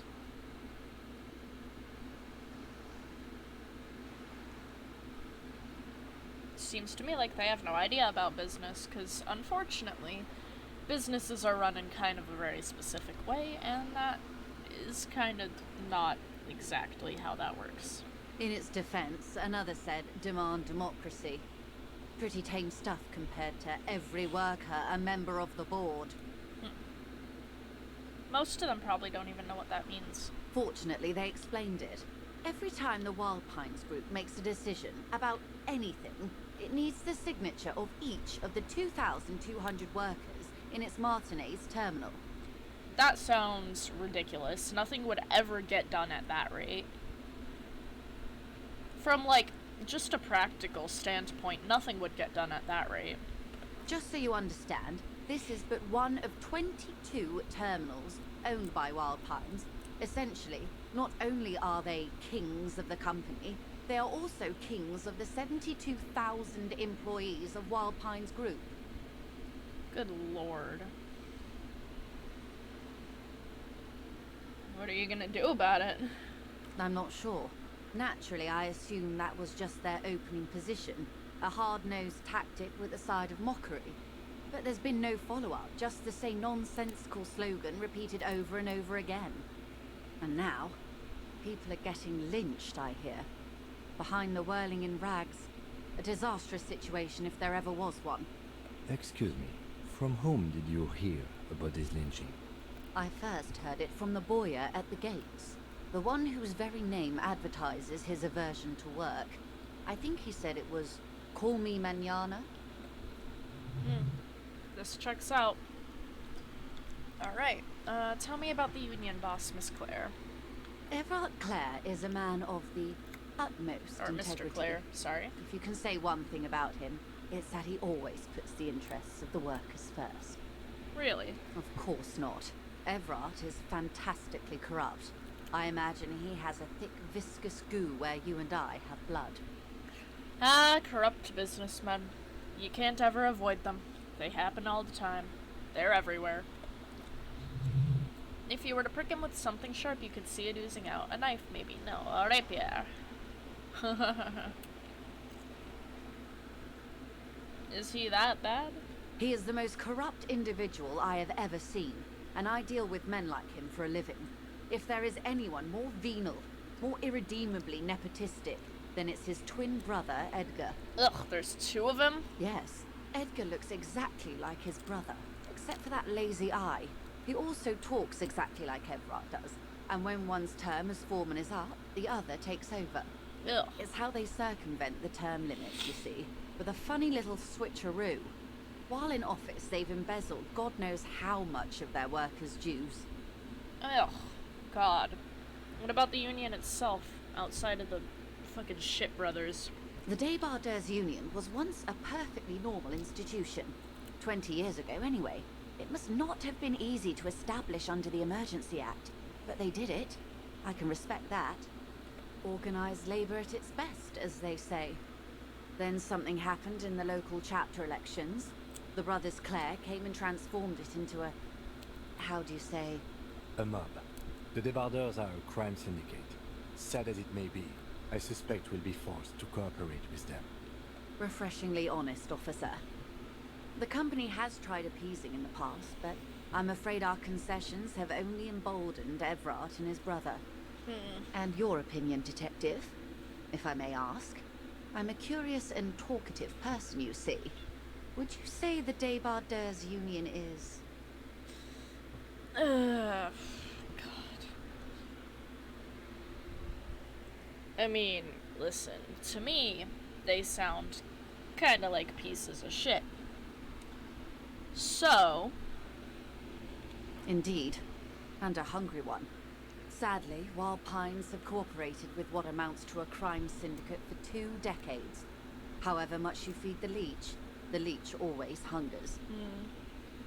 You said something happened in the elections. I'm glad you asked. There was a woman, the previous forewoman of the union. She disappeared. Disappeared? Yes. On the last day of the local chapter elections, her daughter phoned in and said she wasn't running anymore.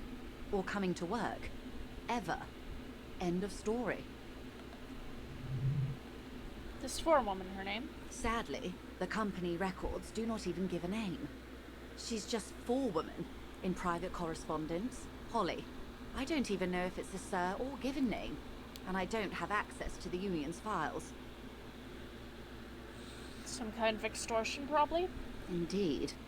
The company suspects foul play, but there's nothing they could do. It was a Union matter. The point of the presentation is, these kinds of things happen around the Clares. Watch out when you're dealing with him. Thank you for your concern, ma'am. We'll be just fine. Alright, that's all here. Of course. How else can I help? What can you tell me about the lynching? Quite a few things, I'm afraid. The information I'm to share with you includes sensitive trade secrets. For the sake of my employer, I have to ask for your names and badge numbers. Of course, ma'am. We should have introduced ourselves. I am Lieutenant Kitsuragi from Precinct 57. And this is my colleague from Precinct 41. I'm afraid he doesn't have his badge at the moment. I hope mine will suffice. How curious. Why is that, Detective? Remember when my partner told you I suffered from a unusual medical episode? Yeah, I maybe lost my badge related to that. I see. So, are you saying you lost your badge during the course of this episode? Yeah. I can't hear you, darling. Speak up, please. Yeah. It's possible. After a heavy night of drinking that I lost, the entire memory of my life in the world. Oh dear. Some kind of encephalopathic amnesia.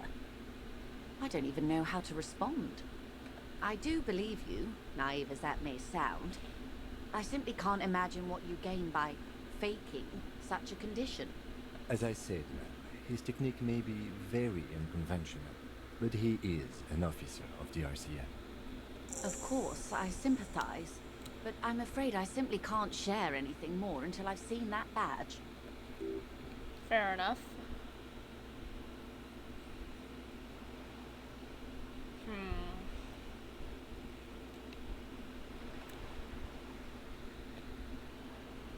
Do I try to negotiate my way out of it? It's like 17% chance of success. Very low likelihood, but I could try.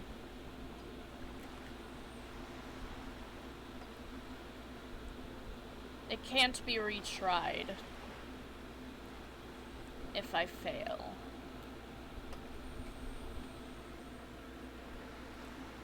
Seems a little low, yeah. It is pretty low.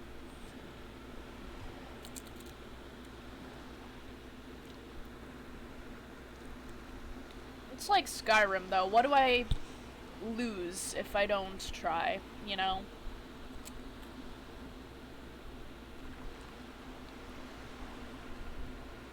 If it succeeds, if it succeeds. If it loses, it loses, I think.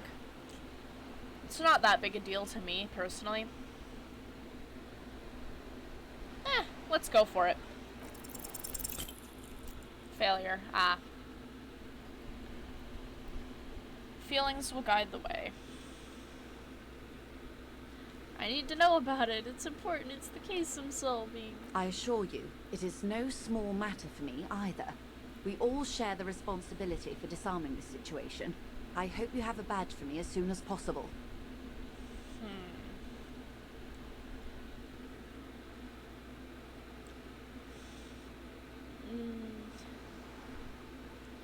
You have so much, I only have my hands, my existence. She's silent, the wind flaps the sail above her. This boat, for example, at a home somewhere, I only have this case. Officer. The carbon fiber hull creaks. I don't remember anything except the lynching. There's only this coast and this lynching. You know, I don't mean to sound cold, but if you want something, you have to give something back. More than just guilt. Valid.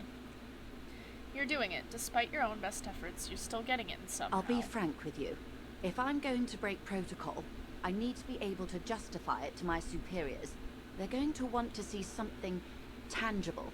Like what? The Union is conducting drug trade out of the harbor. It's an open secret in Martinez.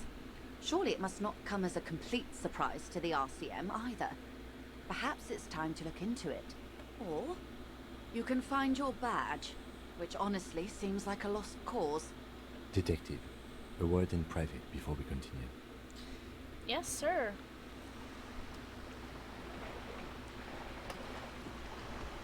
This is not going quite as I hoped it would, Detective. How did you hope it would go? Honestly, I was expecting you to use your unorthodox technique to keep her off balance, and not volunteer us to be her henchman. So we're henchmen now. This woman is running circles around us. She might have known about your misplaced badge all along, or she's simply an adept improviser. Either way, we've played straight into her hands.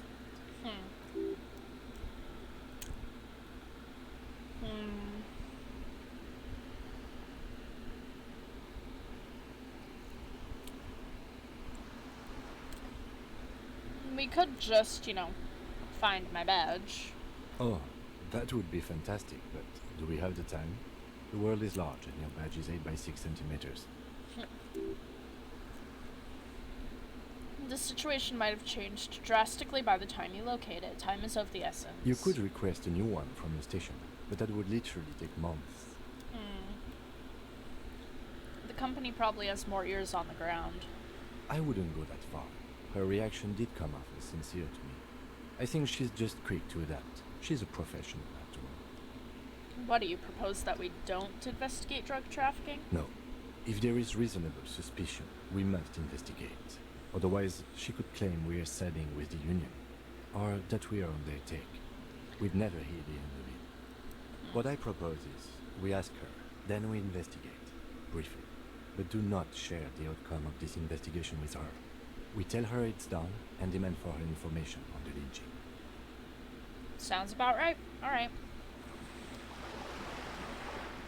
You're back. Good. What can I help you with? Tell me about the drug trafficking. It's quite straightforward. Someone is using Terminal B to smuggle raw ingredients from the Samaran Isola into Revachol with the Union's blessing. Wild Pines has suspected it for years. Woohoo, you have a fan now. That's good. Also, I hope that I'm not, totally sucking at this game. You might know. I don't know. I don't know. Professional Disco Elysium players, am I sucking real bad at this game? I can't tell. I think I'm doing fine, but I don't know. Ingredients for what, ma'am?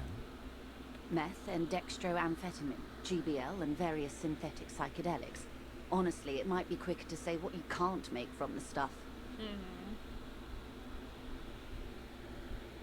So the ingredients came through the terminal? Yes.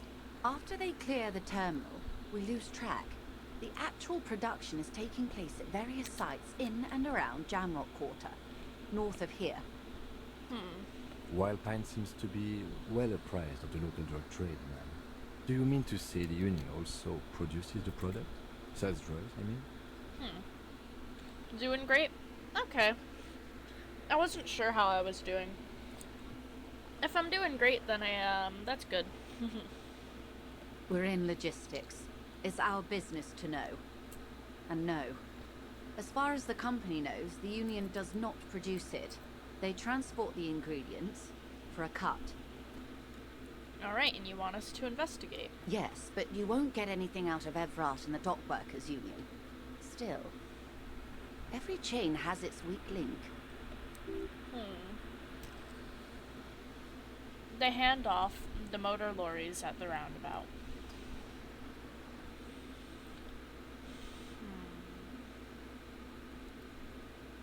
The lorries. Precisely.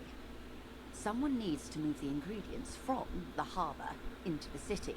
Once they reach Jamrock, they're distributed to a network of local manufacturers well beyond our grasp. But in transit, they're vulnerable. How convenient that they're stranded like beached whales at that roundabout. Perhaps you've noticed that a number of lorries are tangled in a traffic jam at the roundabout just now. Interview the drivers who are still hanging about.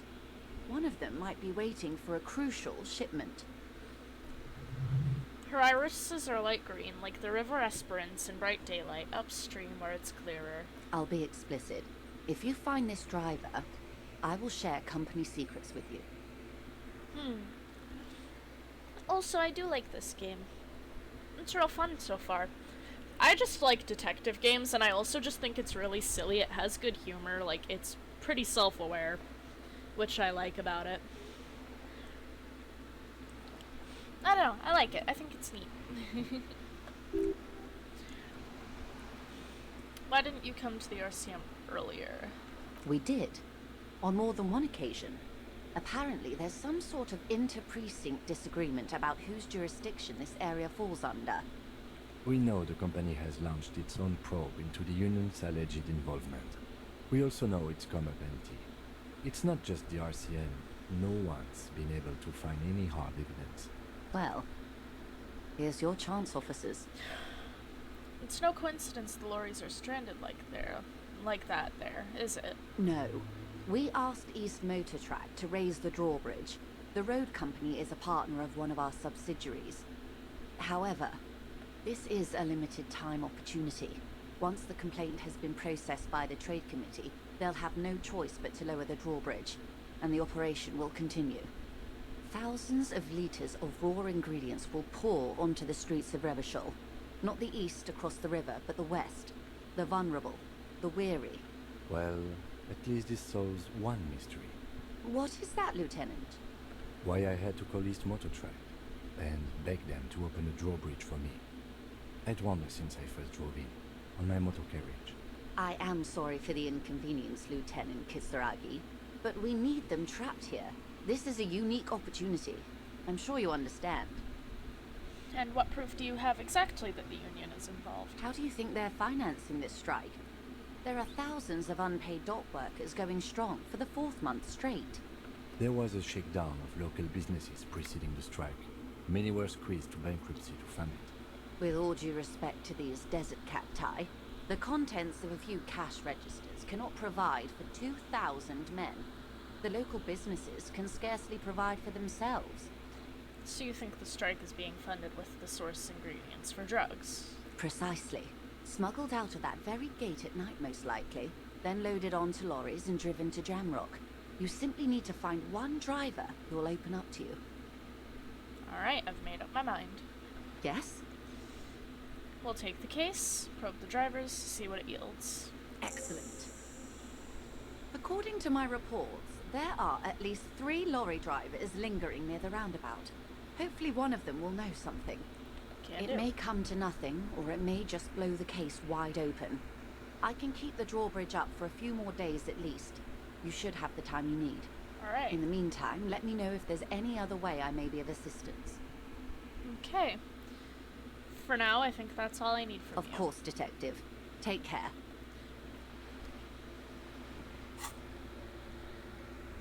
$2,200.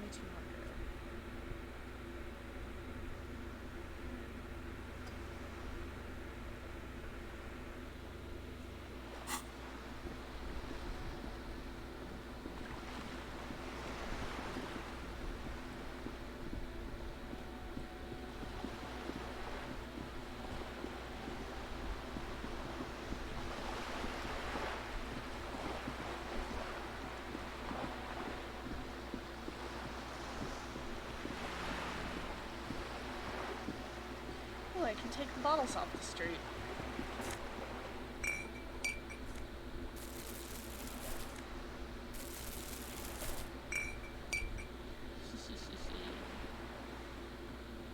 Cleaning up the streets, cleaning up the streets, cleaning up the streets, cleaning up the streets. There is probably an achievement for picking up all of the bottles off the streets, and if there is, that is thoroughly my problem now. I hadn't been this way yet. Goods from the lorry haphazardly litter the surroundings. Closed for winter, please use main entrance.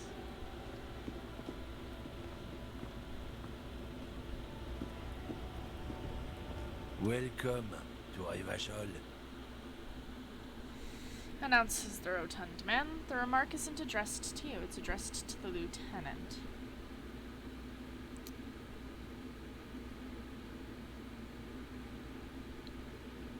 I don't know if there is because I didn't actually know you could pick them up.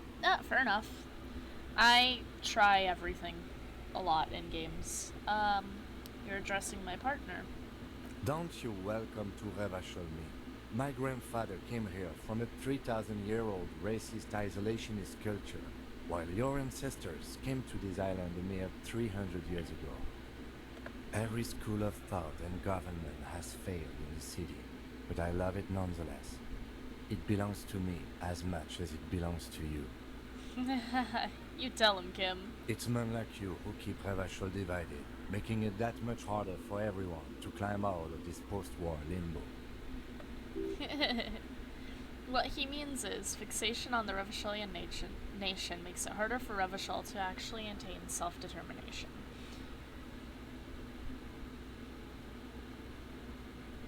Yeah, go Kim. Oh, come on, man. I just said, welcome to Rivachol. It's a lorry driver thing. I know exactly what you meant. You think my kind doesn't belong here, that I should watch myself and behave. You go, Kim. But you see, I'm an officer of the RCM. It's actually my job to make sure you behave. I would advise you to remember that. Silence. The air between them becomes tense. Your partner needs backup. Now's your moment to shine.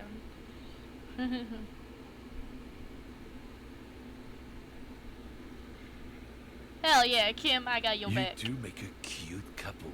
You know that? Fuck you, dude. Maybe I am a gay man. What's it to you? I can't impulsively say the other word. The lieutenant exhales and resumes his regular calmness. Now that's settled, I have questions. Whatever you say, officers. He smells of heavy motor oils and his breath of high tar content cigarettes. Probably Astra Whites. What are you hauling? Oh, not much anymore. I'm here to pick up some cargo, but the dock workers are on strike, so it's a sit and wait on your ass situation. What kind of cargo are you supposed to pick up? Apples. Apples is exactly the kind of thing you'd say if you had something to hide. Apples. Yeah, apples. I take it you had other questions? What's your stance on drugs? Drugs? They're shit, man. I don't let anything pollute my body. You smell of booze and cigarettes. What's the difference about narcotics? You know where that shit comes from? Sarah Mirizza, Safre, Ilmara. They take the money from our local junkies here and then use it to outcompete us in the manufacturing sector. They know they can't beat us in a fair fight, so they have to get us to weaken ourselves somehow. It's racial sabotage, racial economic sabotage. That's all I needed to know. Now let me ask you something else. We're done for now.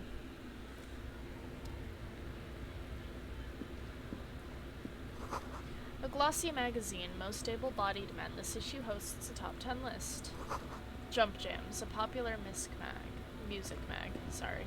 But music, there we go.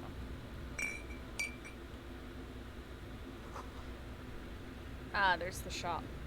Okay. And some protest stuff. Well, there's the shop.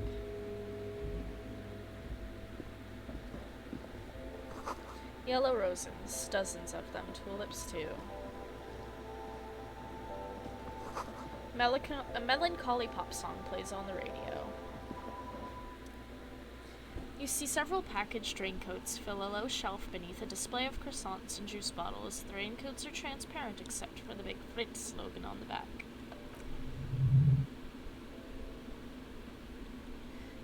Packages are small and discreet, sloppily stacked, making them easier to take unnoticed. No need to worry about knocking over a display. 4. Did you find your name out? I've literally kind of deduced it. Nobody, like, outright told me, but I kind of figured it out well enough. Because, like, several times Welcome now... to Frit. Feel free to look around or something. Everything is out on the shelves. Alright. But yeah, no, several times now I've seen them say Harry.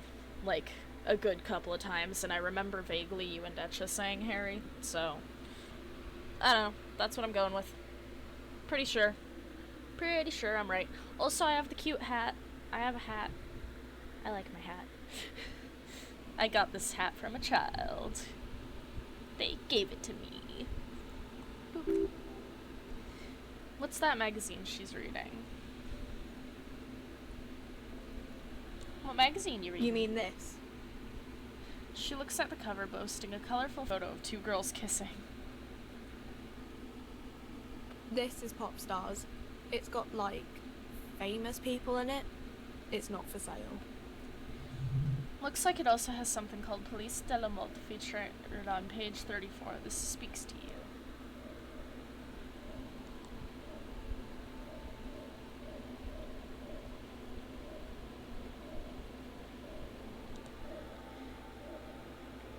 Well, since it's apparently interesting.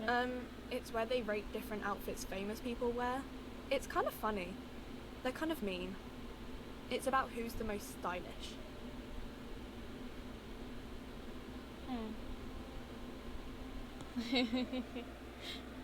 Bet your hat would take the prize. No. I don't like it. I hate it. We are not the fashion police. We're the real police. Oh, well. Let's ask some questions. Okay. I'm not really supposed to be chatting to anyone, but... Do you have any ammonia for sale? She looks up from her magazine, eyes filled with tired ennui. Yes. What we have is there, in the medicine cabinet. Go take a look yourself. Alright, I'm not talking about the dead body with you, because I doubt you'd know. Oh, hell yeah, a machine. The tear machine stands in the corner. A sign says 1 bottle, 10 cents. Insert your bottles. Got $1.50 in bottles. Hell yeah. Your bottles clunk into the machine and the money appears with a satisfying jingle. You're a richer man now. Hell yeah. Whoop whoop. Also, where the fuck did she say it was? Oh, over there.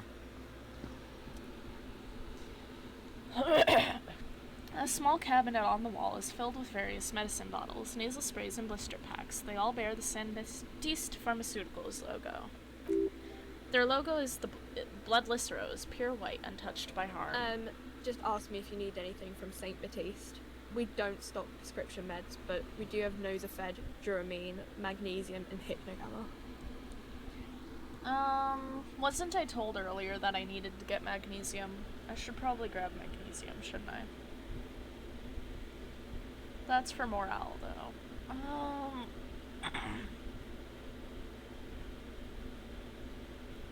I think I do need that, though. Here. I hope St. Baptiste makes you feel better or something. Well, I have it now. Even if I didn't need it, it's there, which is good.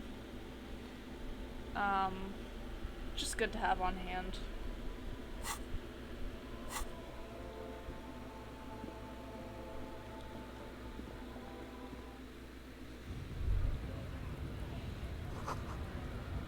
Three T's. How idiomatic.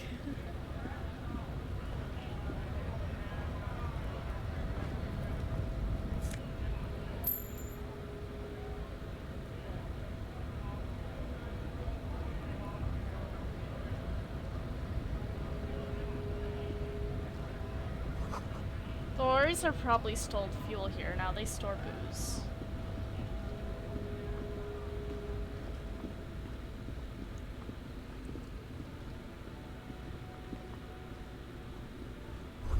A foreign car kept in good condition. A Stas Rajko, one of the finest Zizmsk-made motor carriages ever. An oldie but a goodie. Who drives these things? Not many people outside of Grad, but and Revachol West too, it appears. Hey Kim, check this out. A Stas Rajko KK2. That's a classic model. Never thought I'd see another one repainted after what happened last time. Maybe I can impress him. Do I know what happened last time? No, only that the motor carriage is typically baby blue, the colors of Zmist the Great, an ancient Zizmic ruler. His banners were famously zephyr and white, the colors of the Stas Rashko.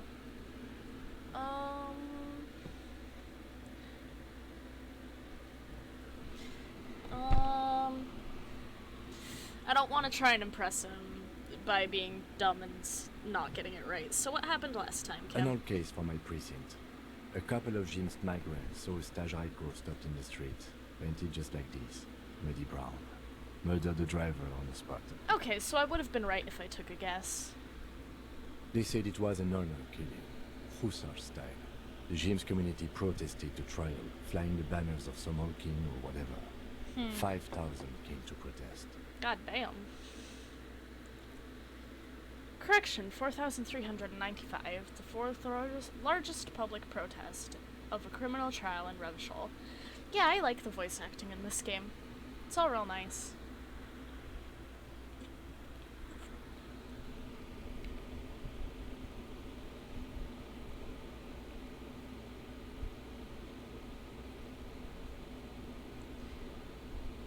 People we are paid to protect.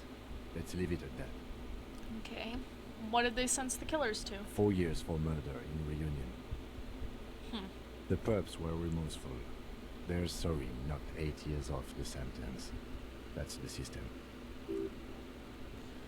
The prisons in Greater Revachol Industry Harbor are already full. Prisoners are expensive to maintain. The longer the sentence, the larger the cost. Could our hanged man have been the driver? I tried to avoid drawing far-gone conclusions like these before actually examining the body. But my initial guess is the two are unrelated. Fair enough. Alright. I think it's a neat-looking little car.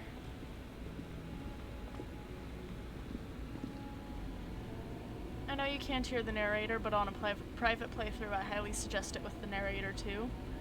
I mean, I can turn the narrator on so I stop having to read everything, because, I literally only just have the narrator off so I could read, but I do not need to read if you'd prefer I put the narrator on. Bold sign, Humnox covers the truck.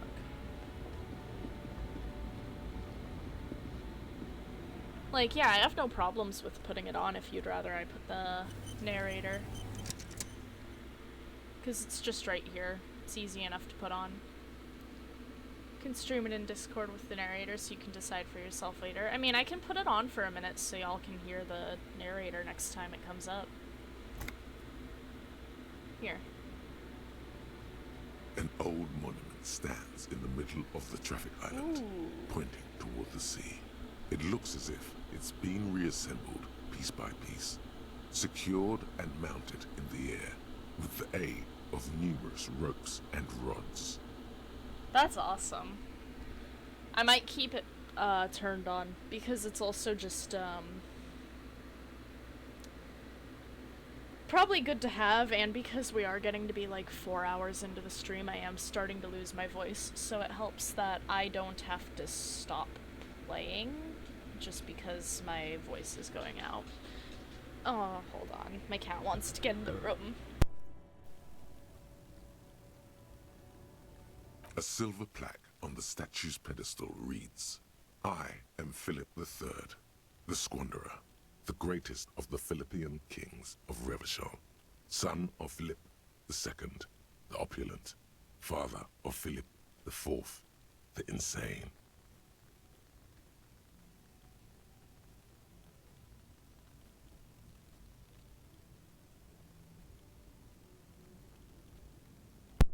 Alright, hello. I got my cat. Alright. As you look up, you notice something about the statue. There are some odd indentations on the king's chest piece. Something with great kinetic energy seems to have impacted the cuirass, around where the heart is. A bullet? Someone shot him in the heart. Interesting.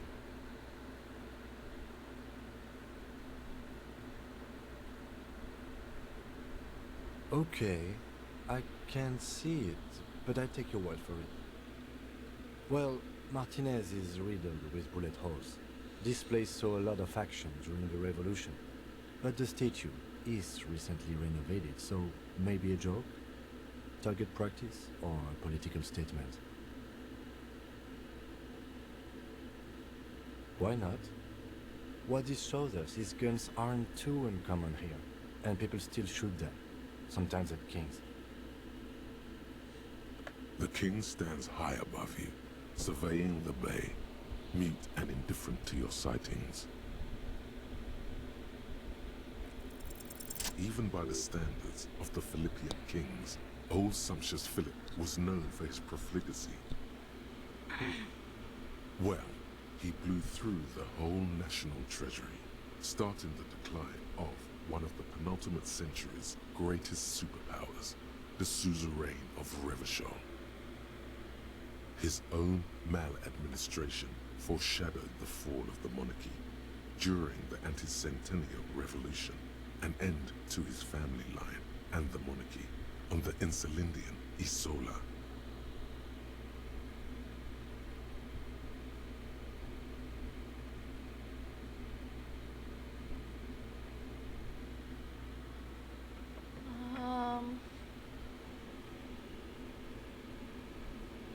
Stories have it that he had his bedroom converted into a treasure chamber, where he stored unfathomable wealth. Krugerrands, bars of gold, ornate weaponry, armor, and various chalices. He called it the Sol Aurum. It was obscene. There were whispers he slept on a huge pile of gold-dipped feathers, like some obese dragon, instead of a bed, like a normal person.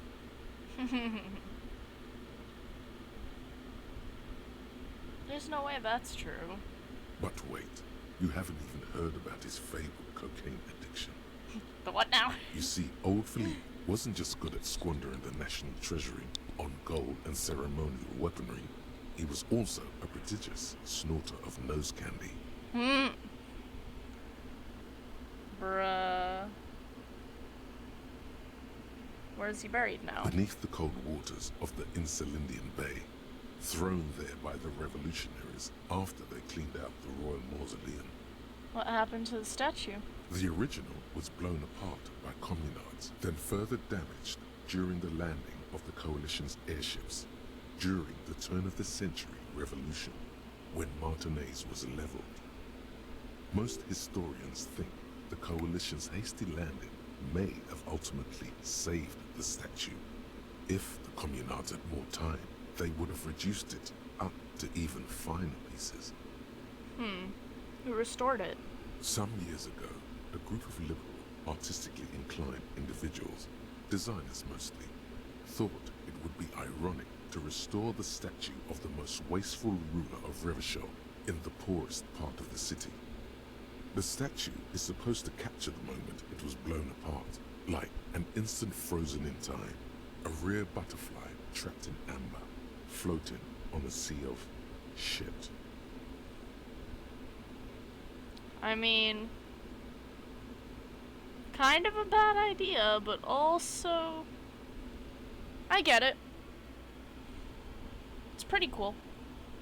People in Martinez tend to disagree, as do many prominent art critics and thought leaders with more nuanced social awareness than the young ironists. Hey, I think it's a neat statue. I think it looks cool, and I kind of get the point of it. But then also, I do art for, like, pretty much a living, so... Those critics might have it wrong, though. There's more to it than just ironism, but you can't say what precisely. Perhaps this art mystery will be solved at a later time. Philip III, the Squanderer, however, with his bronze face up in the air, doesn't seem concerned about what the hoi polloi think of him in death. Not that he ever did in life either.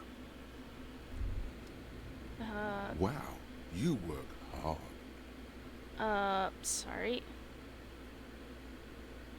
I'm gonna quickly... getting a phone call.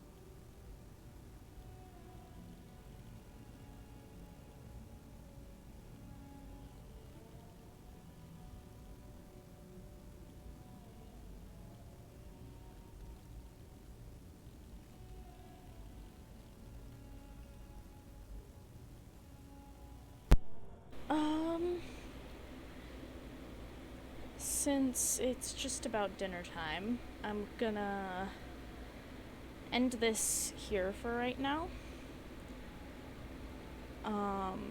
But thank you to everyone who came here. Hopefully this was interesting enough. Hopefully you like it, and hopefully you'll wanna, I don't know, see more of it eventually. But for now, that's it for Disco Elysium. We might be back later tonight, we might not. And for our YouTube videos, video viewers, bleh, I hope you'll be back with us next time we upload. But yeah, no, for now, thank you for everyone who came out. Have a good day, night, or afternoon.